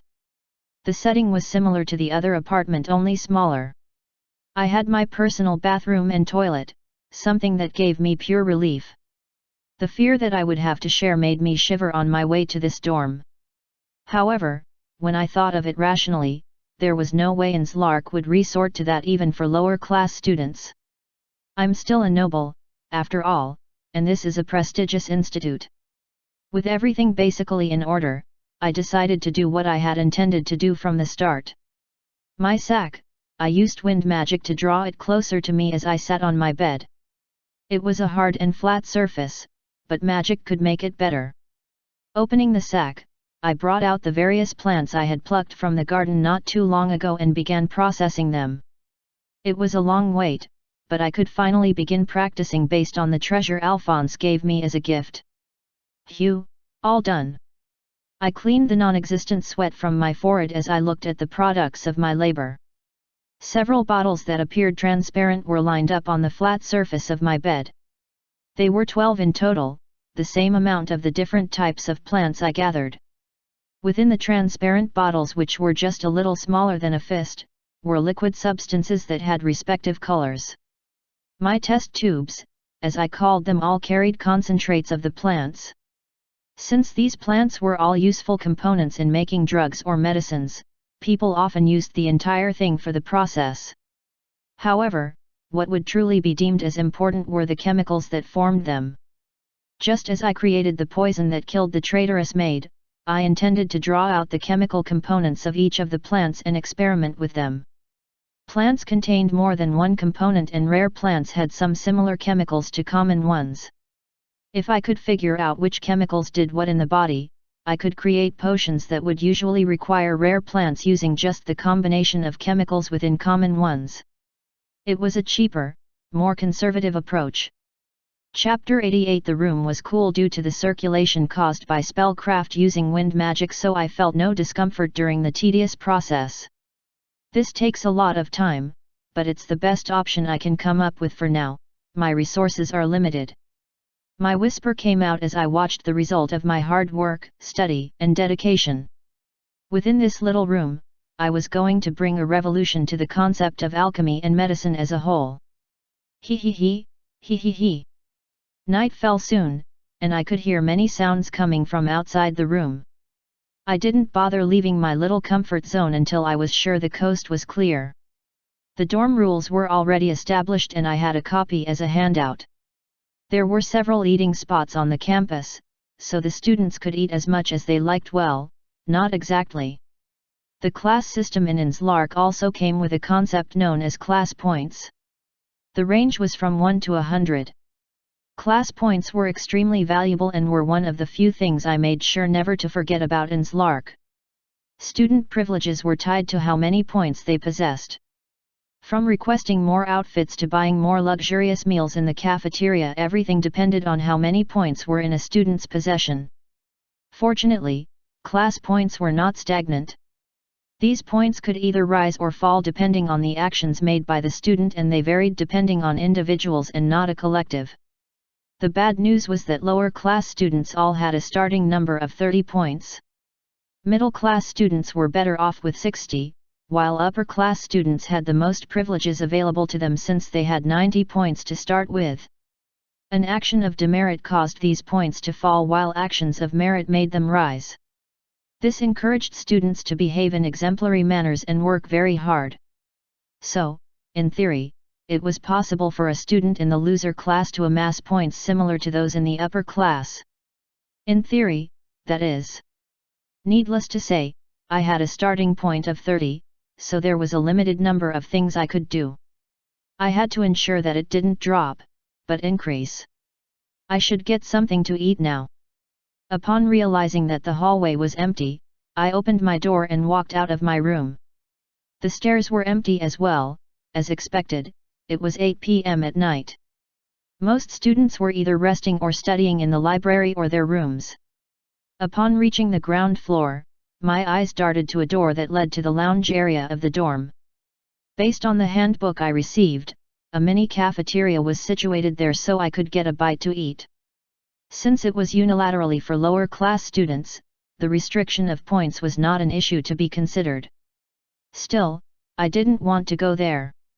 I don't want to interact with any student for now, my social battery is low. My eyes left the lounge entrance as I made my way to the exit of the dorm. Ha! My voice leaked out as I felt the fresh breeze of the outside garden wash all over me. Artificially making wind circulation was one thing, but experiencing the genuine article far surpassed it. My eyes squinted were wide open as I got used to the dark state of the outside world. The interior of the dorm was brightened up by several lights produced by magic. So, seeing the night sky felt a little strange. The surroundings were far from dark, though. Lamps of never-ending light shone all across the school grounds, and the fence surrounding our huge compound had many lamps with the same function. There was literally no way to get lost in such a place. Curfew is by 9:30 p.m. I should get my meal and return quickly. I wouldn't want a situation where I would be caught outside past the appointed time and be penalized. My precious points weren't going to be sacrificed today. I should speed things up a bit. In an instant, I carefully circulated mana across my body, strengthening it further. It wasn't as intense as leaking it out of me, but its effects were just as much since my mana veins were far better than most people. Putting strength in my legs, I dashed toward the nearest cafeteria to get a bite and also some takeaway. I'll be needing a great deal of energy this night. Unlike everything else that had happened today, the cafeteria was fairly normal. No food or drink was outside my points. That meant there were no restrictions on how many meals I could pick. Food was free in Lark Academy, the only limit was the ability to obtain the meals through points. Of course, there was a limit to the quantity a student could order at a particular time. Still, having 10 packs of an adequate meal set would suffice. I thanked my attendant and left the cafeteria in a hurry. While I was still early, I wasn't going to risk nearing the deadline for curfew. In a flash, I made my way back to the dorm and entered in relief. Whew! I'm not late. Looking at the time and seeing that it wasn't even 9 p.m. yet, I smiled in relief. However, this look of relief soon vanished from my eyes the moment I realized that the ground floor was occupied by so many students, all of which I had no knowledge of. Oh shit, seniors! Since I made quite a bit of a racket when entering the dorm, swinging the door open, the seniors all turned in my direction. The piercing stares of everyone sent a jolt down my spine and I gulped without realizing it. I really didn't want an encounter now. I just wanted to eat, meditate, eat some more, practice again and sleep. This had to be the worst case scenario. What do I do? Chapter 89. My body was petrified as the countless gazes rested on me. Well, they weren't exactly innumerable, about 10 seniors, maybe 12, were gathered in a bunch and conversing when I entered. I was careless. My mind rang. A smile formed on the face of one of them as he approached me while the others also gave amused looks. One way or the other, I knew I wasn't getting out of this situation easily. My eyes unconsciously darted toward the door to my left as I saw the entrance to the lounge already opened. It creaked as it closed slowly. This caused me to register the reason these guys were suddenly loitering on the ground floor. They weren't loitering, they were just coming out of the lounge. The very students I wanted to avoid by choosing a different eatery were standing before me. It felt disappointing and annoying, but there was nothing I could do at the current moment. You're Jared, right? Jared Leonard, the kid from back at the assembly. My mangled thoughts were poked by the senior who was already standing before me.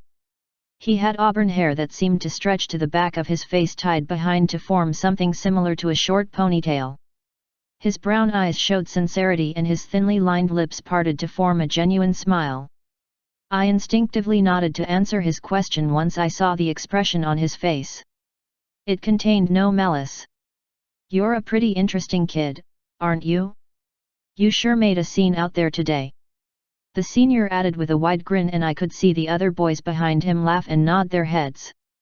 Their laughs weren't condescending, but rather, of enjoyment. "But, who would have expected you to be an introvert, eh?" His eyes darted toward the meal sets I held in both hands.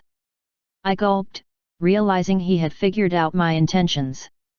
"Well, you're a newbie, so I suppose we seniors might seem somewhat scary. Can't blame you, we're a rowdy bunch." I smiled wryly at this statement. He was a blunt guy. In any case, welcome to the dorm. I hope to see more of you around." He took a few steps back, finally seeming like he was done with me. I gave an internal sigh. He must have sensed my unease around them and chose to simply leave me be. Whew, if it was someone else, they may have taken offense. That made me certain that even among the seniors, there existed some who hadn't been affected by the oppressive hands of those above and truly became lower class. "Oh, and by the way," the boy turned back and smiled at me. "I'm Jerry Keller, you should be careful, Jared. The higher UPS have their eyes on you." With this final statement, the boy ascended the stairs alongside his 9 other companions and left the ground floor empty. I felt bad that I couldn't reply to his sincerity even once, but I wasn't in the right mind frame to speak. The boy I spoke to was most likely in his 3rd year, same as the others. I couldn't tell since they were all wearing casual outfits, just like me. "They're strong," was what registered in my head.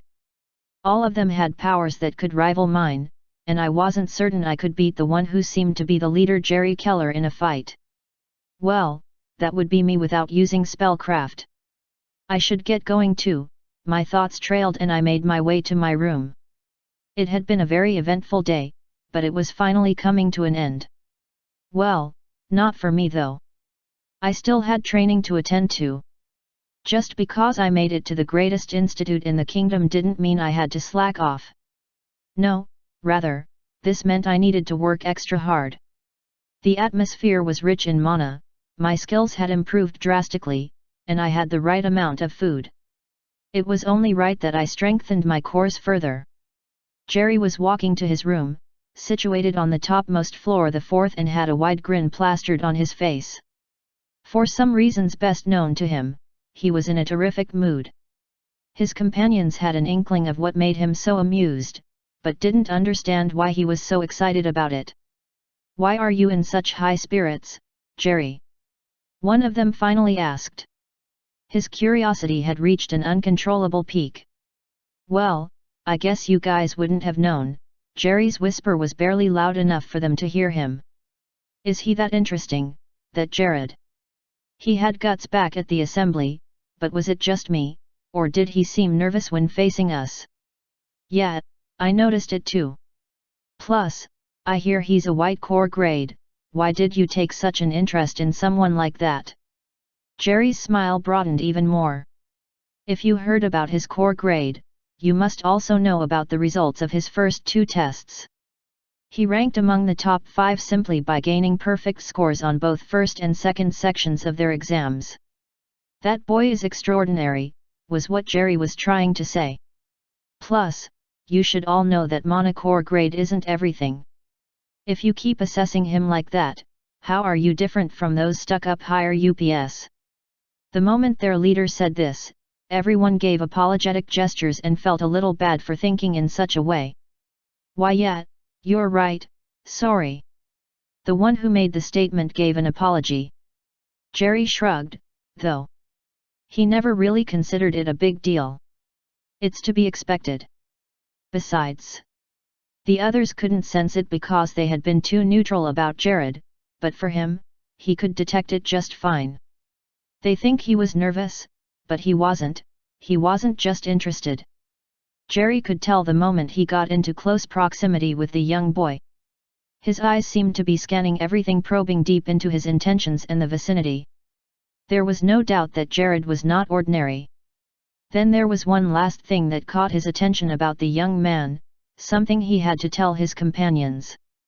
That boy is stronger than all of you. Chapter 90. That first year is stronger than all of you. The statement dropped like a bombshell to the 9 students who walked along with Jerry. The moment they heard this, everyone halted. This wasn't a light statement that could be waved off unnoticed. What? Are you serious? You're kidding, right? Various reactions leaked out of them as they all stared at Jerry with surprise written on their faces. He wasn't one to examine someone wrongly, but Jerry was also known for his easygoing nature and teases. It could have been that he was just teasing. However, in the unlikely situation that he wasn't. I'm dead serious. Jerry's words confirmed the possibility they wanted to ignore. The look in his brown eyes told them that he truly wasn't messing around. Jared Leonard Alphonse Sereth, as young and inexperienced as he was more powerful than they third-year students. Welp, he's not stronger than me, though, Jerry smiled and shrugged. Still, even for an exceptional student, Jared was too powerful for his age. He should be in the upper class by just measuring his talent and power alone, Jerry reasoned. The problem was his monocore. The same applied to him as well. The school's system was rigged, but there was nothing he as a student could do about it. Well, if that's what you say, then it has to be true. Jerry wasn't one to misjudge someone or lie.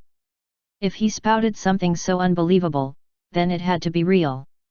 I suppose, well, it's hard to guess it accurately without testing it out with monopressure, but that should be about right. In any case, we'll be seeing him around, so that's fine. Jerry continued his slow steps and got to the door of his room. You know, you guys don't have to always see me to my room. Your rooms are on the 3rd floor, right? The boys behind him all gave the same light shrug. As always, they stubbornly wanted to escort him to his room. It wasn't that they felt compelled to, it was just a mutual understanding among them. Jerry was different. Unlike other students who had to stay in rooms located on the 1st to the 3rd floor, he was residing on the 4th. Unlike the 3 other residential floors, the rooms on the 4th floor were way bigger. That meant there were lesser rooms. 10 student residential rooms, to be exact. Just 10 rooms on that floor belonged to students, and for a special reason. Welp, good night, Jerry. His friends waved goodbye to him as they hurried down to their various rooms. The boy, who was now all alone, entered his room. His head still poked out until he was certain his friends had successfully descended the stairs before closing his door. Those idiots, he whispered in a sigh. Though they all hung out together and hardly showed him any special treatment, this was one thing they couldn't forego. Jerry's position deserved a little reverence, so they all decided that escorting him to his room would be their little tribute to him. Compared to what others had to do, it was nearly nothing. Still, Jerry found it weird. It was fun weird though, since he had more time to talk to them. Why was Jerry so special? Why was he being treated differently? The answer was simple, though he was still a second year, he had achieved something barely any student in their dorm could achieve. He was among the elite 10, champions of the lower class. The room on the topmost floor belonged to those who had been deemed to be ranked the highest among other students in their class. Usually, they would be occupied by third years, since it was only natural that they would be stronger. However, Jerry was only a second year and he had managed to break rank. A truly amazing being. He didn't feel that way, though. According to him, he barely made the cut. Plus, Jerry's goal lay beyond just being a member of the Elite 10, the best in his class, lower class. He wanted to rise above that and break the standard that shackled everyone in the dorm. I'm going to obtain the title of Ranker, the 9 best students in the whole of Inslark Academy. It was a blasphemous dream, something anyone in the lower class shouldn't imagine. However, for Larry, who had broken one dogma already and became one of the few second years to have ever attained the rank of Elite 10, he wanted to go further. The only way to gain acknowledgement and achieve his goal for reformation in Inslark was to achieve the impossible. Jared Leonard. I suppose you've given me the push I need. If someone like Jared was as strong as his third-year friends, it wasn't impossible for a lower class to aim for the best spot in the whole academy. Now then, I should begin my training. Walking to the lecture hall the next day was a little strange since it would be the first for me. I freshened up and did everything early, however, leaving my room was another thing entirely. The hallway was noisy, indicating the presence of many students. I didn't want to end up bumping into one of those guys, so I waited for a little while until I couldn't anymore. In the end, I exited the dorm by jumping out of my window. It was crazy, but I had to applaud its efficiency. Using wind magic to lock my window after I left, I also used it to cushion my fall so I didn't suffer any injuries while landing. Students were in a hurry, leaving through the main gate, so no one noticed me landing by the side. From then onward, it was a breeze. I blended in with the crowd and left for my lecture hall. I saw some familiar faces, members of the same year, but ignored them. I could tell that their eyes were on me though. They must still be thinking about yesterday. Rolling my eyes at the thought, I picked up my pace and swiftly ran to class. Chapter 91. I reached the lecture hall about 10 minutes before 9 a.m., the designated time for homeroom to commence. It was, as I already expected, nearly empty. Students had already started slacking off a little, and considering the fact that the lecturer was quite late yesterday, not many wanted to arrive too early. Still, I surmised that a majority would arrive before homeroom started.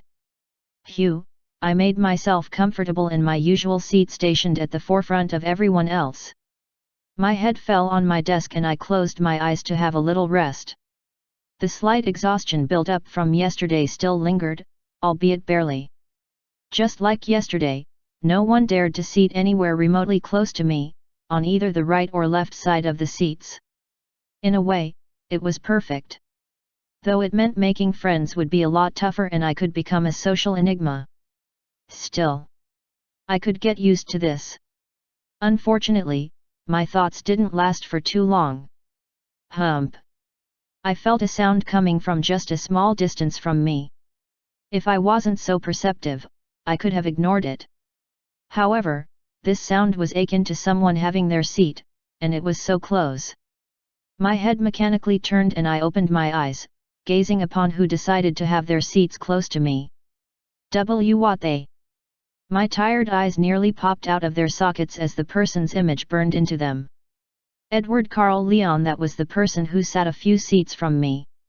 I quickly contained my shock and looked away, returning my head to my desk as though I noticed nothing.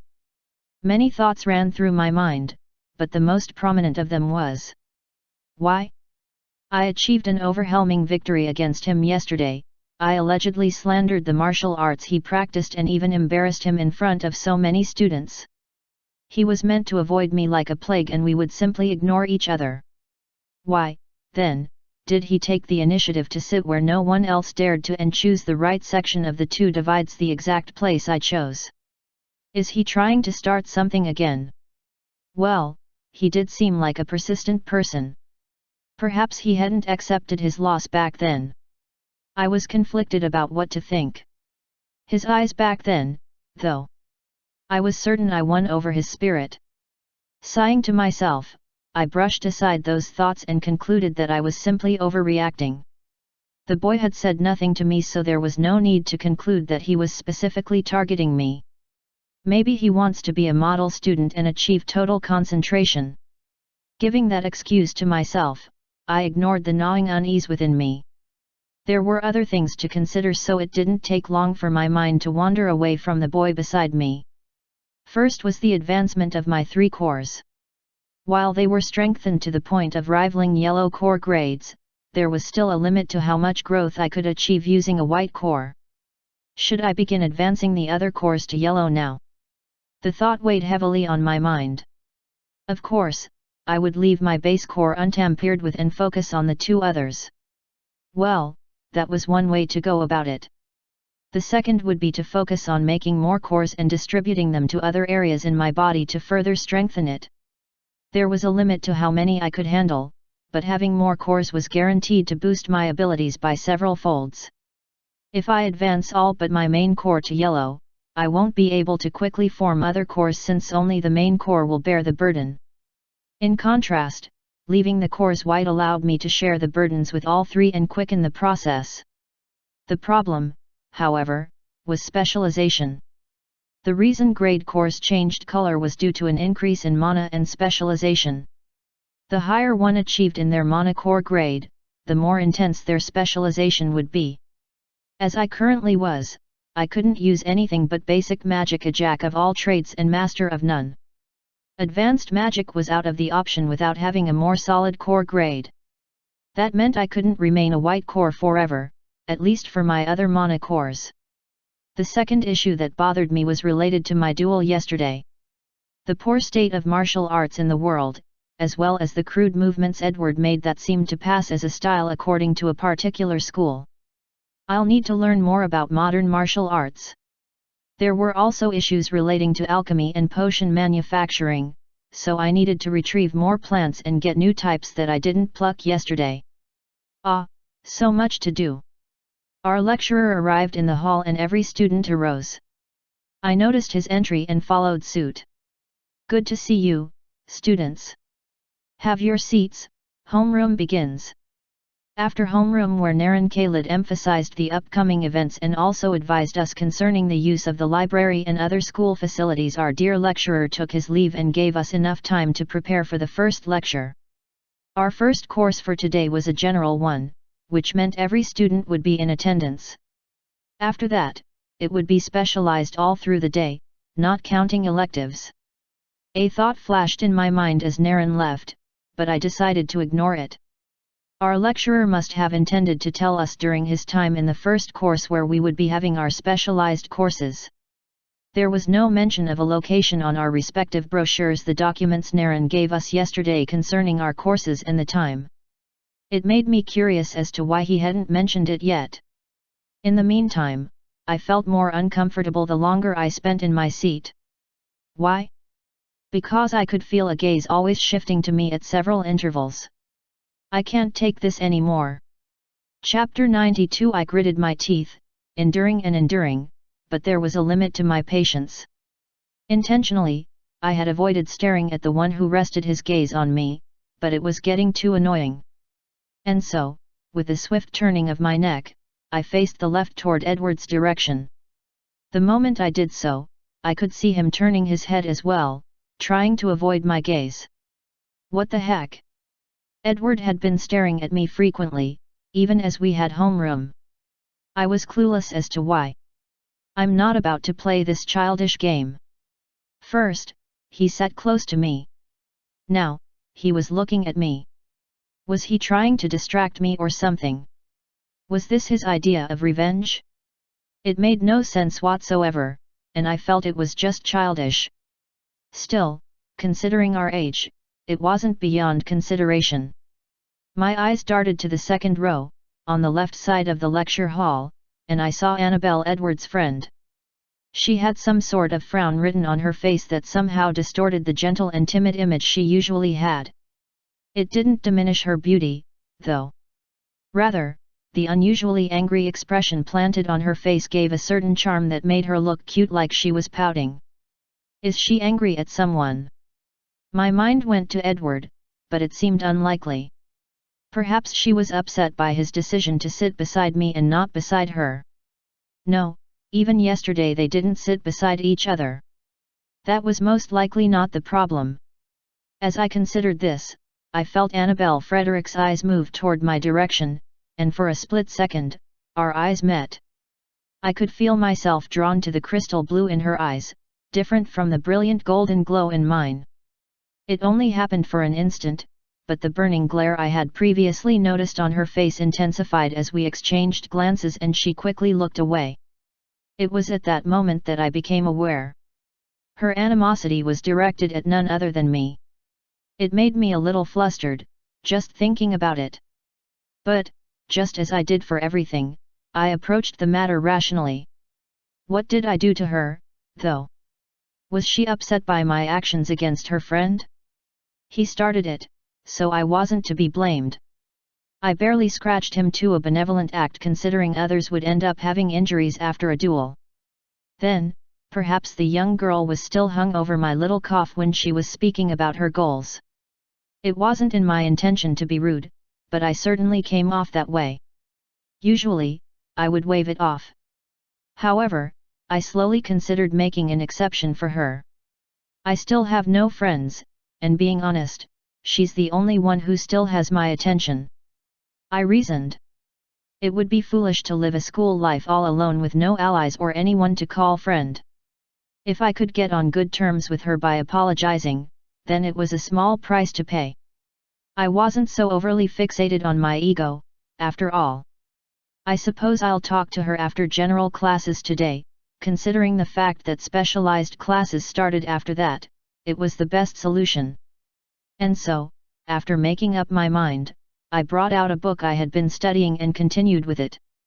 Since I tried a bit of experiment last night, I had more understanding of what I had been studying for some time, and now this made reading much easier. Naren returned to the class at the appointed time and began our first course for the day. From the corner of my eyes, and also as a result of my heightened senses, I could see and hear several students studiously writing down what was being taught. Many would consider this behavior to be scholarly, but it was far from it. Simply writing down words that could easily be traced to textbooks was a waste of time and energy. It would be better to pay attention to the lecturer and critically examine all he said in case he said something interesting that would be worthy of highlighting. That would definitely be more efficient both in learning and preparing for tests and exams. My hands barely moved throughout the lecture as I only wrote down the things that were of utmost pertinence. This would have caused some stirs among the other students who were fond of monitoring my movements, but they were all too busy trying to diligently imprint our lecturer's words into their sheets. As expected, Annabelle didn't work as hard as the others, though she still wrote quite a bit. Edward, the muscle brain, kept moving his well-trained hands and wrote with vigor. I had no idea why I even bothered noticing him. Maybe because he's beside me, sigh. I was grateful, though. The boy didn't have enough leeway to stare at me the way he frequently did. That alone gave me inner satisfaction. All right. That's enough for today. The lecture is over, get ready for the next one. Naren said, stepping down from the lectern. I looked at the clock conspicuously hung on the wall. It was 10:49 a.m., and Get was supposed to finish by 11 o'clock. Well, considering the fact that the martial arts division had a specialized course by exactly 11 a.m., he must have finished early because of them. But, he's just going to leave like that? I stared at Naren, puzzled. Wasn't he going to mention where our halls were situated for each department's distinct specialized courses? Naren did nothing of the sort, though, and kept heading for the entrance. Excuse me, Professor. You haven't told us where our specialized courses will be held. It starts shortly. Edward bravely spoke up, a split moment before I decided to take action. Naren paused, the entire class watched in expectation, hoping for a proper response, stemming from good guidance. No one could have expected what would come out of our lecturer's mouth. Not even me. Chapter 93. Excuse me, Professor. You haven't told us where our specialized courses will be held. It starts shortly. A smile formed on my face, feeling a little proud of Edward's confidence since it seemed like no one had any intention of saying anything if our lecturer didn't speak of the matter. Upon hearing Edward's question, Naren paused in his exit and made a rather awkward stance like he was stuck in his motion for the door. He stood upright and gave his usually laid-back smile. His eyes showed every hint of seriousness though, looking at everyone who sat before him with the exception of Edward, who remained okay his feet. Ah, I guess I forgot to tell you, there is no other hall for learning main courses apart from this one. There's also no provisional lecture for your respective specialized courses. Nearly everyone let out what, out of their mouths, but quickly cautioned themselves since they were in the presence of an esteemed professor if the young man before us could really be called that. What do you mean, sir? I don't quite understand, Edward's voice trailed. His initial confidence had somehow vanished as he stuttered while speaking. A bead of sweat dripped from his face and I could sense the unease he was experiencing from my distance. Yeah, I don't blame you guys. You were never told, Naren muttered in a sigh. Lower class students have electives in provisional halls and are taught by assistant lecturers. However, for main courses, only this lecture hall has been provided. Also, due to the shortage of staff, I will be the only one taking the main courses for all departments. The more he explained, the less I understood. Everyone was equally dumbfounded, except the man who dropped this bombshell on us. What he was basically reporting to us was that our hopes of quality management and an orderly academic session were merely a fantasy. He'll be the one teaching all the main courses, general and specialized. This lecture hall will be used for all of them. There is no other staff around and the ones who even teach us electives are mere assistant lecturers. There was only one word that popped into my head after analyzing the silly excuses our lecturer gave. Bullshit. My words pierced the uneasy silence that had permeated the room and everyone stared at me instantly. Shock was written all over their faces as if I had just defied common sense by speaking out of turn, especially uttering a crass word to such a degree. I didn't care, though. Rising to my feet, while resting my glare on Naren Khalid, I opened my lips to register the burning inquisition in my mind to him and everyone in the room. Why are we being taught this way? Anger was evident in my tone, and I was sure I had just acted disrespectful, but I didn't care. In the first place, it was this academy that disrespected me, rather, us first. Naren's gaze was still cold as usual, but he did turn in my direction. This academy is renowned as the best of the best, yet you're telling me they are short on staff and halls meant for lectures? What kind of excuse is that? Besides, I have been noticing your methods of teaching and the topics you border on, they are too basic. I was in an uncontrollable stride, and while many students gritted their teeth and gave me astounded expressions of fear and disbelief, I kept my mouth moving. Frankly speaking, this is all underwhelming. If this is what Anslark, the greatest academy in the kingdom, is like, I wonder if it truly is the best. My sneer seemed to have lit a spark in our lecturer's eyes, just as I wanted. He seemed a little dissatisfied, angry at my words, and I expected it. I didn't intend to apologize, though. If this man had any sense, he wouldn't expect me to either. After going so far and training so hard to reach this stage, why would this academy resort to such careless and whimsical teaching standards? As someone who once attended this academy and even taught within it, it was a disgrace to meet it in such a state. I already knew what the problem was, but I wanted Naren Khalid to give me his answer. Why are you being taught this way, I wonder. Naren's voice trailed coldly as the spark in his eyes died back. This made me even more furious. He must have already known the point I was driving at. This arrangement must have also been hard on him since he was the one who would teach all departments something so exhausting. Why then? Why was he being so calm and nonchalant? Despite his knowledge concerning the reason we were reduced to such a state based on our lower class status, Naren showed absolutely no emotion and kept his cool. This guy is, I gritted my teeth and glared at him. He returned my expression with a cool and collected face. However, the moment our eyes met, I realized that my annoyance was misplaced. I see. This man wasn't being too nonchalant. I was the one being too fired up. Despite my criticisms of Edward, I nearly acted in the same way. There was nothing I could do in this matter, and the same probably applied to him. That was why he remained composed and decided not to pointlessly fight a losing battle, at least until an opportunity arrived.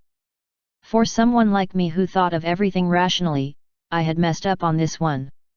My enraged face softened up and I loosened the tension that permeated my body. Phew! I understand. Returning to my seat as abruptly as I stood from it, my usual demeanor resumed and I smiled softly. I was being a brat and immature little kid just now. If I was angry at the system, if I was dissatisfied with our treatment, if I wanted something better, yelling at our lecturer wasn't going to solve it. I'm done whining.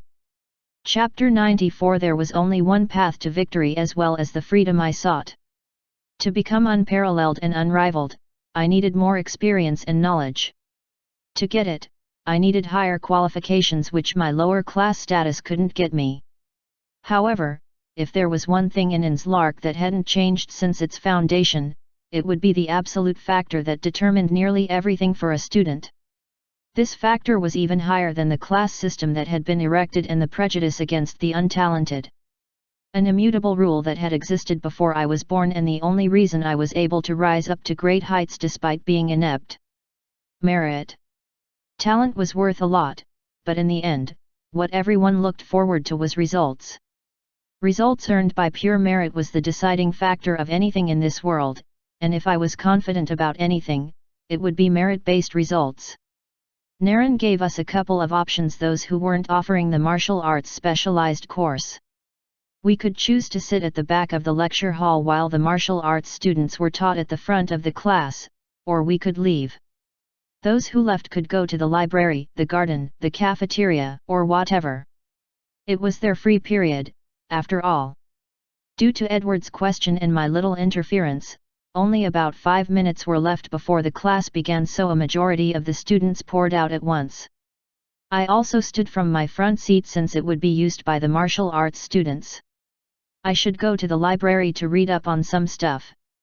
While reasoning this, I made my way toward the exit. However, before I completely passed the door, I stopped dead in my tracks. A thought flashed, causing me to reconsider my initial plan. I should stay here. My head tilted toward the direction of the seats. Most of the students were already gone, leaving only the few martial arts students in the class. A smile formed on my face as I returned to the seats and climbed the small steps that led to the seats behind. It was my first time doing such, so I stopped at the third row and had my seat there. I ensured I sat on the left side of the classroom since the martial arts students sat on the right. They're just 7, their small numbers made me slightly cringe. The total number of lower class students was 38. 11 were magic users. 7 were martial artists. 20 were scholars. It was a little surprising to see the small number of martials in our class, but considering the state of decline the art was, it was understandable. The 10 front rows were nearly filled up by the 7 students as they sometimes made glances behind them to look at me strangely. Everyone who wasn't a martial arts student had left. Everyone except me, and for due reason. I've been wondering why the martial arts Edward performed to me was so crude, yet everyone thought it was impressive. If I listen in on this lecture, I could gain a thing or two. A book would have done the trick, but I felt more inclined toward the teaching method given by the Institute concerning martial arts. After this, I would research more on it in the library. I hated it when something festered in my mind for too long. If I was curious about something, I needed to find the answers. It was just a shame that I hadn't studied martial arts sooner. I was too focused on magic, I guess. Naren entered the lecture hall after leaving for only a few minutes. His eyes initially darted at me curiously, expressing slight surprise that I was still in the class while everyone had left. I returned his puzzlement with a knowing grin. The young lecturer gave a short smile, what seemed like a smirk, and faced his students. I had to admit, one of the reasons I remained in the class was because I was also curious as to how Naren would manage to teach martial arts, magic, and scholar courses by himself.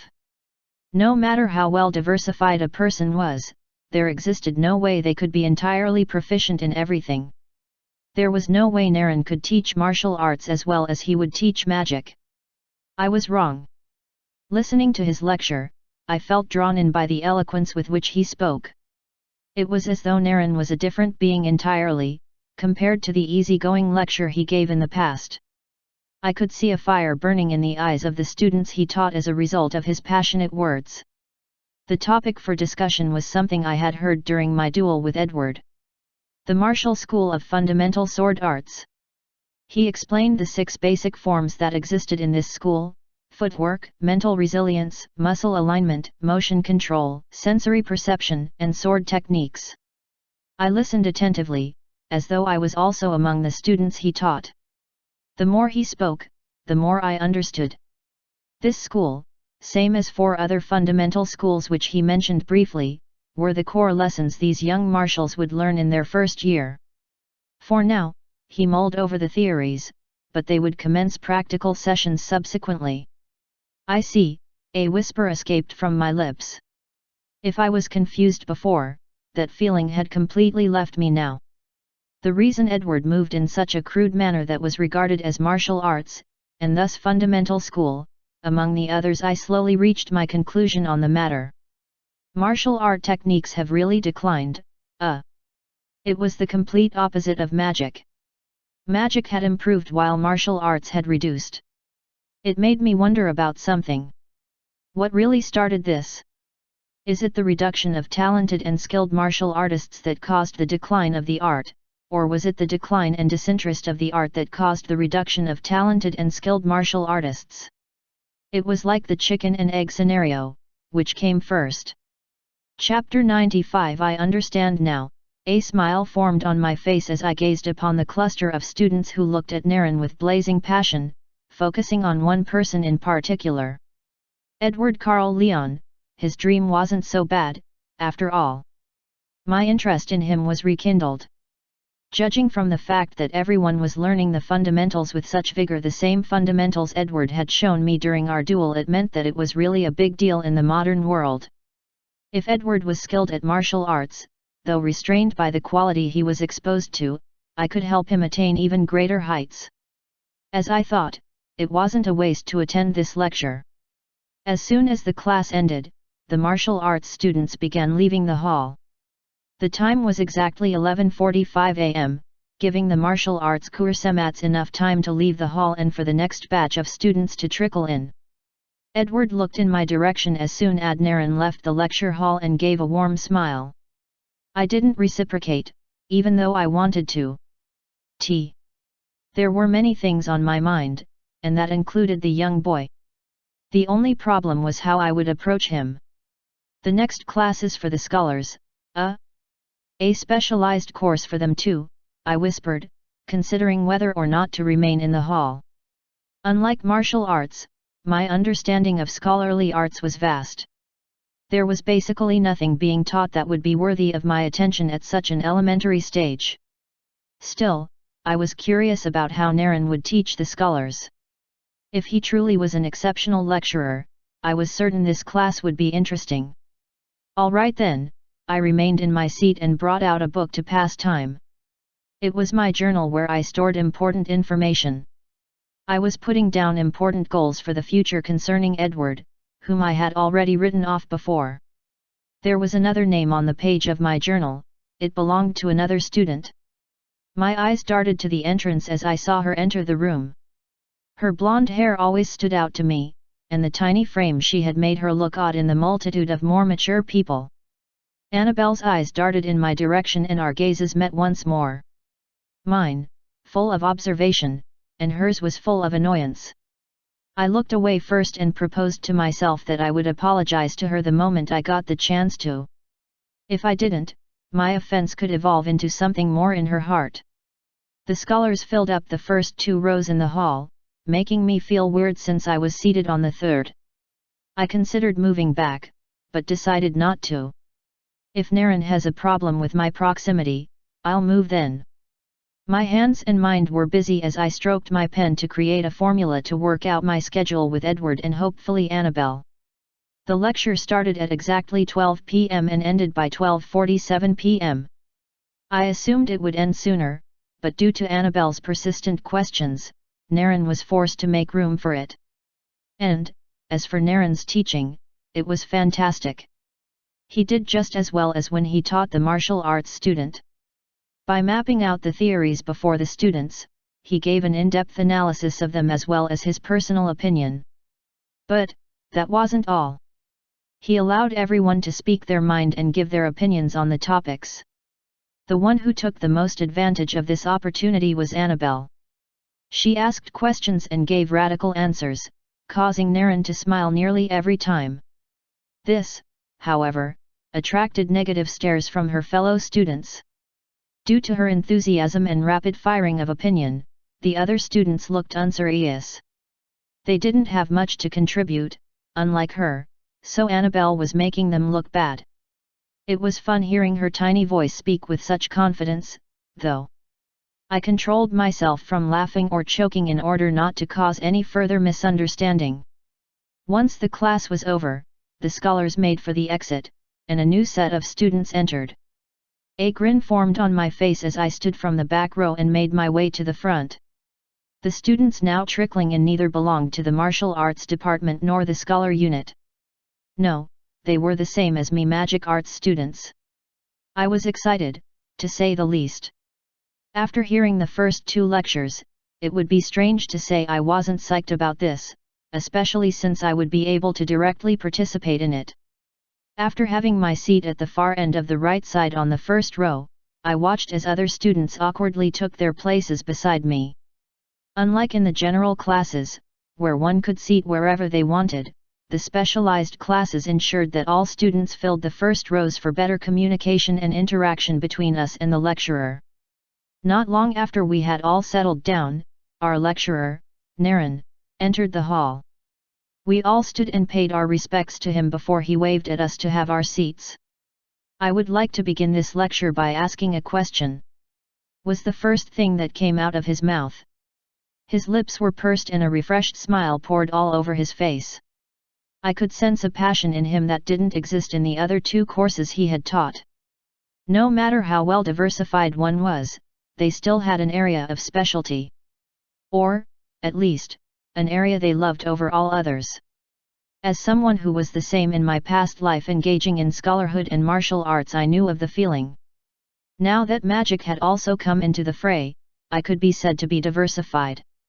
However, if I had to pick my best, it would be magic. The same could be said for our lecturer. He was just like me. He loves magic too. Chapter 96 Where does mana come from? Naren dropped the question upon the class, causing an echo of silence to pervade everywhere. The students blankly stared at him. Yesterday, and even for the first lecture of the day, we were only taught the most basic things that everyone was aware of before arriving at Anne's Lark. However, this question that was posed was different. It was an advanced problem that had beget many theories which remained unsolved to date. Yet, Naren was starting his lecture with this. The name of our current course was called Magic Theories, and just as the name implied, it dealt with the several theories that made up the magic body as a whole. None of us had any idea why Naren had chosen to start off with this question, at least it didn't seem like we did. One thing was certain, though, he was leading us to a theory. I see, so, instead of just dumping the information upon us like last time, he wants us to think. If he gave us the topic for today, we would most likely give him an answer that jibes with that particular theory. It was a smart move. Naren was aiming for one thing by asking us for an answer. He wanted to know which theory we supported, or if we supported any theory at all. It was possible that among us existed someone who had a separate view from the already existing theories in response to the question of the origin of mana. Naren started from the left and moved to the right. Based on how things were going, I would be the 10th person to speak. I wondered what I should say. One of my theories? I believe mana comes from the heavens. It is a gift from God himself, said the first student. It was an ambiguous answer, not well thought through. When asked a question, one had to consider a couple of things before answering. First, lay out an assertion, then explain your reasoning, and then give proof. Only then would you be able to correctly lay out your opinion without leaving any room for uncertainty and confusion. What the boy said lacked no substance.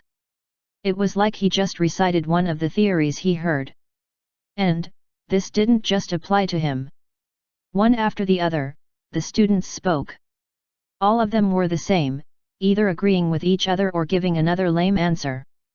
It didn't take very long before my turn came to speak. Where does mana come from, et? I smiled, while rising to my feet. Everyone's eyes were fixed on me, I could tell. The students, even lecturer, wanted to know what the one who got perfect scores in both theory and practical exams thought. Permit me to reply to your question with an inquisition. Do you mean the mana that dwells within our bodies from when we are born? Or the mana that exists in the environment? My unique response shocked everyone. Instead of simply replying based on a textbook answer, I dug deeper into the question and asked for clarification. Are you saying those two are different? Naren responded with yet another question. Are they? I don't really think so. Humans are a product of their environment. As a result, the origin of the mana that permeates the surroundings must be linked to the mana that dwells in every magic user. Naren's grin grew broader. And? What would you call that origin?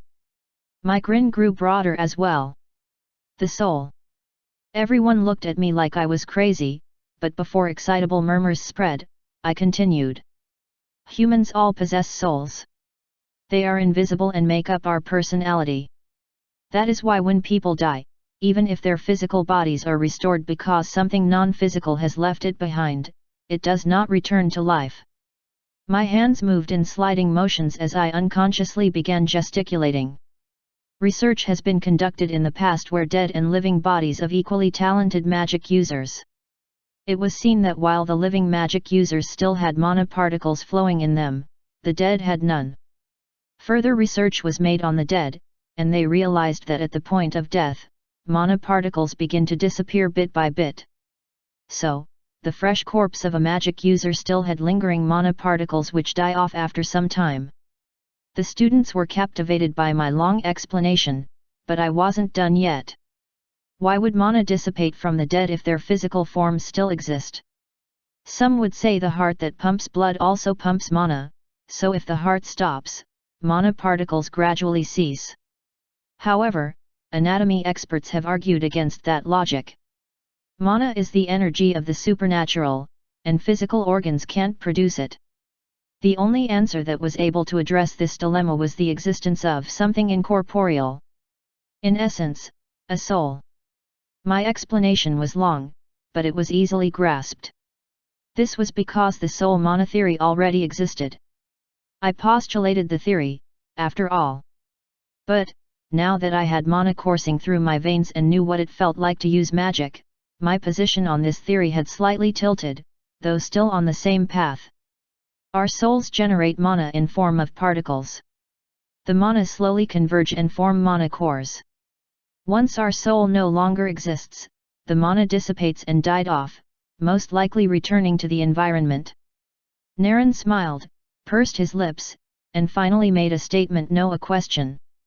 So, you said mana comes from the soul within humans, but that is only answering one part of the question, not so? Mana also exists in the environment.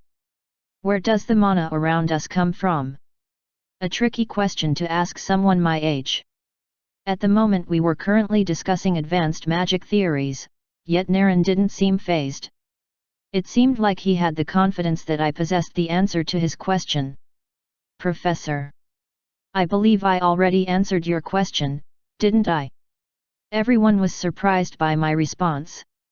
Even Naren was. From my explanation, it didn't seem like I had answered the whole thing, but I already did. They just needed to use their heads a little. Chapter 97. For the human body, mana comes from the soul, right? Humans are a product of their environment, so the mana within humans, including the soul, comes from the environment. However, the environment, no, the world itself is one massive body on its own. Everything is connected, the ecosystem, plants, animals, weather, seasons. It's like we're all living in the body of yet another being known as this world. As I spoke, Naren began to understand where I was going. From his facial reaction, he was astounded that I thought so far. If, then, mana originates from the soul of humans, shouldn't the same apply to this massive world we live in? Yes, what I'm simply trying to say is this world has a soul, and that is the source of all mana. Silence. Pure silence radiated around me as I finished giving my answer. The students looked surprised and confused about what to do. Should they applaud me for my immensely complex answer, or jeer at me for saying something so out of the norm? Naren also didn't say anything. He just kept looking at me with a twinkle of amazement in his eyes. I felt uncomfortable on my feet, so I bowed my head and returned to my seat. "I see," was all the lecturer could mutter before looking at the final student who would speak. As expected, he also followed the same path as the other students, blankly asserting without any basis. By the time he finished giving his answer, the boy sat down and made an awkward look. Compared to the particularly compelling speech I made, his was so underwhelming. From the cold, stagnant air in the room, everyone could tell that this was an anticlimactic ending. "Good. You've all spoken." Naren smiled as he left the lectern and moved closer to our desks. "We were only 11, after all. You've all given what I will assume to be answers based on your personal opinion, however, this question remains one of the unsolved ones in the history and continued existence of magic." Now closer to us, his students, Naren's eyes could capture everyone's movements, and I could see his gaze shifting to me every once in a while. The one who is acclaimed to have gotten the closest to the answer is the great sage Lewis Griffith. He postulated, as one of you mentioned, the mana-soul theory. I stifled a smile. The only reason his theory isn't accepted as the final law concerning the origin of mana is due to the fact that great sage Lewis Griffith was inept, so arguments rose concerning the validity of his statement. Although his reports were accurate, and he did a detailed study into the subject matter, the inability to use mana himself made it the final hurdle that his theory couldn't cross in order to be proven as law. Despite how painful it was to accept, the truth was evident. Many of my revolutions to magic took way longer than they should have since I didn't have mana. If not for my friends and acquaintances who decided to cooperate with my experiments and lent me their aid several times, I wouldn't have discovered many groundbreaking truths. In the end, I owed it to them. Still, there was only so much second-hand knowledge and experience that could help a person. I intended to make the utmost use of my mana-infused body and again bring a revolution to magic. But, not just magic, not anymore. With that as a pretext, I'll be introducing today's topic to you. We'll basically be dealing with several theories and analyzing them one after the other. You will all tell me what you think, and give a supporting basis for it. Naren stated. I saw the look of discomfort and guilt on the faces of many students who realized that they had made that mistake in answering the question our lecturer had thrown at the class. I do not want you to just blindly follow a theory just because the proponent was revered. I do not also want you to easily accept the words I speak to you not without opinions of your own. This will be an interactive class, and I hope you will all cooperate. We all responded positively, at least on the outside. But, I could tell that many students were not pleased. They most likely just wanted to be taught and didn't want to have to think for themselves. Magic theories, spells, mana applications, most students simply wanted to learn them without much hassle. As long as they did so, they could excel as magic users. However, Naren Khalid, our lecturer, wanted us to think outside the box and be innovative, the worst thing a lazy person would love to hear. I don't really expect much from anyone in the magic department. I took my time to study them back at the apartment, the little I could. They have little potential, same as everyone, but just barely enough. Unlike me, who had my past memories and had already built a foundation for myself using Spellcraft and my multiple cores, the ones didn't have such privileges. They were most likely going to end up being mediocre magic users once they left the academy. I somehow understand why the academy felt the need to separate the students from each other. It was merely flawed since they decided it only based on mana core grades. They're not very talented, plus they don't have too great an attitude to learning. They're lazy. I made a fine assessment as I stared at them. The only route for non-talented students to escape the mediocrity that awaited them would be to work extra hard and also endeavor to be innovative. By being unique and applying one's knowledge in a bizarre, unprecedented way, even the underdog had a chance to make it to the top. These guys weren't for that though. Well, there were technically 7 boys and 3 girls minus me, of course. Naren sure had his work cut out for him. Now then, let's dive into the first theory for today. It is the Chapter 98. The lecture ended on a happy note, and just as Naren was about to leave the hall, I heard his voice. Jared Leonard, a word. My ears prickled the moment he said this and I faced him nearly instantly. Cocking my head to the side a little, my face showed puzzlement, genuine puzzlement. Still, what kind of student would ignore the call of his lecturer? I stood from my seat and left the lecture hall with Naren Khalid while the others remained glued to their seats. I could see them all curiously staring at me though, all drawing conclusions in their mind. There were 2 major possibilities. One would be that I was out of line when I spoke. My tone could have been rude, or I may have generally overstepped the lecturer's intentions by going further than what was fitting for the class at that exact moment. The second would be that Naren Khalid was actually impressed with my answer and wanted to further discuss it. I hoped it was the latter since my opinion of him would drop if it was the former. There was no way he could reprimand me if he intended for the class to be interactive, in the first instance. I merely spoke my mind, same as the others. That was fair enough. We moved out of the lecture hall, and Naren took me past the yard, in the direction of the staff office, basically a 2-minute walk from the lecture hall. I followed him, trailing a step behind him patiently, while still making sure I was by his side, and not directly facing his back. That was quite the impressive theory you gave there, Jared. I was impressed. Naren finally broke the silence.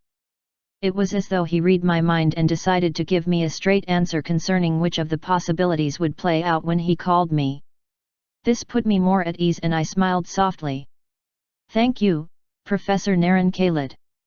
I formally replied. Please, call me Naren. Professor Naren at most. He chuckled slightly. Alright, Naren. I'll take you at your offer. The lecturer stopped dead in his tracks the moment I said this and turned to me, displaying an entirely different expression from what I imagined. I also froze for a moment, daunted by his sudden reaction. Was it surprise? Shock? Maybe. But his awfully cold and pitch-black eyes sent chills down my spine. Wow, I'm surprised.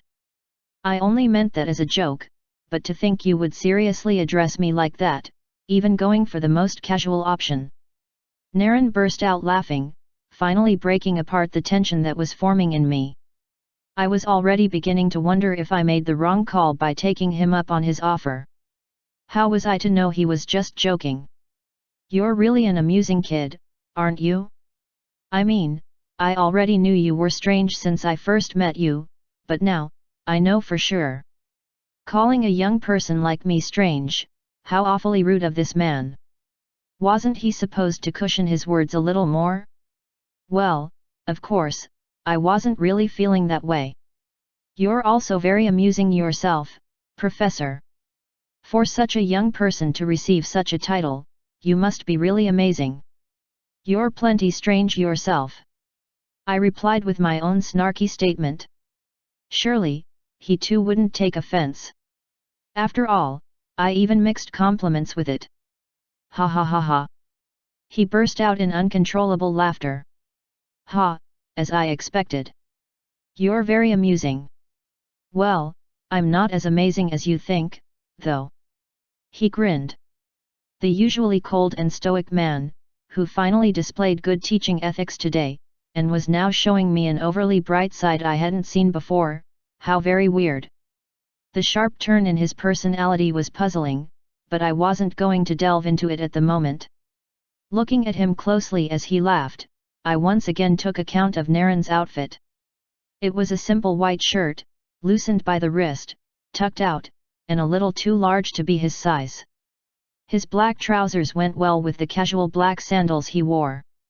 Apparently, there was no one around to reprimand him, so he got away with dressing like this to class. His other colleagues were most likely wearing suits and specially woven cloaks. Well, it didn't bother me in the slightest. Considering the fact that no other lecturer had to teach so many departments consecutively, my respect for Naren was currently above all of them. I'd say you're plenty impressive, though. I grinned, looking at the man who would be in his late 20s at most. His youthful exuberance was now clearly on display with his smile. Such a man, full of mystery and intellect. I wondered what his story was. Oh? You seem pretty convinced. Naren replied with a sharp gaze fixated on me. A part of me wondered if this was really the right move to make, but I shook off my unease. After seeing the state of things, this was the best thing to do. From the moment I realized how messed up our lower class system is and what needs to be done, I told myself not to whine any longer. My current situation was disadvantageous for me, that much was painfully obvious. Even while waiting for my chance to strike back at the system, I needed to put some things in order. That was another reason I had stayed in all Naren's lectures and also made sure to bombard him with my complex theory. It was all to draw his attention toward me. And why would I need to do that? Oh, Professor, of course I am. My smile broadened as I stared straight into his eyes. In this world, connection was everything. Power was good. Intellect was outstanding. Results were ultimate. However, connection was just as brutal a tool. After all, I know you must be very special. Naren looked puzzled again, not really understanding what I was referring to. I needed to break it down, didn't I? You have a white monocore grade, don't you, Professor Naren? Chapter 99. Naren's eyes immediately burst wide open, nearly popping out of their sockets, in shock, or so I would have loved to say. No, the man merely let out a broad grin in response to my similar expression. I could see a hint of curiosity in his eyes, but he remained calm even at this moment. Oh! Was all that proceeded from his lips. It's amazing, isn't it? A white core grade at such an age. And you were able to become a professor even with that kind of monocore. You're truly special, aren't you? My time sounded more daring, but I needed to do at least this much not to seem like a total pushover or a snotty little brat. Is that what you think? Naren asked, his face showing what I could only conclude to be slight disappointment. He wasn't satisfied with my comment just now. Of course, I knew why. I had predicted all of this, so I didn't intend on stopping here. Hehe, of course not. That's what a normal person would say. Disqualifying a person who has a white monocore shouldn't be what someone with the very same grade, should be resorting to. Naren shrugged, as though trying to tell me that he knew that much. I needed to get my point through to him. My answer would decide everything. A monocore is important to every magic user. But, it is a mistake to decide the power of one with the grade alone. After all, mana is ultimately mana. Core grade or not, what matters the most is the quality and use of mana. And I know, Professor, that you have a lot more mana than all the people I have seen so far. More than Legris Damien. More than Damien Lawcroft. More than literally anyone in this academy. This man, Naren Khalid, was a beast in disguise. As I said this, a wide grin formed on his face, replacing the calm one he had donned after I revealed his monocore grade. What are you trying to say, kid? I just had to come out and say it, then. You only possess a white core grade, yet you're more powerful than most of the others here. Your teaching skills are amazing, and you have deeply piqued my interest. While I don't know how you managed to get so strong using only the base core as a foundation and nothing more, I have to say. Professor Naren Khalid. I am very interested in your person. Yes, I just had to tell him what I wanted. Please, take me in as your apprentice, and teach me." Silence. No one said anything after I made this statement. Naren and I only stared hard at each other. This uncomfortable decorum seemed to last forever as I wondered what his answer would be. An apprentice was simply one whom a senior chose to personally train. In In's Lark Academy, lecturers were allowed to take a single disciple. Of course, that meant there would be a lot of competition among students to attract the attention of the most prestigious lecturer. This also applied to the lectures, as they would all compete to secure the most promising student. This system was implemented to improve the performance on both ends. Also, since apprenticeship was outside the normal school curriculum, lecturers weren't allowed to show preferential treatment to their disciples within the classroom or in any academic activities. Still, the mere privilege of having one as a mentor made the difference between those who did and those who didn't. I would very much prefer to be in the former.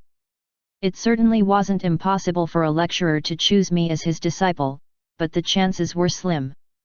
That was why I had to add more value to myself by drawing more attention to my abilities. Still, the issue of a white monocore grade would drive almost all of them away. My initial goal was Legris Damien, but he was out of my reach at the moment. Even if he had an interest in me, it was too forward of me to think he would actually go as far as making me his apprentice. At the present moment, only one was qualified to guide me and also serve as my connection to the system. Naren Khalid. It's a good thing I was able to sense his monocore, I smiled in relief. There would be no prejudice since we both had white cores. After watching him teach, I had no doubt about his abilities in that area, and he seemed quite powerful based on his mana quantity and concentration alone. He fulfilled all my conditions, the only problem was, did I fulfill all of his? "I see," Naren murmured, breaking the long-held silence between me and him. He stroked his bald chin, looking at me with his pitch-black eyes. I couldn't tell if he was being condescending, wary, or curious. "I honestly wasn't expecting this, it's quite early, isn't it?" Naren was right. This was merely the second day of lectures, and I was already asking to be his apprentice. There hadn't been enough time to fully grasp both our worth. Of course, I already knew he had extremely high value as both a magic user and teacher. The problem was with him. Usually, lecturers observe the students for a while and then decide on who to choose. He must be referring to that. The problem was uncertainty and time. The early bird gets the worm, no? I believe I have judged your worth to be top tier, lecturer. You're more than skilled enough to be my master. I smiled with a twinkle in my eyes. Naren sighed and patted me on my shoulder. You're quite the kid, I'll give you that. To be honest, I would like to say yes. My expectations plummeted instantly and my expression dropped. But, it's too early, Jared. In fact, at the moment, I'm too occupied to deal with having an apprentice. Chapter 100. I had to swallow his words and agree with him. As one who taught so many students back to back, it wasn't easy for him. I had just seen how he taught, not losing vigor in any of his lectures. Asking him to teach me would only be adding to his workload. You proffered an interesting theory, and you've caught my attention, I'll admit that much. But, it's not enough to motivate me yet. I'll need more than that to say yes and become your master. I clenched my teeth. Even after all I had shown, it still wasn't enough for an immediate answer. Of course, I had realized this. I just had hoped that there could a sliver of a chance where he would accept my request. I understand. Well, then, what would be enough? My eyes lit up with a new passion, unwilling to be fazed by Naren's rejection. The older man's eyes sparkled the moment I said this. I needed to prove myself as soon as possible. With so many things to do, I couldn't delay my apprenticeship. I wanted to at least reach the level of an advanced mage before leaving this institute after my 3 years here. There was no way I could dawdle. The familiar selection ceremony, no, let's not go with that, Naren muttered, half talking to himself. The ceremony was in a month's time. That was bearable. I could delay my plans with Naren for that long. How about the inter-class exchange? Yeah, that'll work. My eyes bulged the moment he said that. The exchange was in 3 months. 1 month was bearable, but in 3 months, so much would have happened. It was far too long. But, that is, I tried protesting. Well, that's my condition. If you feel you can't do it, that's fine. Naren smiled broadly, most likely happy to see me flustered for the first time in our short exchange. Tisk. I nearly clicked my tongue in frustration. Naren was being unreasonable, well, to me. For other students, this would have been an even deal. But, I needed to get way stronger before the exchange, which meant I needed his tutelage. Without his guidance, it would be very difficult to achieve the state I wanted before then. Well, lecturers were fond of giving hurdles to students who wanted to be their apprentices, so I had to accept this one as well. However, well, I can't argue with you. But, Professor, is this really the best move? I asked. You want me to give an acceptable performance during the exchange, right? Aren't you worried that other lecturers will set their eyes on me and approach me? If superior lecturers make me tempting offers, I may rethink becoming your apprentice, you know. Just as lecturers could only have one apprentice, apprentices could only have one master as well. If multiple lecturers had their eyes on one student, that student had the right to choose who he wanted to go with. There was no way I wouldn't garner attention during the exchange. If that happened, I could have other lecturers who were willing to be my master. Well, the possibility exists, Naren shrugged a little, then gave me the most confident statement I had ever heard him say. It would be your mistake though. He could have meant a lot with what he said, but I chose to interpret it in the most literal way. His eyes told me he wasn't bluffing, and I could feel it resonate within me. There's no lecturer superior to me that will approach you. That was what Naren Khalid was implying. We'll see. I returned his confidence with mine as well. Looks like it's agreed, then. I'll have to wait, but I hope you'll make it worth all the trouble once I become your apprentice. This kid, you're already talking like it's a guaranteed win on your part. Despite my personality, my standards are pretty high, you know. Of course, they had to be. If they weren't, I wouldn't have approached him in the first place. However, it didn't matter how high his standards were. I intended to trump everything. No matter how high your expectations peak, it doesn't matter. I plan to come out top in the exchange. That's more than enough. Naren appeared a little phased, the most flustered I had seen him so far. He quickly reverted to his usual demeanor. That's ambitious, maybe a bit conceited. Of course, anyone would think that. A lower class, white core grade student thought he could get the first position in the inter-class exchange. How absurd could that be? But, if you manage to get that high, I promise to be your master. No, not just that. I'll fulfill any one of your requests. I nodded, happy he hadn't entirely written off my declaration. Usually, even if a student passed the hurdle set before him by the lecturer he wished to be his master, the lecturer could still refuse the apprenticeship. However, now that Naren had promised, he would be held bound by his word.